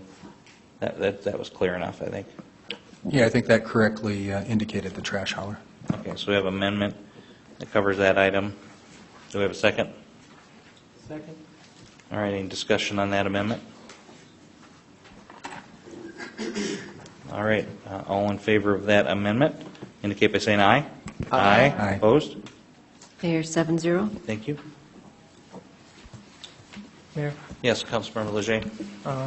One of the things I heard a lot about today, last week, the week before, and for some time now, goes to section 10-1-15, which is violations and citations. And I know that there is law perhaps that defines some of these amounts in here, so let me go to that. For example, on section F, civil penalties, we've kind of had a discussion on this. It states shall be punishable by a base fine not more than $500. Is that arbitrary? Mr. Mayor, Councilmember Leger, the number is, I guess I don't like the term arbitrary, but it is a number that we picked that was substantially less than the $1,000 in the state code. So in that it's arbitrary and it's not defined by any type of state statute or legal statute, one could make an amendment to lower that. As long as it's under $1,000, you're within the statutory requirements. Very good. So I'd like to make an amendment to lower that to $250. Second. All right, so that's the civil penalties section. Any discussion on that? This item, as far as we know, has not been charged in town, and now would be limited to a maximum of $250 rather than $500. The administrative code states $1,000. Is that correct today? Not to exceed $1,000 with a maximum of $15,000. All right. Okay. Sorry. Can I go and vote on it? Any other discussion on that amendment to reduce the fee or fine? All right, all in favor of reducing that fine in F1, indicate by saying aye. Aye. Opposed? Mayor, 7-0. Can I continue? Yes. Do you mind if Councilmember Hanson jumps in? She's got her hand up as well. If I Councilmember could just Hanson. ask a quick question about the contract. Andrew, when you said that the town would be responsible for the code enforcement, on page 25 of the contract, it refers to development, printing, and distribution of improper set-out notice. And I'm wanting clarification of what improper set-out notice is, because it says that the contractor shall develop, print, and distribute at contractor's own expense an improper set-out notice. Related. And this is the one where it shall be approved by the town council and include an original and 2 copies. The improper set-out notice shall include the date, the reason for non-collection, contractor's customer service telephone number, and any other information the town requests. And that this will be put on to the handle of the cart, and then the contractor should take a digital photo of the set-out that receives an improper set-out notice. So, in essence, then, aren't they doing some code enforcement? Mr. Mayor, Councilmember Hanson, that is our requirement of them to try and make sure we don't have to do any code enforcement. If a can is set out, for instance, if a recycling can is set out on a solid waste day, the contractor's not going to pick it up. When they don't pick it up, rather than having us get a call at town hall saying, why didn't they pick up our can, they have to put a notice on it to let people know when they come out to their can, they'll see a notice that says, this is why your can wasn't picked up. Andrew, if I could, just to make sure, that this is in the contract, which is the next agenda item. Is it related, because it's related to the code? That we should I think, speak to it? I'd be happy to answer a question if it helps us with the code. That's what I Well, thought. because you said Exactly. before that the town was specifically responsible for code enforcement, and this provision in the contract makes it sound like the contractor will have some enforcement abilities. And this isn't intended to be code enforcement at all. This is just intended to stem the tide of calls for non-collection. So if the contractor comes out and the can is smoking, even if it's the right color can, but it's on fire, they're not going to collect it. They may not be able to put the notice on the burning can, but nonetheless, they're required to give the people notice why they didn't pick up the can.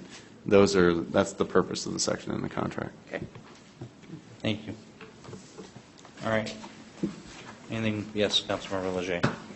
Continuing on in this section, Mayor, if I may address the town attorney. Andrew, under criminal penalties, it talks about a Class 1 misdemeanor punishable by a term of not more than 6 months in jail and based on not more than $2,500. In that that's a misdemeanor defined by law, is there any flexibility there with respect to our code in terms of removing something from that or lowering the not more than? Mr. Mayor, Councilmember Leger, unless you want to classify it as a different type of misdemeanor with a lesser penalty, Class 1 misdemeanors are defined by state law. And that... And it is the general penalty for everything else in our code. The $2,500 goes with Class 1 misdemeanor? Yes. Okay, so that clarifies my ignorance of the law. Thank you. Thank you. Any other items in the town code? Or Mr. Mayor, we still have the amendment on the floor, don't we, for 250? Did we vote on that one yet? We voted on that. Okay, I want to make sure. Yep, thank you. Councilmember Hanson. I'd like to make an amendment to change the wording regarding the HOAs, that all HOAs that have entered into agreements prior to December 1st of 2010 should be allowed to run for the duration of the agreement. Can you help me remind me where that is, Councilmember Hanson? What section number? Well, I'm sorry. It is section 1013. Thanks. D. There it is, okay. And I'm sorry, would you remind restating what you Sure, amended? that all HOAs that have entered into agreements prior to 12/110 should be allowed to run the duration of the agreement.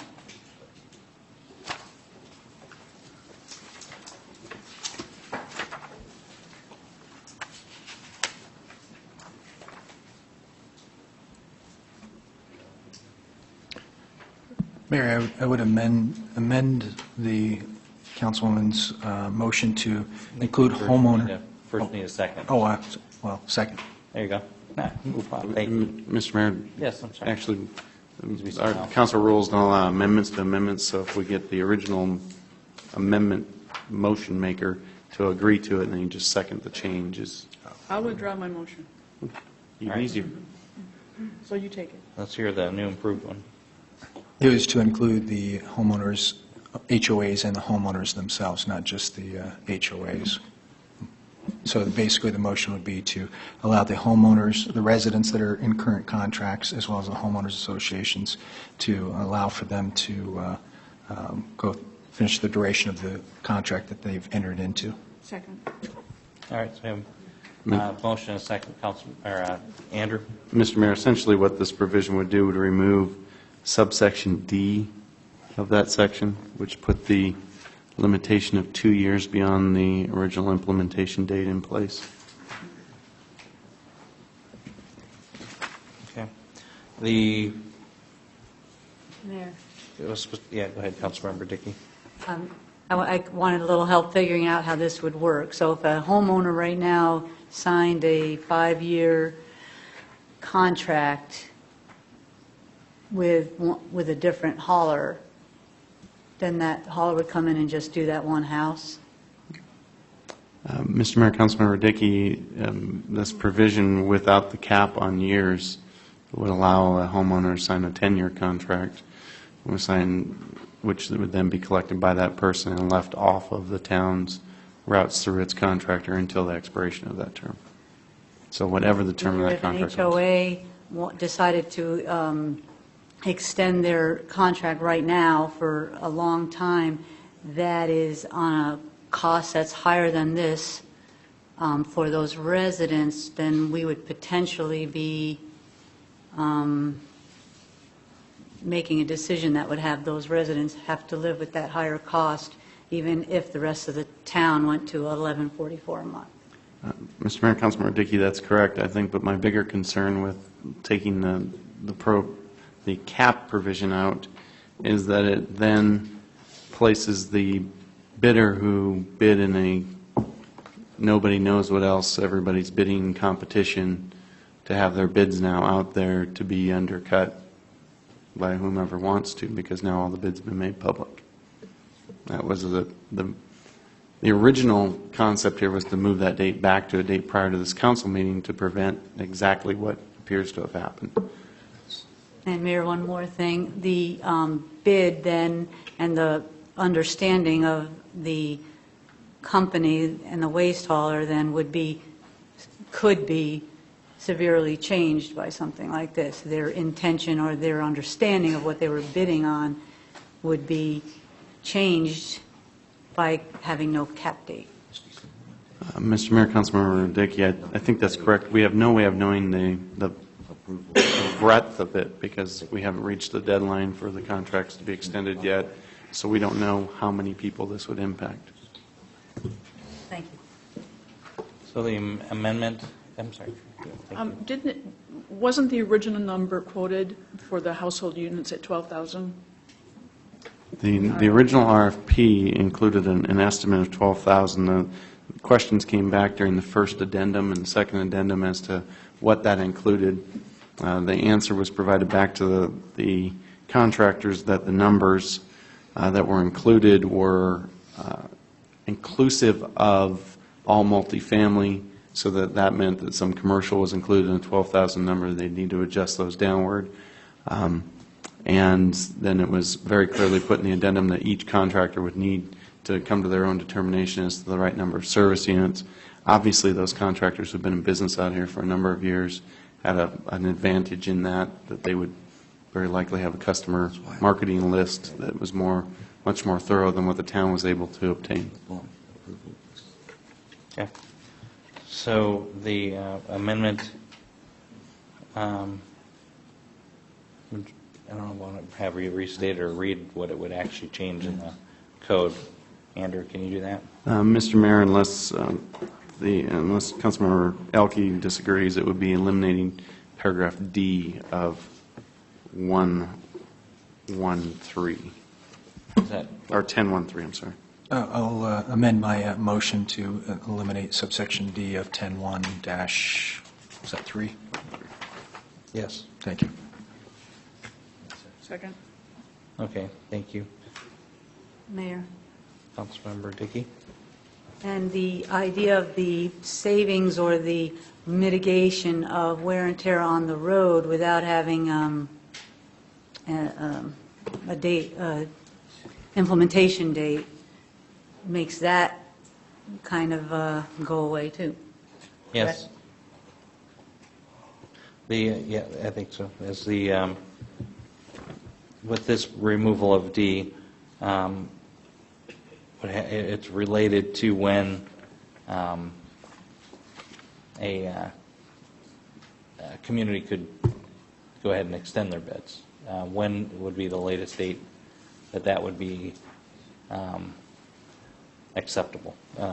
When could they accept another bid or go into another contract? What's the latest date? Mr. Mayor, the current deadline for which a contract would have had to have been entered into was December 1, and that was done out of courtesy to everyone to make sure that we weren't trying to cut anyone off.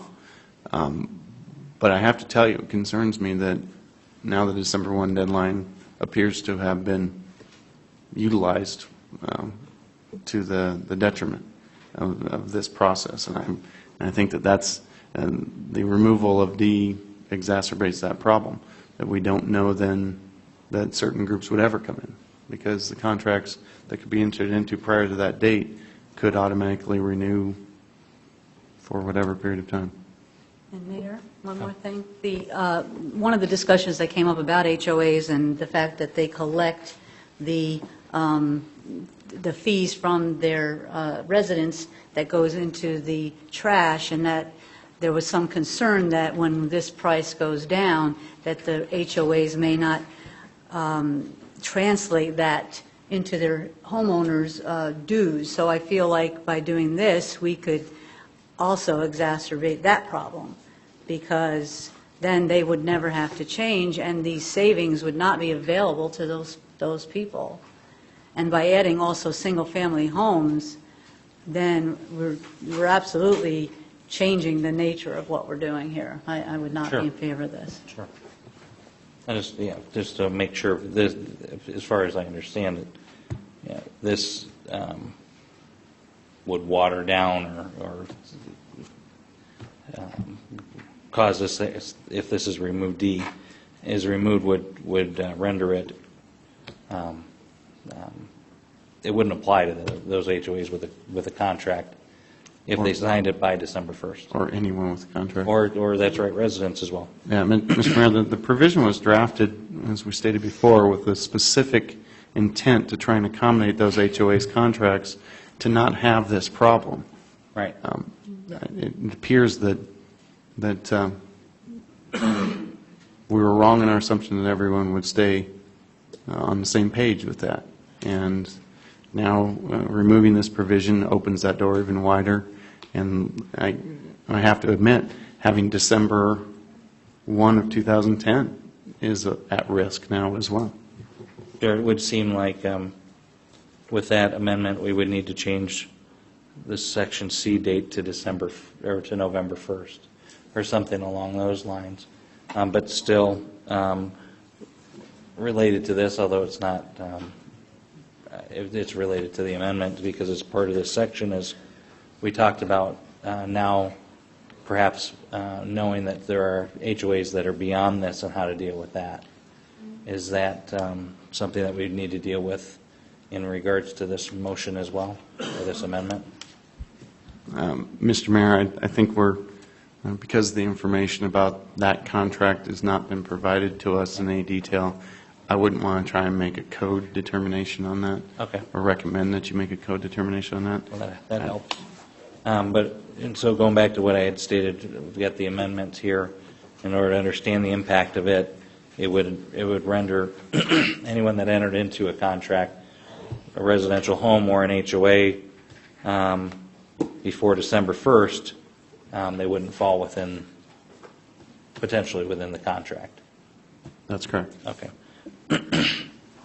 So part of the amendment is not to change the date in Section C. No, the amendment, as stated, is to remove D. D is, right, but, correct, to remove D, which would allow folks to be in a contract that they're in by December 1, until the end of that contract. Any other discussion on that amendment? Mayor, Councilmember I'm Brown? not in favor of deleting the single families on that at all. I think we're opening a huge box by saying December 1st and deleting the, or letting the homeowners have the opportunity to go ahead and sign up with a 10-year contract with somebody. Thank you. That's my fear.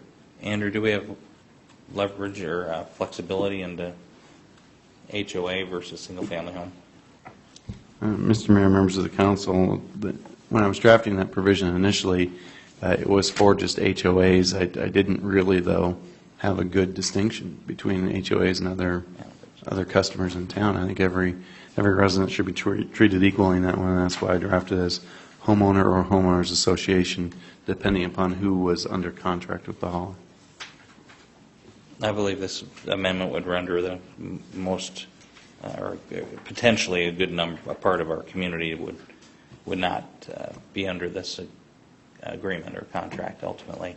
So Mr. Mayor, the larger concern is that it allows someone to bid without bidding. Bid without bidding. I don't think there's any other way I can put that. Okay. Any other questions or clarifications on that amendment? All right. Hearing none. Those in favor of the amendment, which would remove Section D, indicate by saying aye. Aye. Opposed?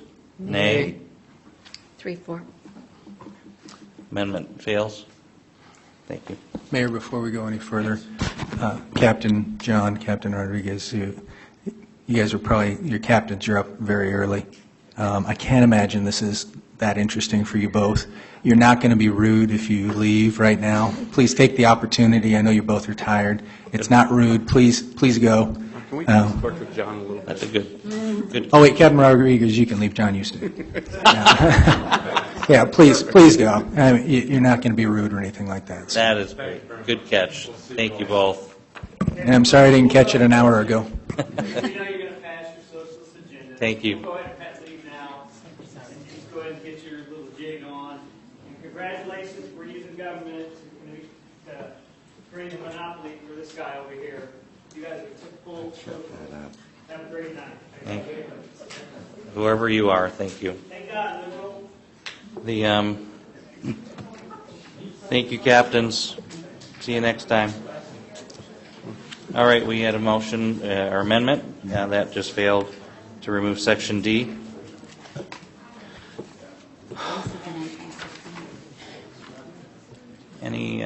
Anything else in the code to amend? We have the main motion second, and we have some amendments.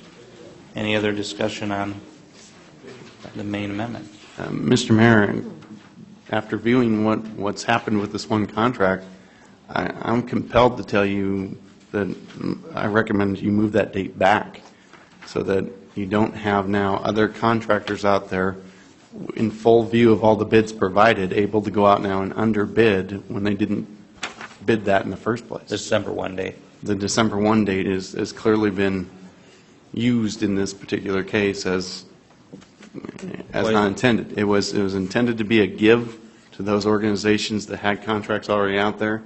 Clearly that has gone the other direction. Councilmember. I'd like to amend that Dickey. then, from December 1, 2010 to November 4th, 2010. Second. All right, and that's Section 10-1-3, Section C, changing the date to November 4th, 2010, which is almost yesterday.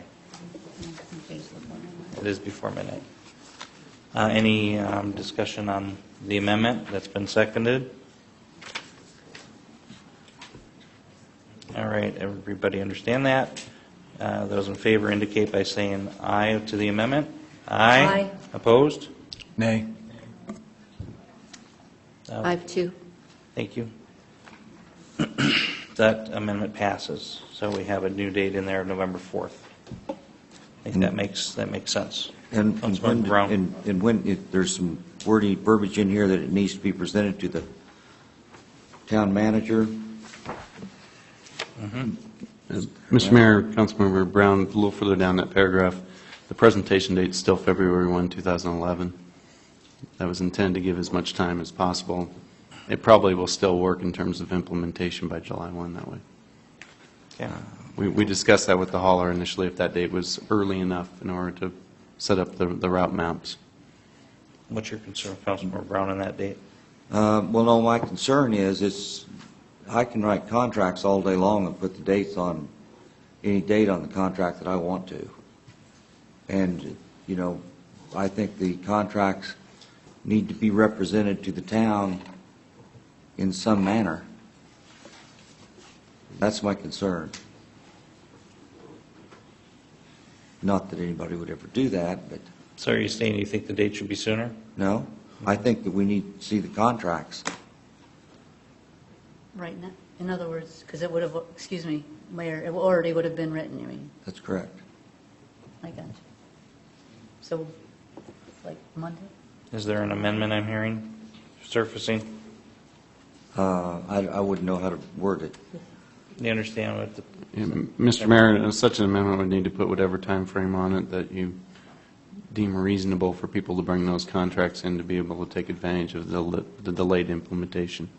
So, What's the minimum time that's, is there a certain amount of time that this should be available for the folks with contracts to become aware of it more fully, no understanding what the date is?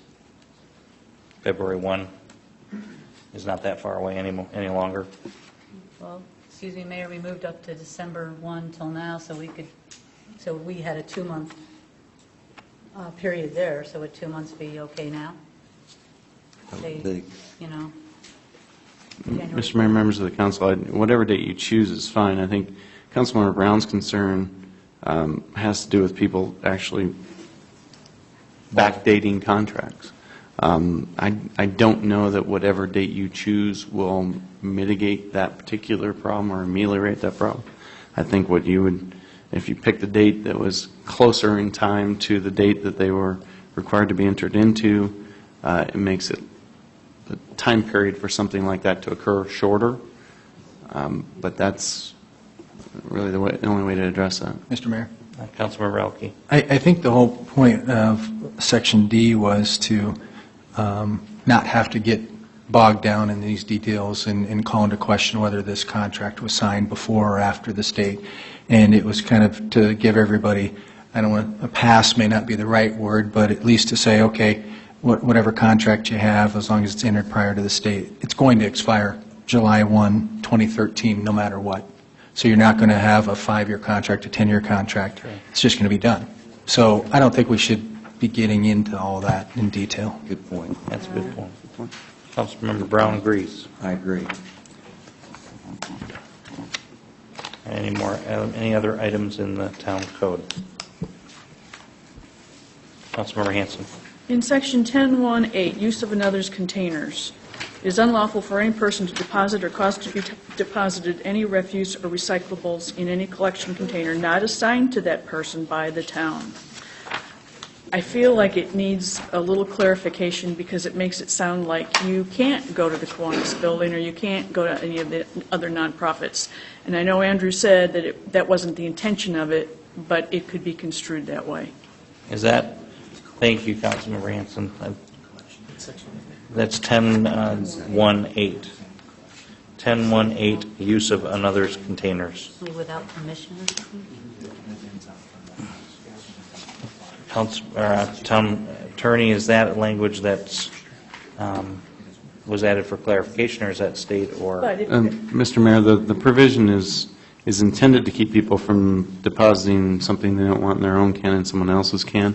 The term collection container refers to the defined terms in the code that collection containers are recycling carts, solid waste carts, or green waste carts that are delivered to the home. So it really is the residential side we're concerned about. It's not prohibiting people from going down to Kiwanis and making a deposit, just like we're not requiring them to put them in their own cans.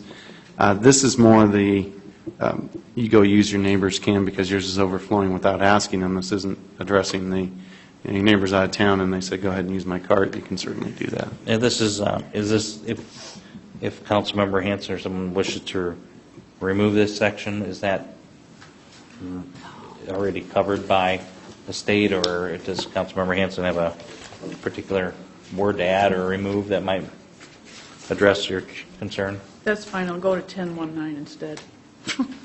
1019? Tampering with container and contents.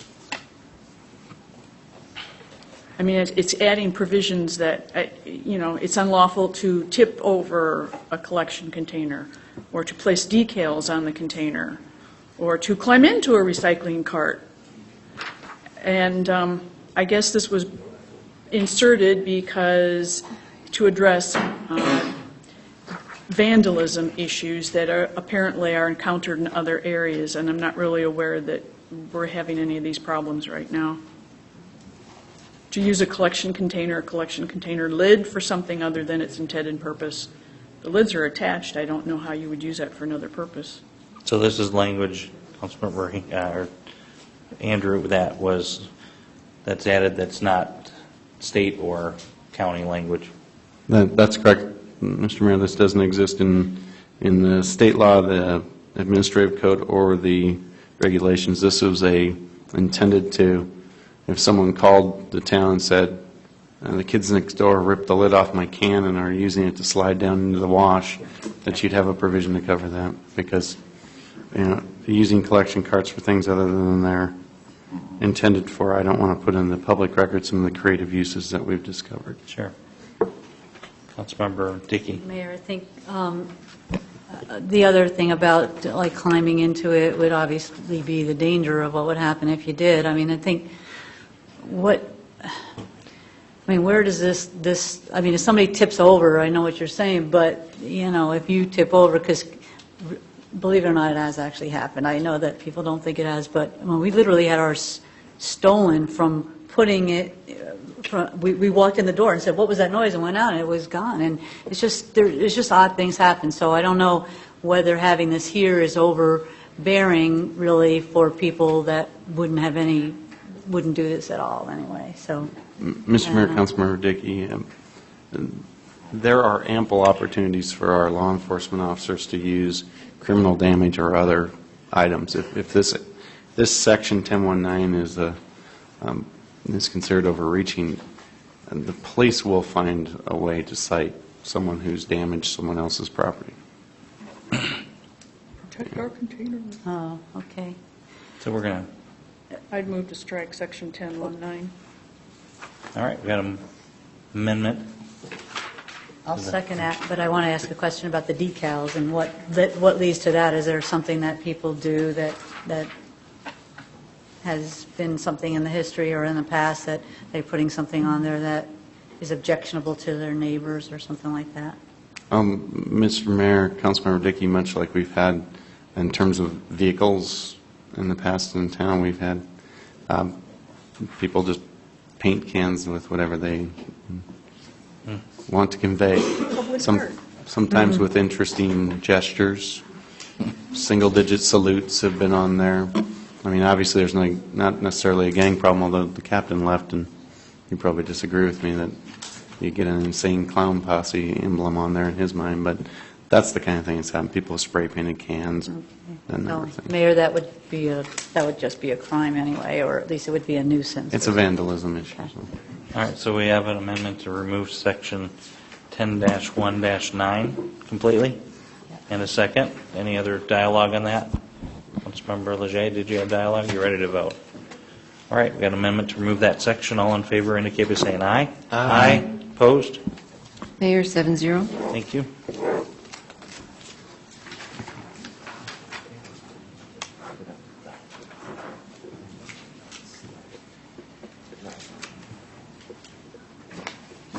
Any other amendments to the motion? It's true. It's true.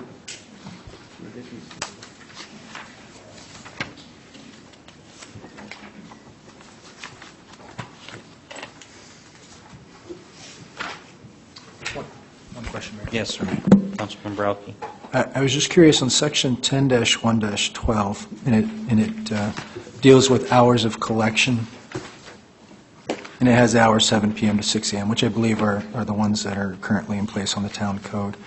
But what I'm curious about is, it specifically states that it's unlawful to provide solid waste collection services.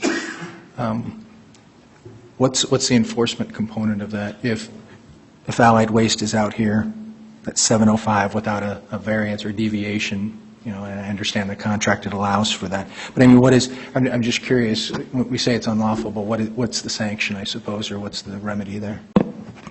Mr. Mayor, Councilmember Realke, that falls within one of the provisions that has been toned down to have first a notice of violation, then a civil citation after that. It's also, this provision, in addition to being in the code right now, it was intended to be left there to be consistent so that we weren't changing the hours of operation essentially for any of the haulers out there. It's 7 p.m. to 6 a.m., so I don't think that hits any of their schedules. I guess, Mayor, if I may, just a question, what would it be then? I mean, if a sheriff's deputy sees a trash truck out at 5 in the morning and they're picking up trash, I know that's obviously outside the contract, it'd be very foolish of them to do that. I'm just curious, because if we have a law in the book, there should be some level of enforcement. We're just saying that it's unlawful. So we give them a notice, a civil citation? I mean, is it the same procedure as if they were, as we would follow with a resident? Mr. Mayor, Councilmember Realke, yes, unless you want to move it back to a criminal misdemeanor like it is today. And that's the only difference here, is that this has been put into the civil citation rather than a criminal citation for being out too early or too late. There's a considerable public safety issue here that original time frame was intended to hit. Years ago, most of our timing on things like this used to say sunrise to sunset. And council members had concerns at those times that those were too vague. So we went to specific times. But I'll tell you, from a public safety perspective, I prefer sunrise to sunset if we're trying to not have walkers on streets when they're dark with trucks at the same time, which is the original intent. I prefer sunrise to sunset because we can use an almanac to tell us what that was on any given day. Provisions like this, though, are much clearer for someone from the general public to look at and see what the exact times are. Mayor. Thank you, Councilmember Brown. Thank you. Would it be possible to make the provision sunrise, but not earlier than 6 a.m.? And the reason being, of course, 4:30 in the morning is in the middle of the summer, is when the sun comes up. Mr. Mayor, Councilmember Brown, we could certainly make it that. Again, what you do then, though, is you alter the routes that are being offered by the hauler. Their employees then are required to make that call every day when they're out there. The purpose of using a fixed time was to try and eliminate that confusion. Yeah. Anyone want to do anything with that? Just leave it be. Mayor? Yes, Councilmember Hanson. There was a discrepancy. This is the hours of 7 p.m. and 6 a.m., but the contract provides the time constraints be 6 a.m. to 5 p.m.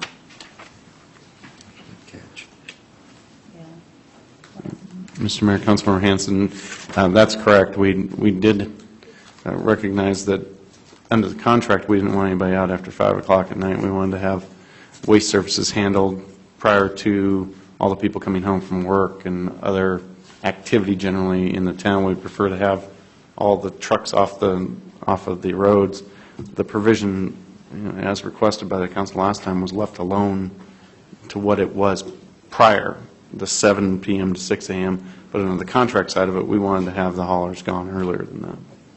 But we're specifying solid waste collection services. We're not saying all trucks. So why couldn't we just change that so it's consistent with the contract?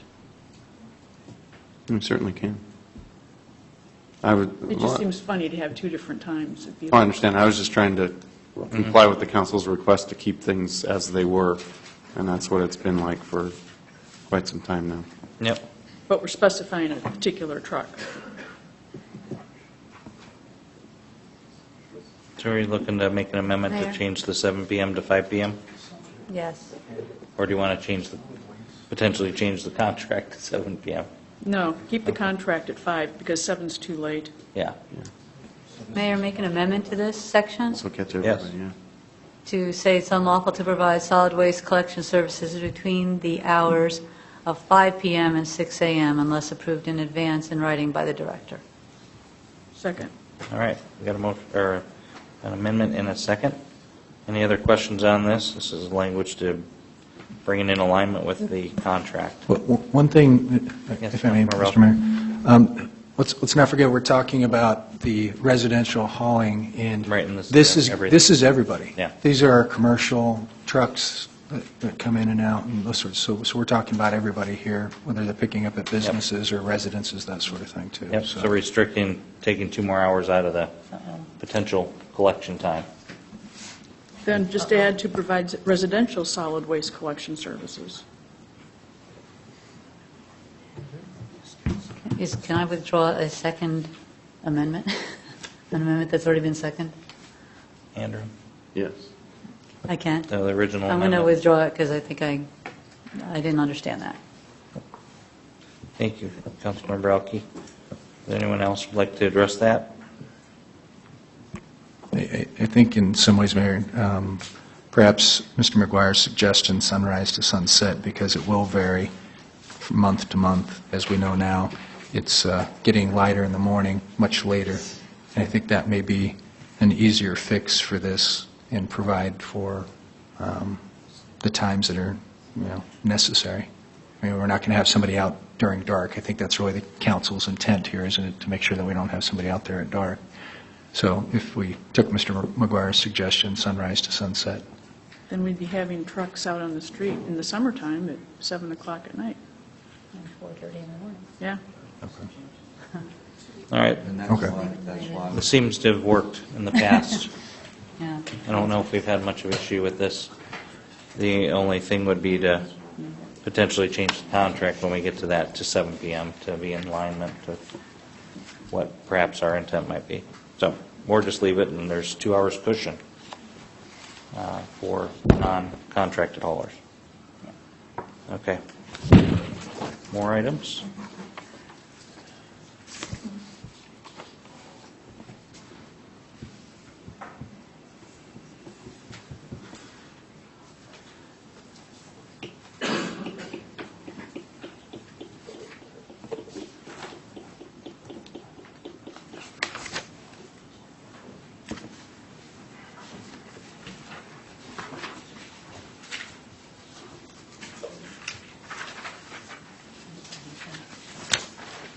Mayor?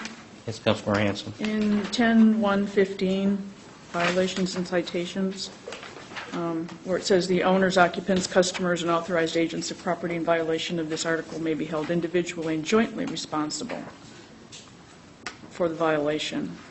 So if we're looking at a household, I mean, if that would include everybody, I mean, I know I was a little extreme and said I'd hate to hold a third grader occupant responsible, or including everyone from an infant to an elder.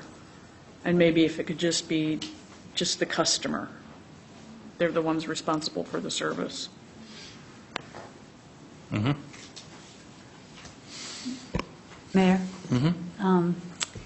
The language that says, in violation of this article, may be held individually and jointly responsible for the violation. So it is sort of, it allows for all or none or one. I don't know how you would want to amend it to make sure that what you're talking about doesn't happen, but I would want to keep the authorized agents of the property part in there. So whatever you do, because I want to make sure that we don't eliminate that aspect of it. Maybe it's just the occupants part that we could take out.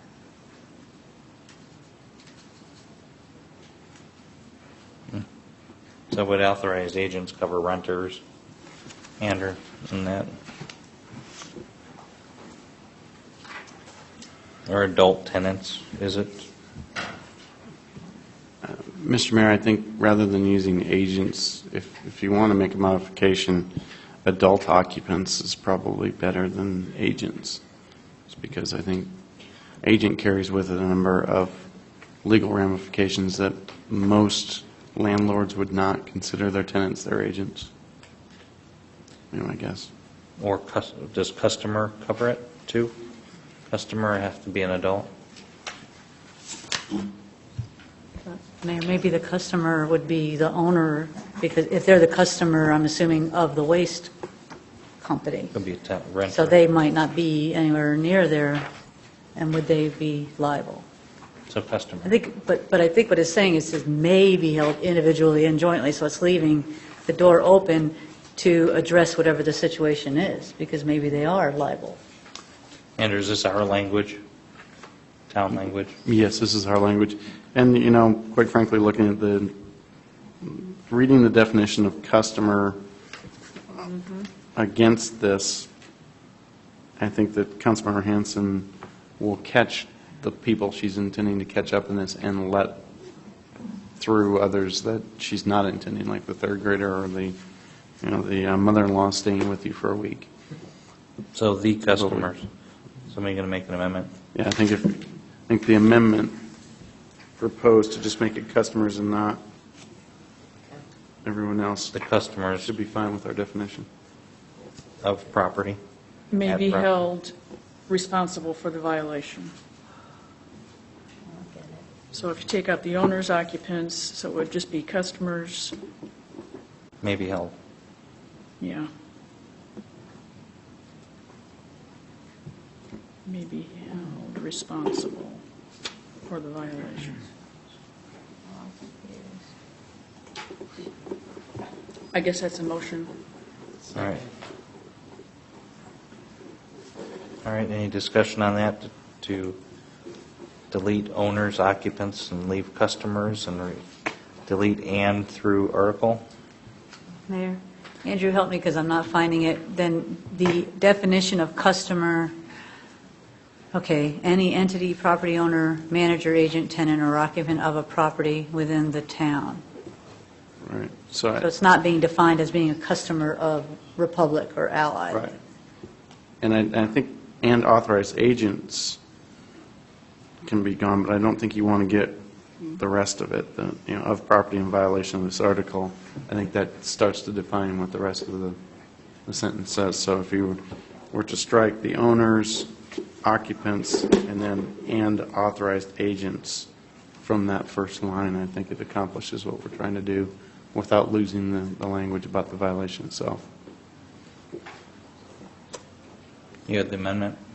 Who had the amendment? Councilmember Hanson? I guess I did. Are you okay Yeah. deleting owners, occupants, and authorized agents? Leaving the rest? And then taking out individually and jointly.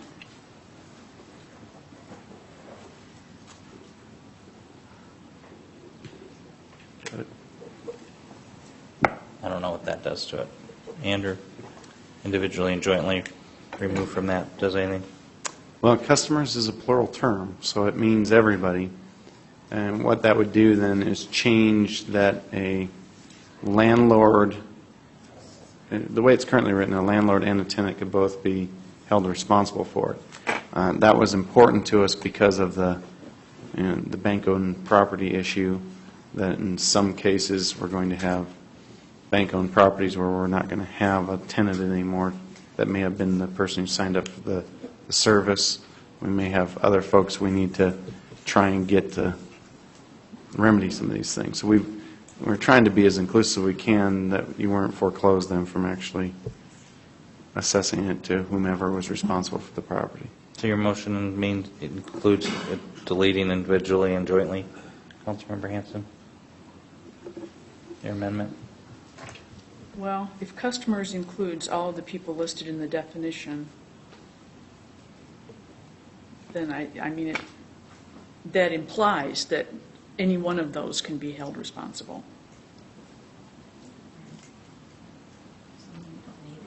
Yeah, it definitely could be considered belts and suspenders kind of language, but we like to leave no question when we're trying to assess liability under a code violation. So that's the only reason we have it So all inclusive. doesn't restrict further. Councilmember Elke? I think it's really saying the same thing. If you strike out owners, occupants, authorized agents, and you just leave customers, it's still saying owners, occupants, you just have to flip to the definition. I mean, it's really saying the same thing. So, It's the individually and jointly, right? right, and then the individually and jointly, I mean, Doesn't I matter. think it's important, I mean, from a legal standpoint, to make sure that you have everybody on the hook. I trust that our code enforcement isn't going to run around citing everybody. They're going to hopefully cite the people that are inside the residence. But in the event that you have an owner pointing his finger at a renter that's no longer there and it's got to get fixed, you know, I would hope that our code enforcement would exercise some discretion and not run around and issue citations for everybody. Sure. All right, we have an amendment. Do we have a second? We did have a second already on that one? Who was it? Henry. I second. Oh, wow. Any other discussion? Mayor, can I Councilmember restate the motion? Do you want to do that, Andrew? Or Sure. may I take- Customers of property in violation of this article may be held individually and jointly responsible for the violation, the prescribed civil penalties, and for abating the violation. Good. Any other discussion on that? Thank you. All in favor indicate by saying aye. Aye. Opposed? Mayor, 7-0. Thanks.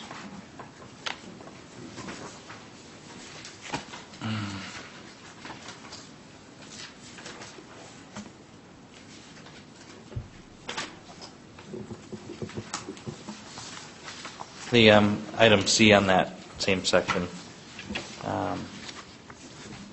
this is new language. Andrew, is that correct? I believe it is. Andrew, 10.115. Yes. C is new language. I don't really care for that section, but maybe there's a reason we added public nuisance and that I don't understand. Mr. Mayor, that section is entirely provided to account for the things that, those creative ways of getting around other sections that people might come up with. Okay. It doesn't have any immediate need. If we want to take the risk that someone will find something that we don't have covered, I'm perfectly fine with that. It'll just be that we'll have to come back later on. Or we might find that something else covers it. Right, and we have provisions in our code that define what are nuisances. Okay. Because in order to abate a nuisance or enforce against a nuisance, we first have to define it. That's why in virtually all the things that we have that are violations, we try to define them as nuisances, so that if we need to use our statutory authority to abate, we can do that. Okay. So I'll make amendment to remove section C of 10.115. Second. Any discussion on that? All in favor indicate by saying aye. Aye. Aye. Opposed? Mayor, 7-0. All right. Anything with a notice of violation there, the next section?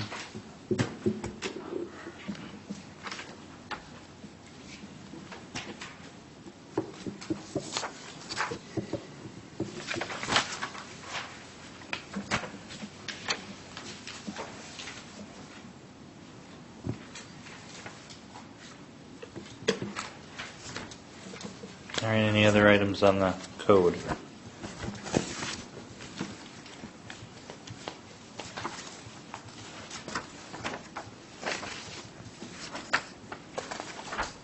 All right, we have a motion, second, and amendments. We're ready to vote on the code as we've defined it. Thank you. All right, I'll look for a roll call on this Mayor item 7. Mayor Schlum? Aye. Councilmember Cantino? Councilmember Cantino, this is to approve the town code, item 7, as we've worked on it. Councilmember Brown? Aye. Councilmember Dickey? Aye. Councilmember Hanson? Nay. Councilmember Elke? Nay. Councilmember Leger? Aye. Mayor 5-2. Thank you. And restroom break. Anyone need a restroom break? Yes. So let's try to come back in within 10 minutes. So, and then the vote and then the contract. Yeah, the next. No, that's not much to it, but yeah.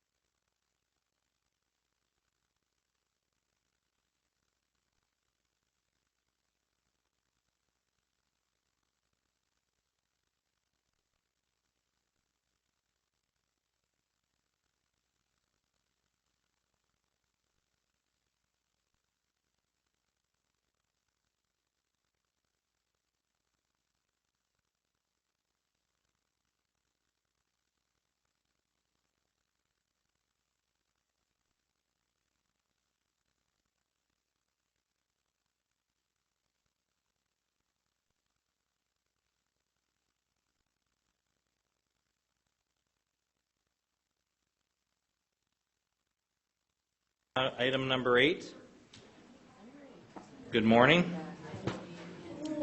Consideration of ordinance 10-08, adopting the Town of Fountain Hills solid waste disposal and recycling regulations by reference and amending the Fountain Hills Town Code, Chapter 10, Health and Sanitation relating to solid waste disposal and recycling. That was the code we just went over.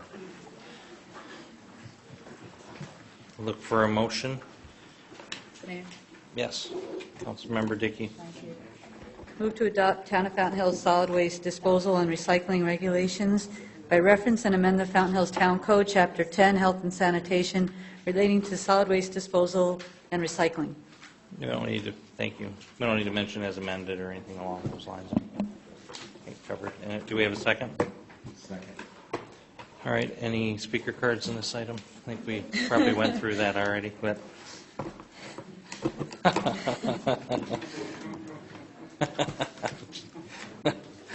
All right. Any discussion on this item or questions? Just briefly, Mayor. Councilmember Elke. I just wanted to point out just a couple things. I'm not going to belabor, it's very late. But one of the things that I have some concern about, right now the town doesn't have any legal entanglements. I think certainly, as Mr. McGuire pointed out before, anybody can get sued for any reason. Doesn't necessarily mean that they're going to be successful. But I think one of the gentlemen that came up to the dais earlier and spoke, who mentioned some things about the RFP and the RFP process, and I think he very succinctly said you got to make sure you dot every I and cross every T. And if there's any doubt in our town's legal counsel's mind as far as whether the RFP process, all the I's were dotted and all the T's were crossed, I'd like to know about that now.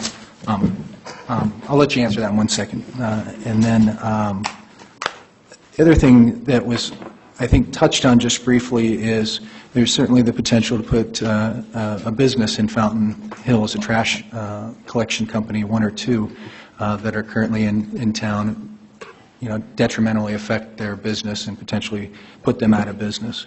As we heard, and as this council is well aware, we're talking about choice here, and that was something that was echoed time and time again by the residents.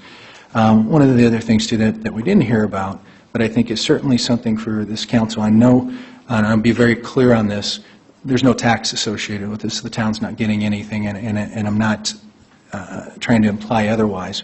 But by consolidating this into one single trash hauler, I believe that it's a step in that direction, as many towns do use the trash hauling service as a revenue generator. I think that by consolidating this and moving in that direction, that we're ultimately moving that direction of whether it's this council or another council applying a tax on that particular service. It was here in this very chamber, I believe, that it was proposed that the town go into the trash hauling business, and that it was looked at as a proposed revenue source. So my comments aren't far-fetched. So I think I just bringing these points up, I think I get a sense of where this is going. But the other thing, too, as far as the road analysis is concerned, there was a discussion back I pulled some minutes from December 4th of 2003 when this issue was brought up, and there was a discussion back then that there's $91,000 a year expended on road maintenance and everything because of the trash trucks. Now it's $92,000. So between, in the past, was it 6-7 years? Let me get my time right here. The past 7 years, the annual incremental damage by the sanitation trucks has only increased $1,000.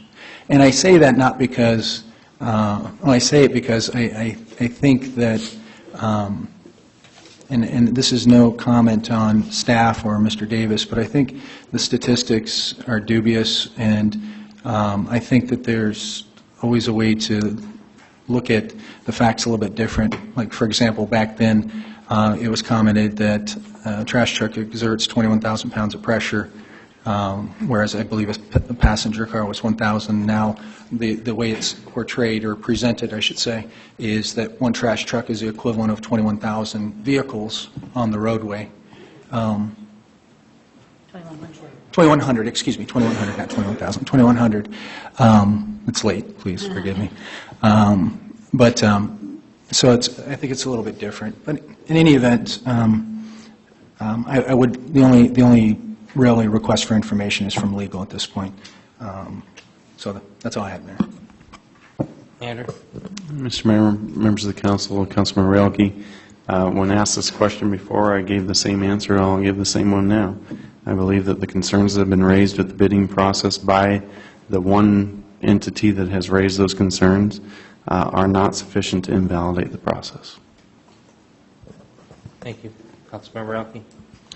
Does that also include recent correspondence and information that's presented? I mean, you've been actively involved in all the modifications and changes and discussions regarding the RFP, so I just want to make sure we're all inclusive here.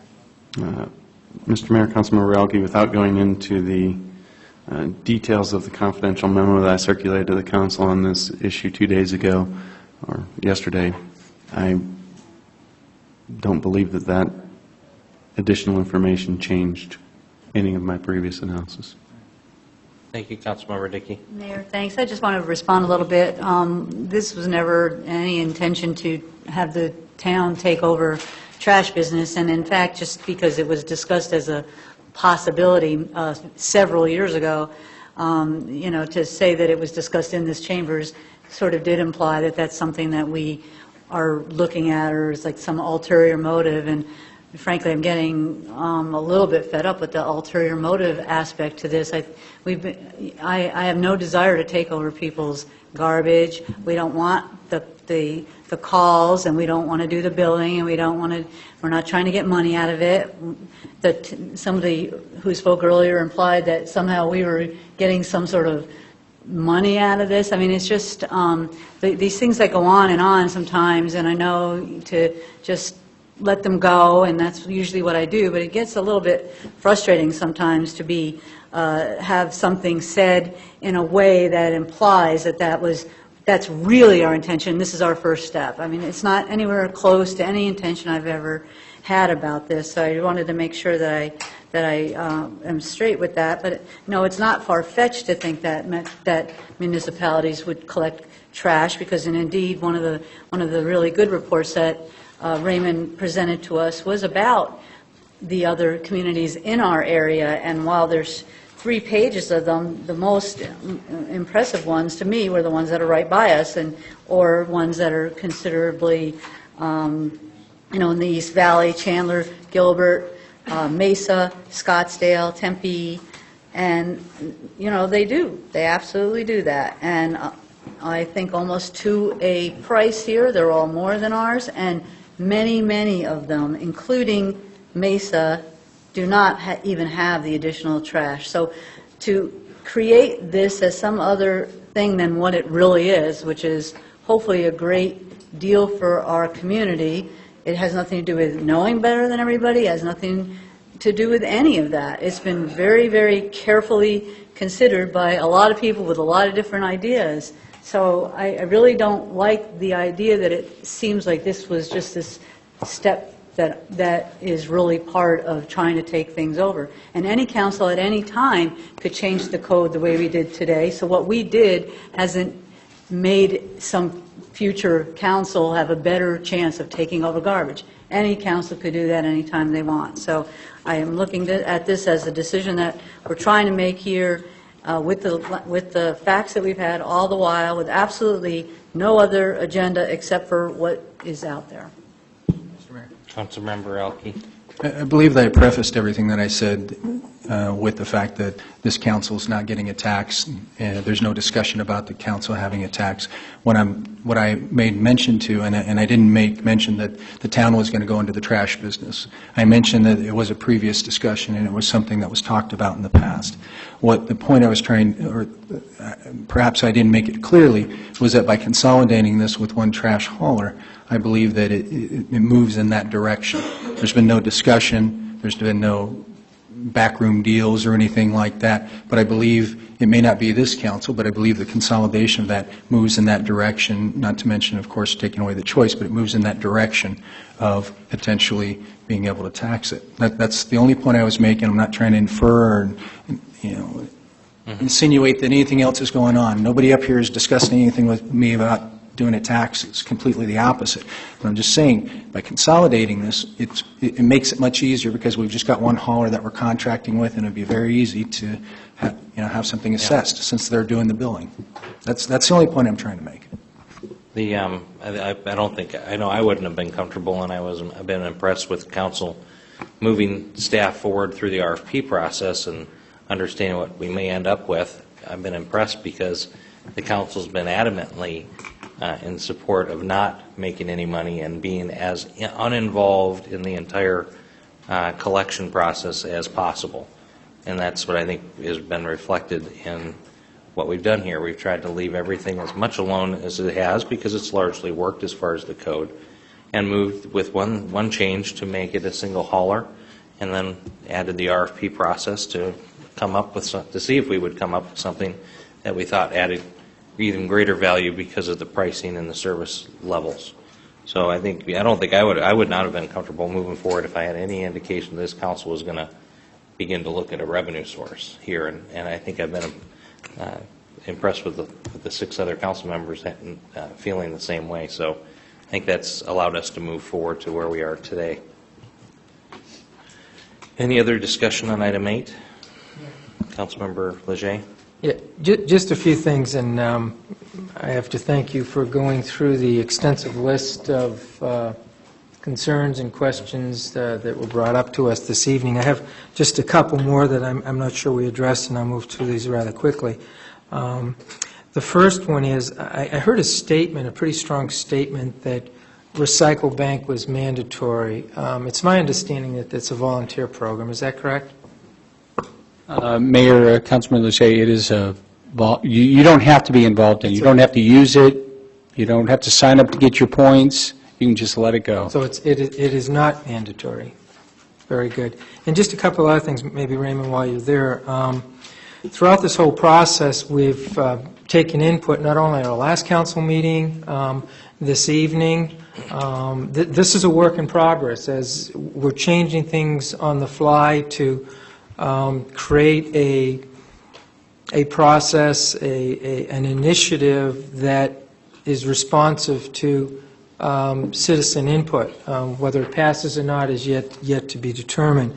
So in that regard, I just wanted to clarify or make a couple statements that we had received some input about folks being concerned about yard waste having to be bagged. It's my understanding that that's been changed and yard waste no longer needs to be bagged. Is that correct, Andrew? That's correct. In the version of the code that you were presented with this evening prior to the amendments that were made, that was already amended in it. Very good. Thank you. And also, there was concern about a suspension fee. That was clarified this evening. There is no suspension fee. It's $0. That is correct. Okay. We've received a lot of feedback from folks that were concerned about size of trash cans. This contract allows for 2-size trash cans. Is that correct? That is correct. We were concerned, and I had a number of elderly folks in one particular HOA that currently have what I guess is referred to in their contract as backdoor service. It's my understanding backdoor service is there, and basically, I didn't know exactly what that meant, but it basically says that an elderly person can make arrangements directly with the service carrier to come to their back door and pull their cart to the curb and empty it and bring it back. So that is defined as backdoor service. Okay, well, thank you so much. Those were just a couple things that were hanging out there, and some of those were related to some of the concerns and questions we heard this evening. Thank you, Raymond. Thank you, Mayor. Thank you. All right. Any other questions, discussion on item 8? Councilmember Hanson. I I do wish we would have had just one more meeting on this to maybe not be trying to mumble motions at midnight, and that the public would get a chance to see in its totally revised edition what the ordinance looks like. They might have a little bit of a more comfort level with some of the changes that were made. And then again, maybe not. But I think it would have been worth a try, and I'm just afraid by, I said, we're like Congress, we're passing things in the middle of the night now. But I think it's going to continue to divide the community for a while, and I just think that's unfortunate. Thank you. Anything else on item 8? And a motion and a second. Roll call. Councilmember Hanson? Nay. Councilmember Leger? Aye. Councilmember Dickey? Aye. Councilmember Quintino? Nay. Councilmember Elke? Nay. Mayor Schlum? Aye. And Vice Mayor Brown? Aye. Mayor 4-3. Thank you. Item number 9, consideration of the contract with Allied Waste Transportation, Inc., DBA Allied Waste Services of Phoenix relating to solid waste disposal and recycling services. We've had our presentation as part of that. Could I get a motion?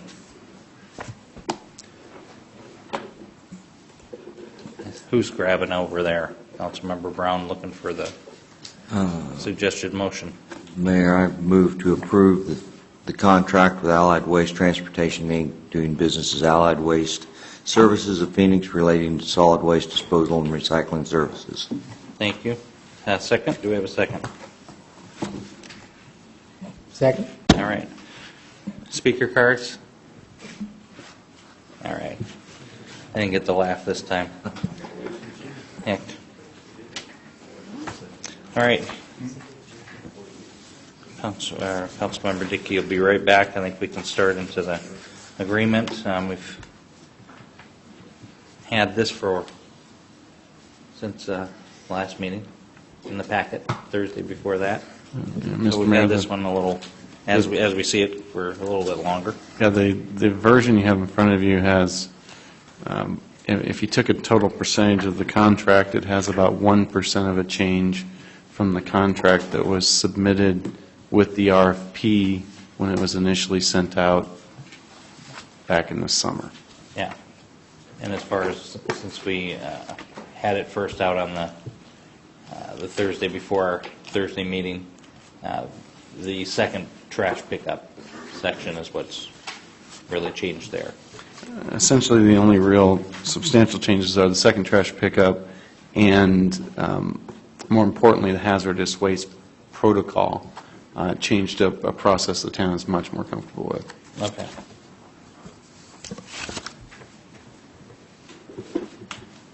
Does anyone have any issues with the contract as presented in the packet? Mayor, just Councilmember Elke. if we could have one of the members from Allied Waste, or a rep, do we still have a rep from Allied Waste here? Yes, they've endured. Here they are. Yeah. One and two. Thank you, sir. I just had a question with respect to the contract. It deals with the recycling facility being 7 days a week, 7 a.m. to 6 p.m. Is that something that you're able to comply with? Yes, our facility is open 7 days a week. We operate out of 7 days a week. That's the recycling facility? Recycling and transfer facility.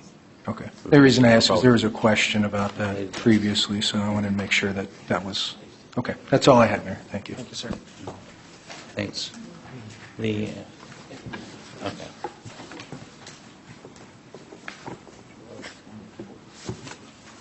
Andrew, related to, it's a small thing, expiration date. Now that we're just past it, really isn't consequential, is it? Don't need to move it up a day or two. The term and and reviewing it again, I thought we had a renewal for 2 years, but it's 3 additional one-year terms. Is that Yes. correct? Okay.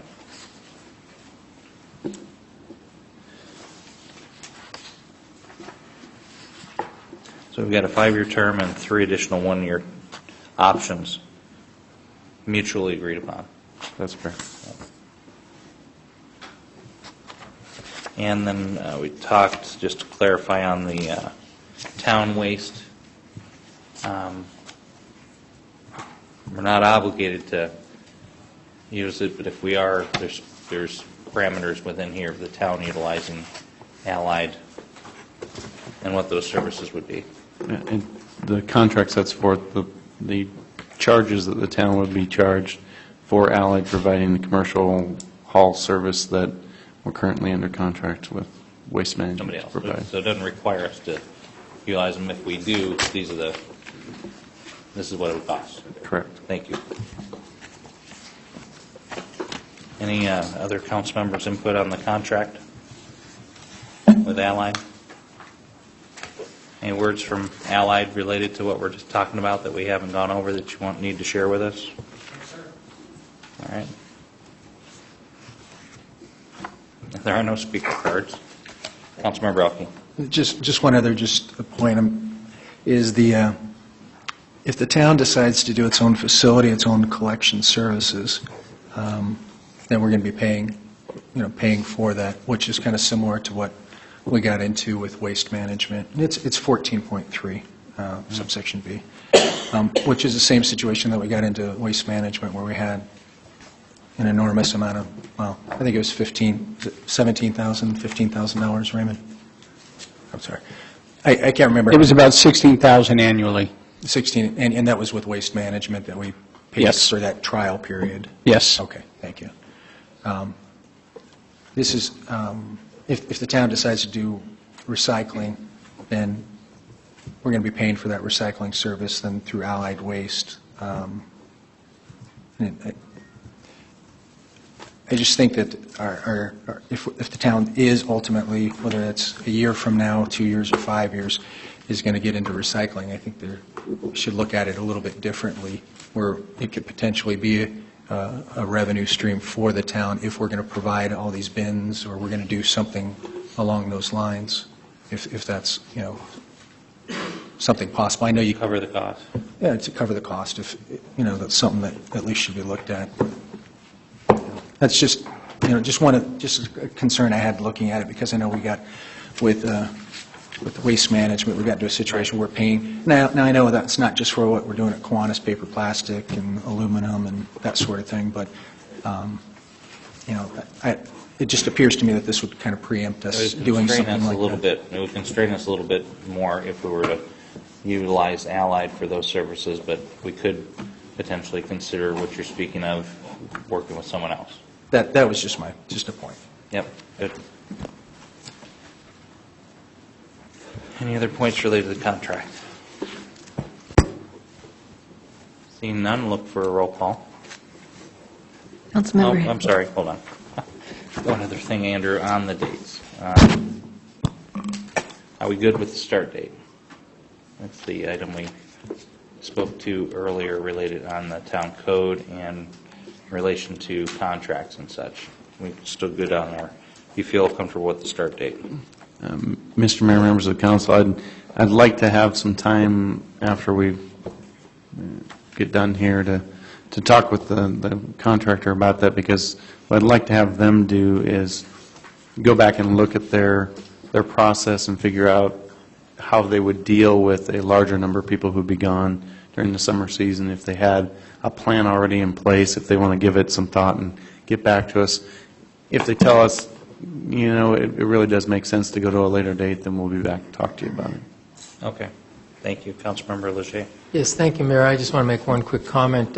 One of the things that I had on my list that I just realized that was discussed this evening a lot, and actually I received a lot of emails on it, was the citizens asking us to, bring this to a ballot, and taking this to a vote. It's something I heard a lot, and I'd just like to address that really quickly. From my perspective, is I think it's true in that we do not go to the ballot box every time there's a controversial item brought before us. Elected officials We're faced with challenge and responsibility of making decisions that reflect the best interest of our community and the will of the people. And I believe that is what we've been focusing on for some time, including this evening.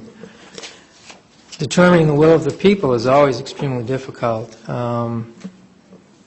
This is a tough challenge for me, and it's always a tough challenge for elected officials, short of going to a ballot box.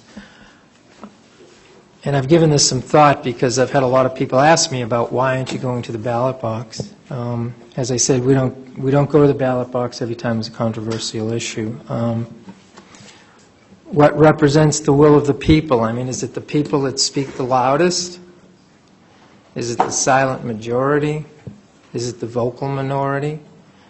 Is it the folks that are on the fence that we don't hear a lot about, but they ask a lot of questions that oftentimes reflect the critical mass?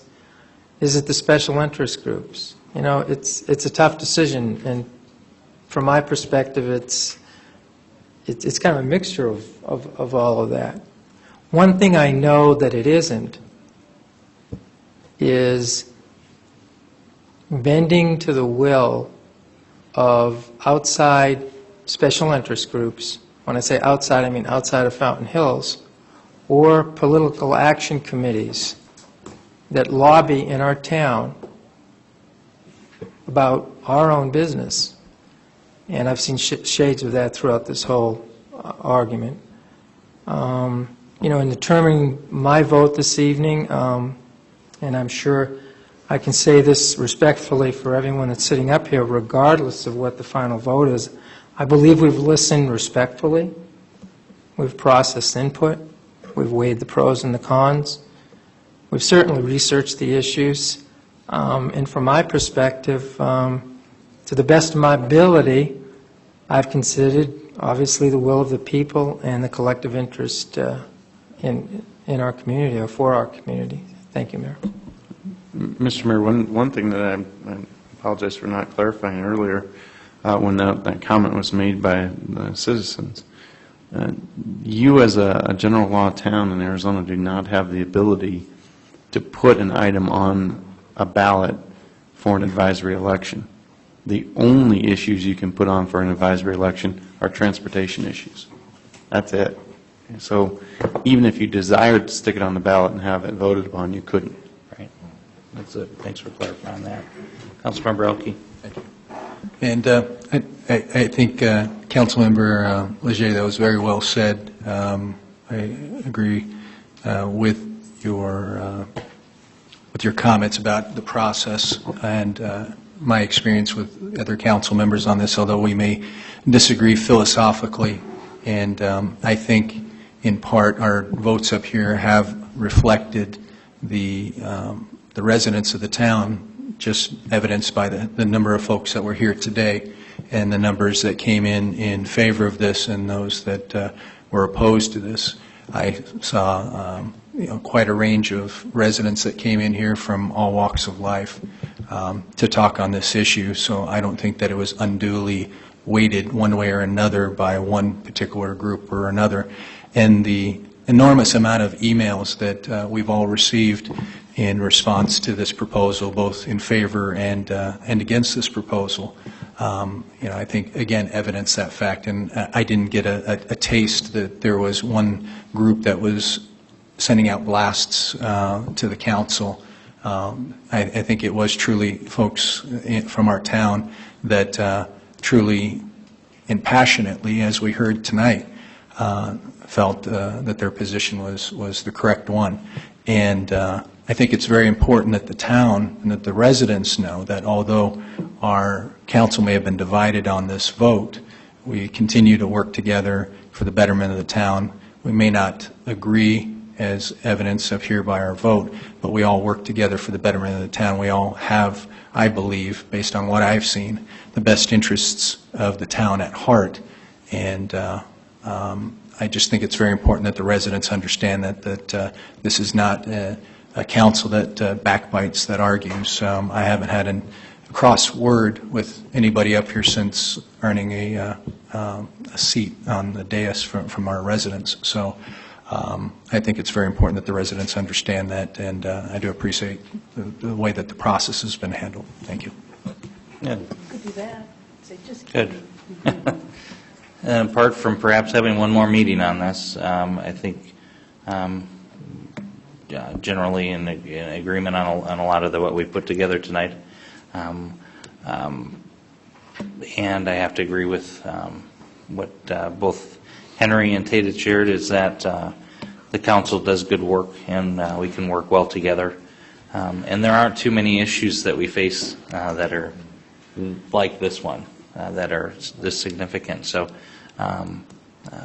there's rarely even opportunity to disagree on it, because we all know Fountain Hills pretty well, and most of the items that come before us, we know where the values and the desires of the residents are, and we often agree. 7-0 off quite often. So there's not often a time when there's division of agreement. This certainly was a heated discussion over the last couple of months, and again, it peaked over the last week. And in light of, again, the election on Tuesday and all the build-up and the millions and maybe billions of dollars that were spent to get people even more excited, certainly had an impact on what our residents brought to this issue and to their emails. People shared some things. People were rude. People were threatening. I think we can look past that largely. And when we're around town at Bashes or Safeway, hopefully we can, get past that angst, I think, that was demonstrated. So we'll have a lot more good things to do here, and this was a topic that demanded a lot of discussion, and we had a lot of discussion over a long period of time. And again, the town put themselves into a role that where we are minimally involved in this, in trash. We're not a municipal trash. We don't have trash trucks like most places around us. We try to have as minimal of an impact in the community, but still have the benefits of what a large part of our community already have. The HOAs have a single trash hauler, so that's what we're doing. And also, as was stated, the code may need to be tweaked a little bit further, and we can address that.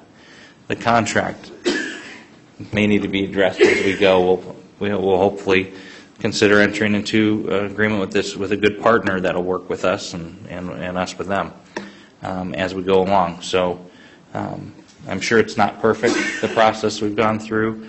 There's always room for improvements, and the contract and the code are not going to be perfect, but we'll be addressing them as we go to make sure things work as best we can. So I really want to thank the staff and the committee and the public for being engaged, but really the staff and the committee for trudging along, and for council for being for following through on what was mentioned in the strategic plan as a significant priority. And I'm proud of how it's been done, and the edges got a little bit sharp at times, and I think that's to be expected. And hopefully we all learned a little bit more about how to work with one another best. And with that, any other comments on item number 9? Mayor. Councilmember Dickey. Not a comment on item number 9, but I want to thank you for chairing this and doing such a great job. We really appreciate it. You're calm and reasonable and tell a few jokes every once in a while, and that keeps everything in perspective. And I wanted to tell you we appreciate it. No, thanks. Well, I know who I am, so people can get angry with me or share words. But I frankly enjoy I enjoy everybody that comes forward, even if they have an opinion that is totally out of alignment with where I'm at. So I think we're real fortunate to be here in Fountain Hills. I know we are. And the engagement is terrific. Let's just make it effective as we can as well. Any other comments? Roll call, please. Councilmember Hanson? Nay. Councilmember Leger? Aye. Councilmember Dickey? Aye. Councilmember Cantino? Nay. Councilmember Elke? Nay. Mayor Schlamm? Aye. Vice Mayor Brown? Aye. Mayor 4-3. Thank you. Thank you, Allied, and to a good partnership. working together. Motion to adjourn? Council direction discussion. Did you want to go over recent activities, Town Manager Davis? No, I don't think he does. Thank you. All right, I heard Tate make a motion to adjourn. Do we have a second? Second. All in favor? Aye. Aye. Thank you. Only if he wants to learn if he can fit in a can. Me too.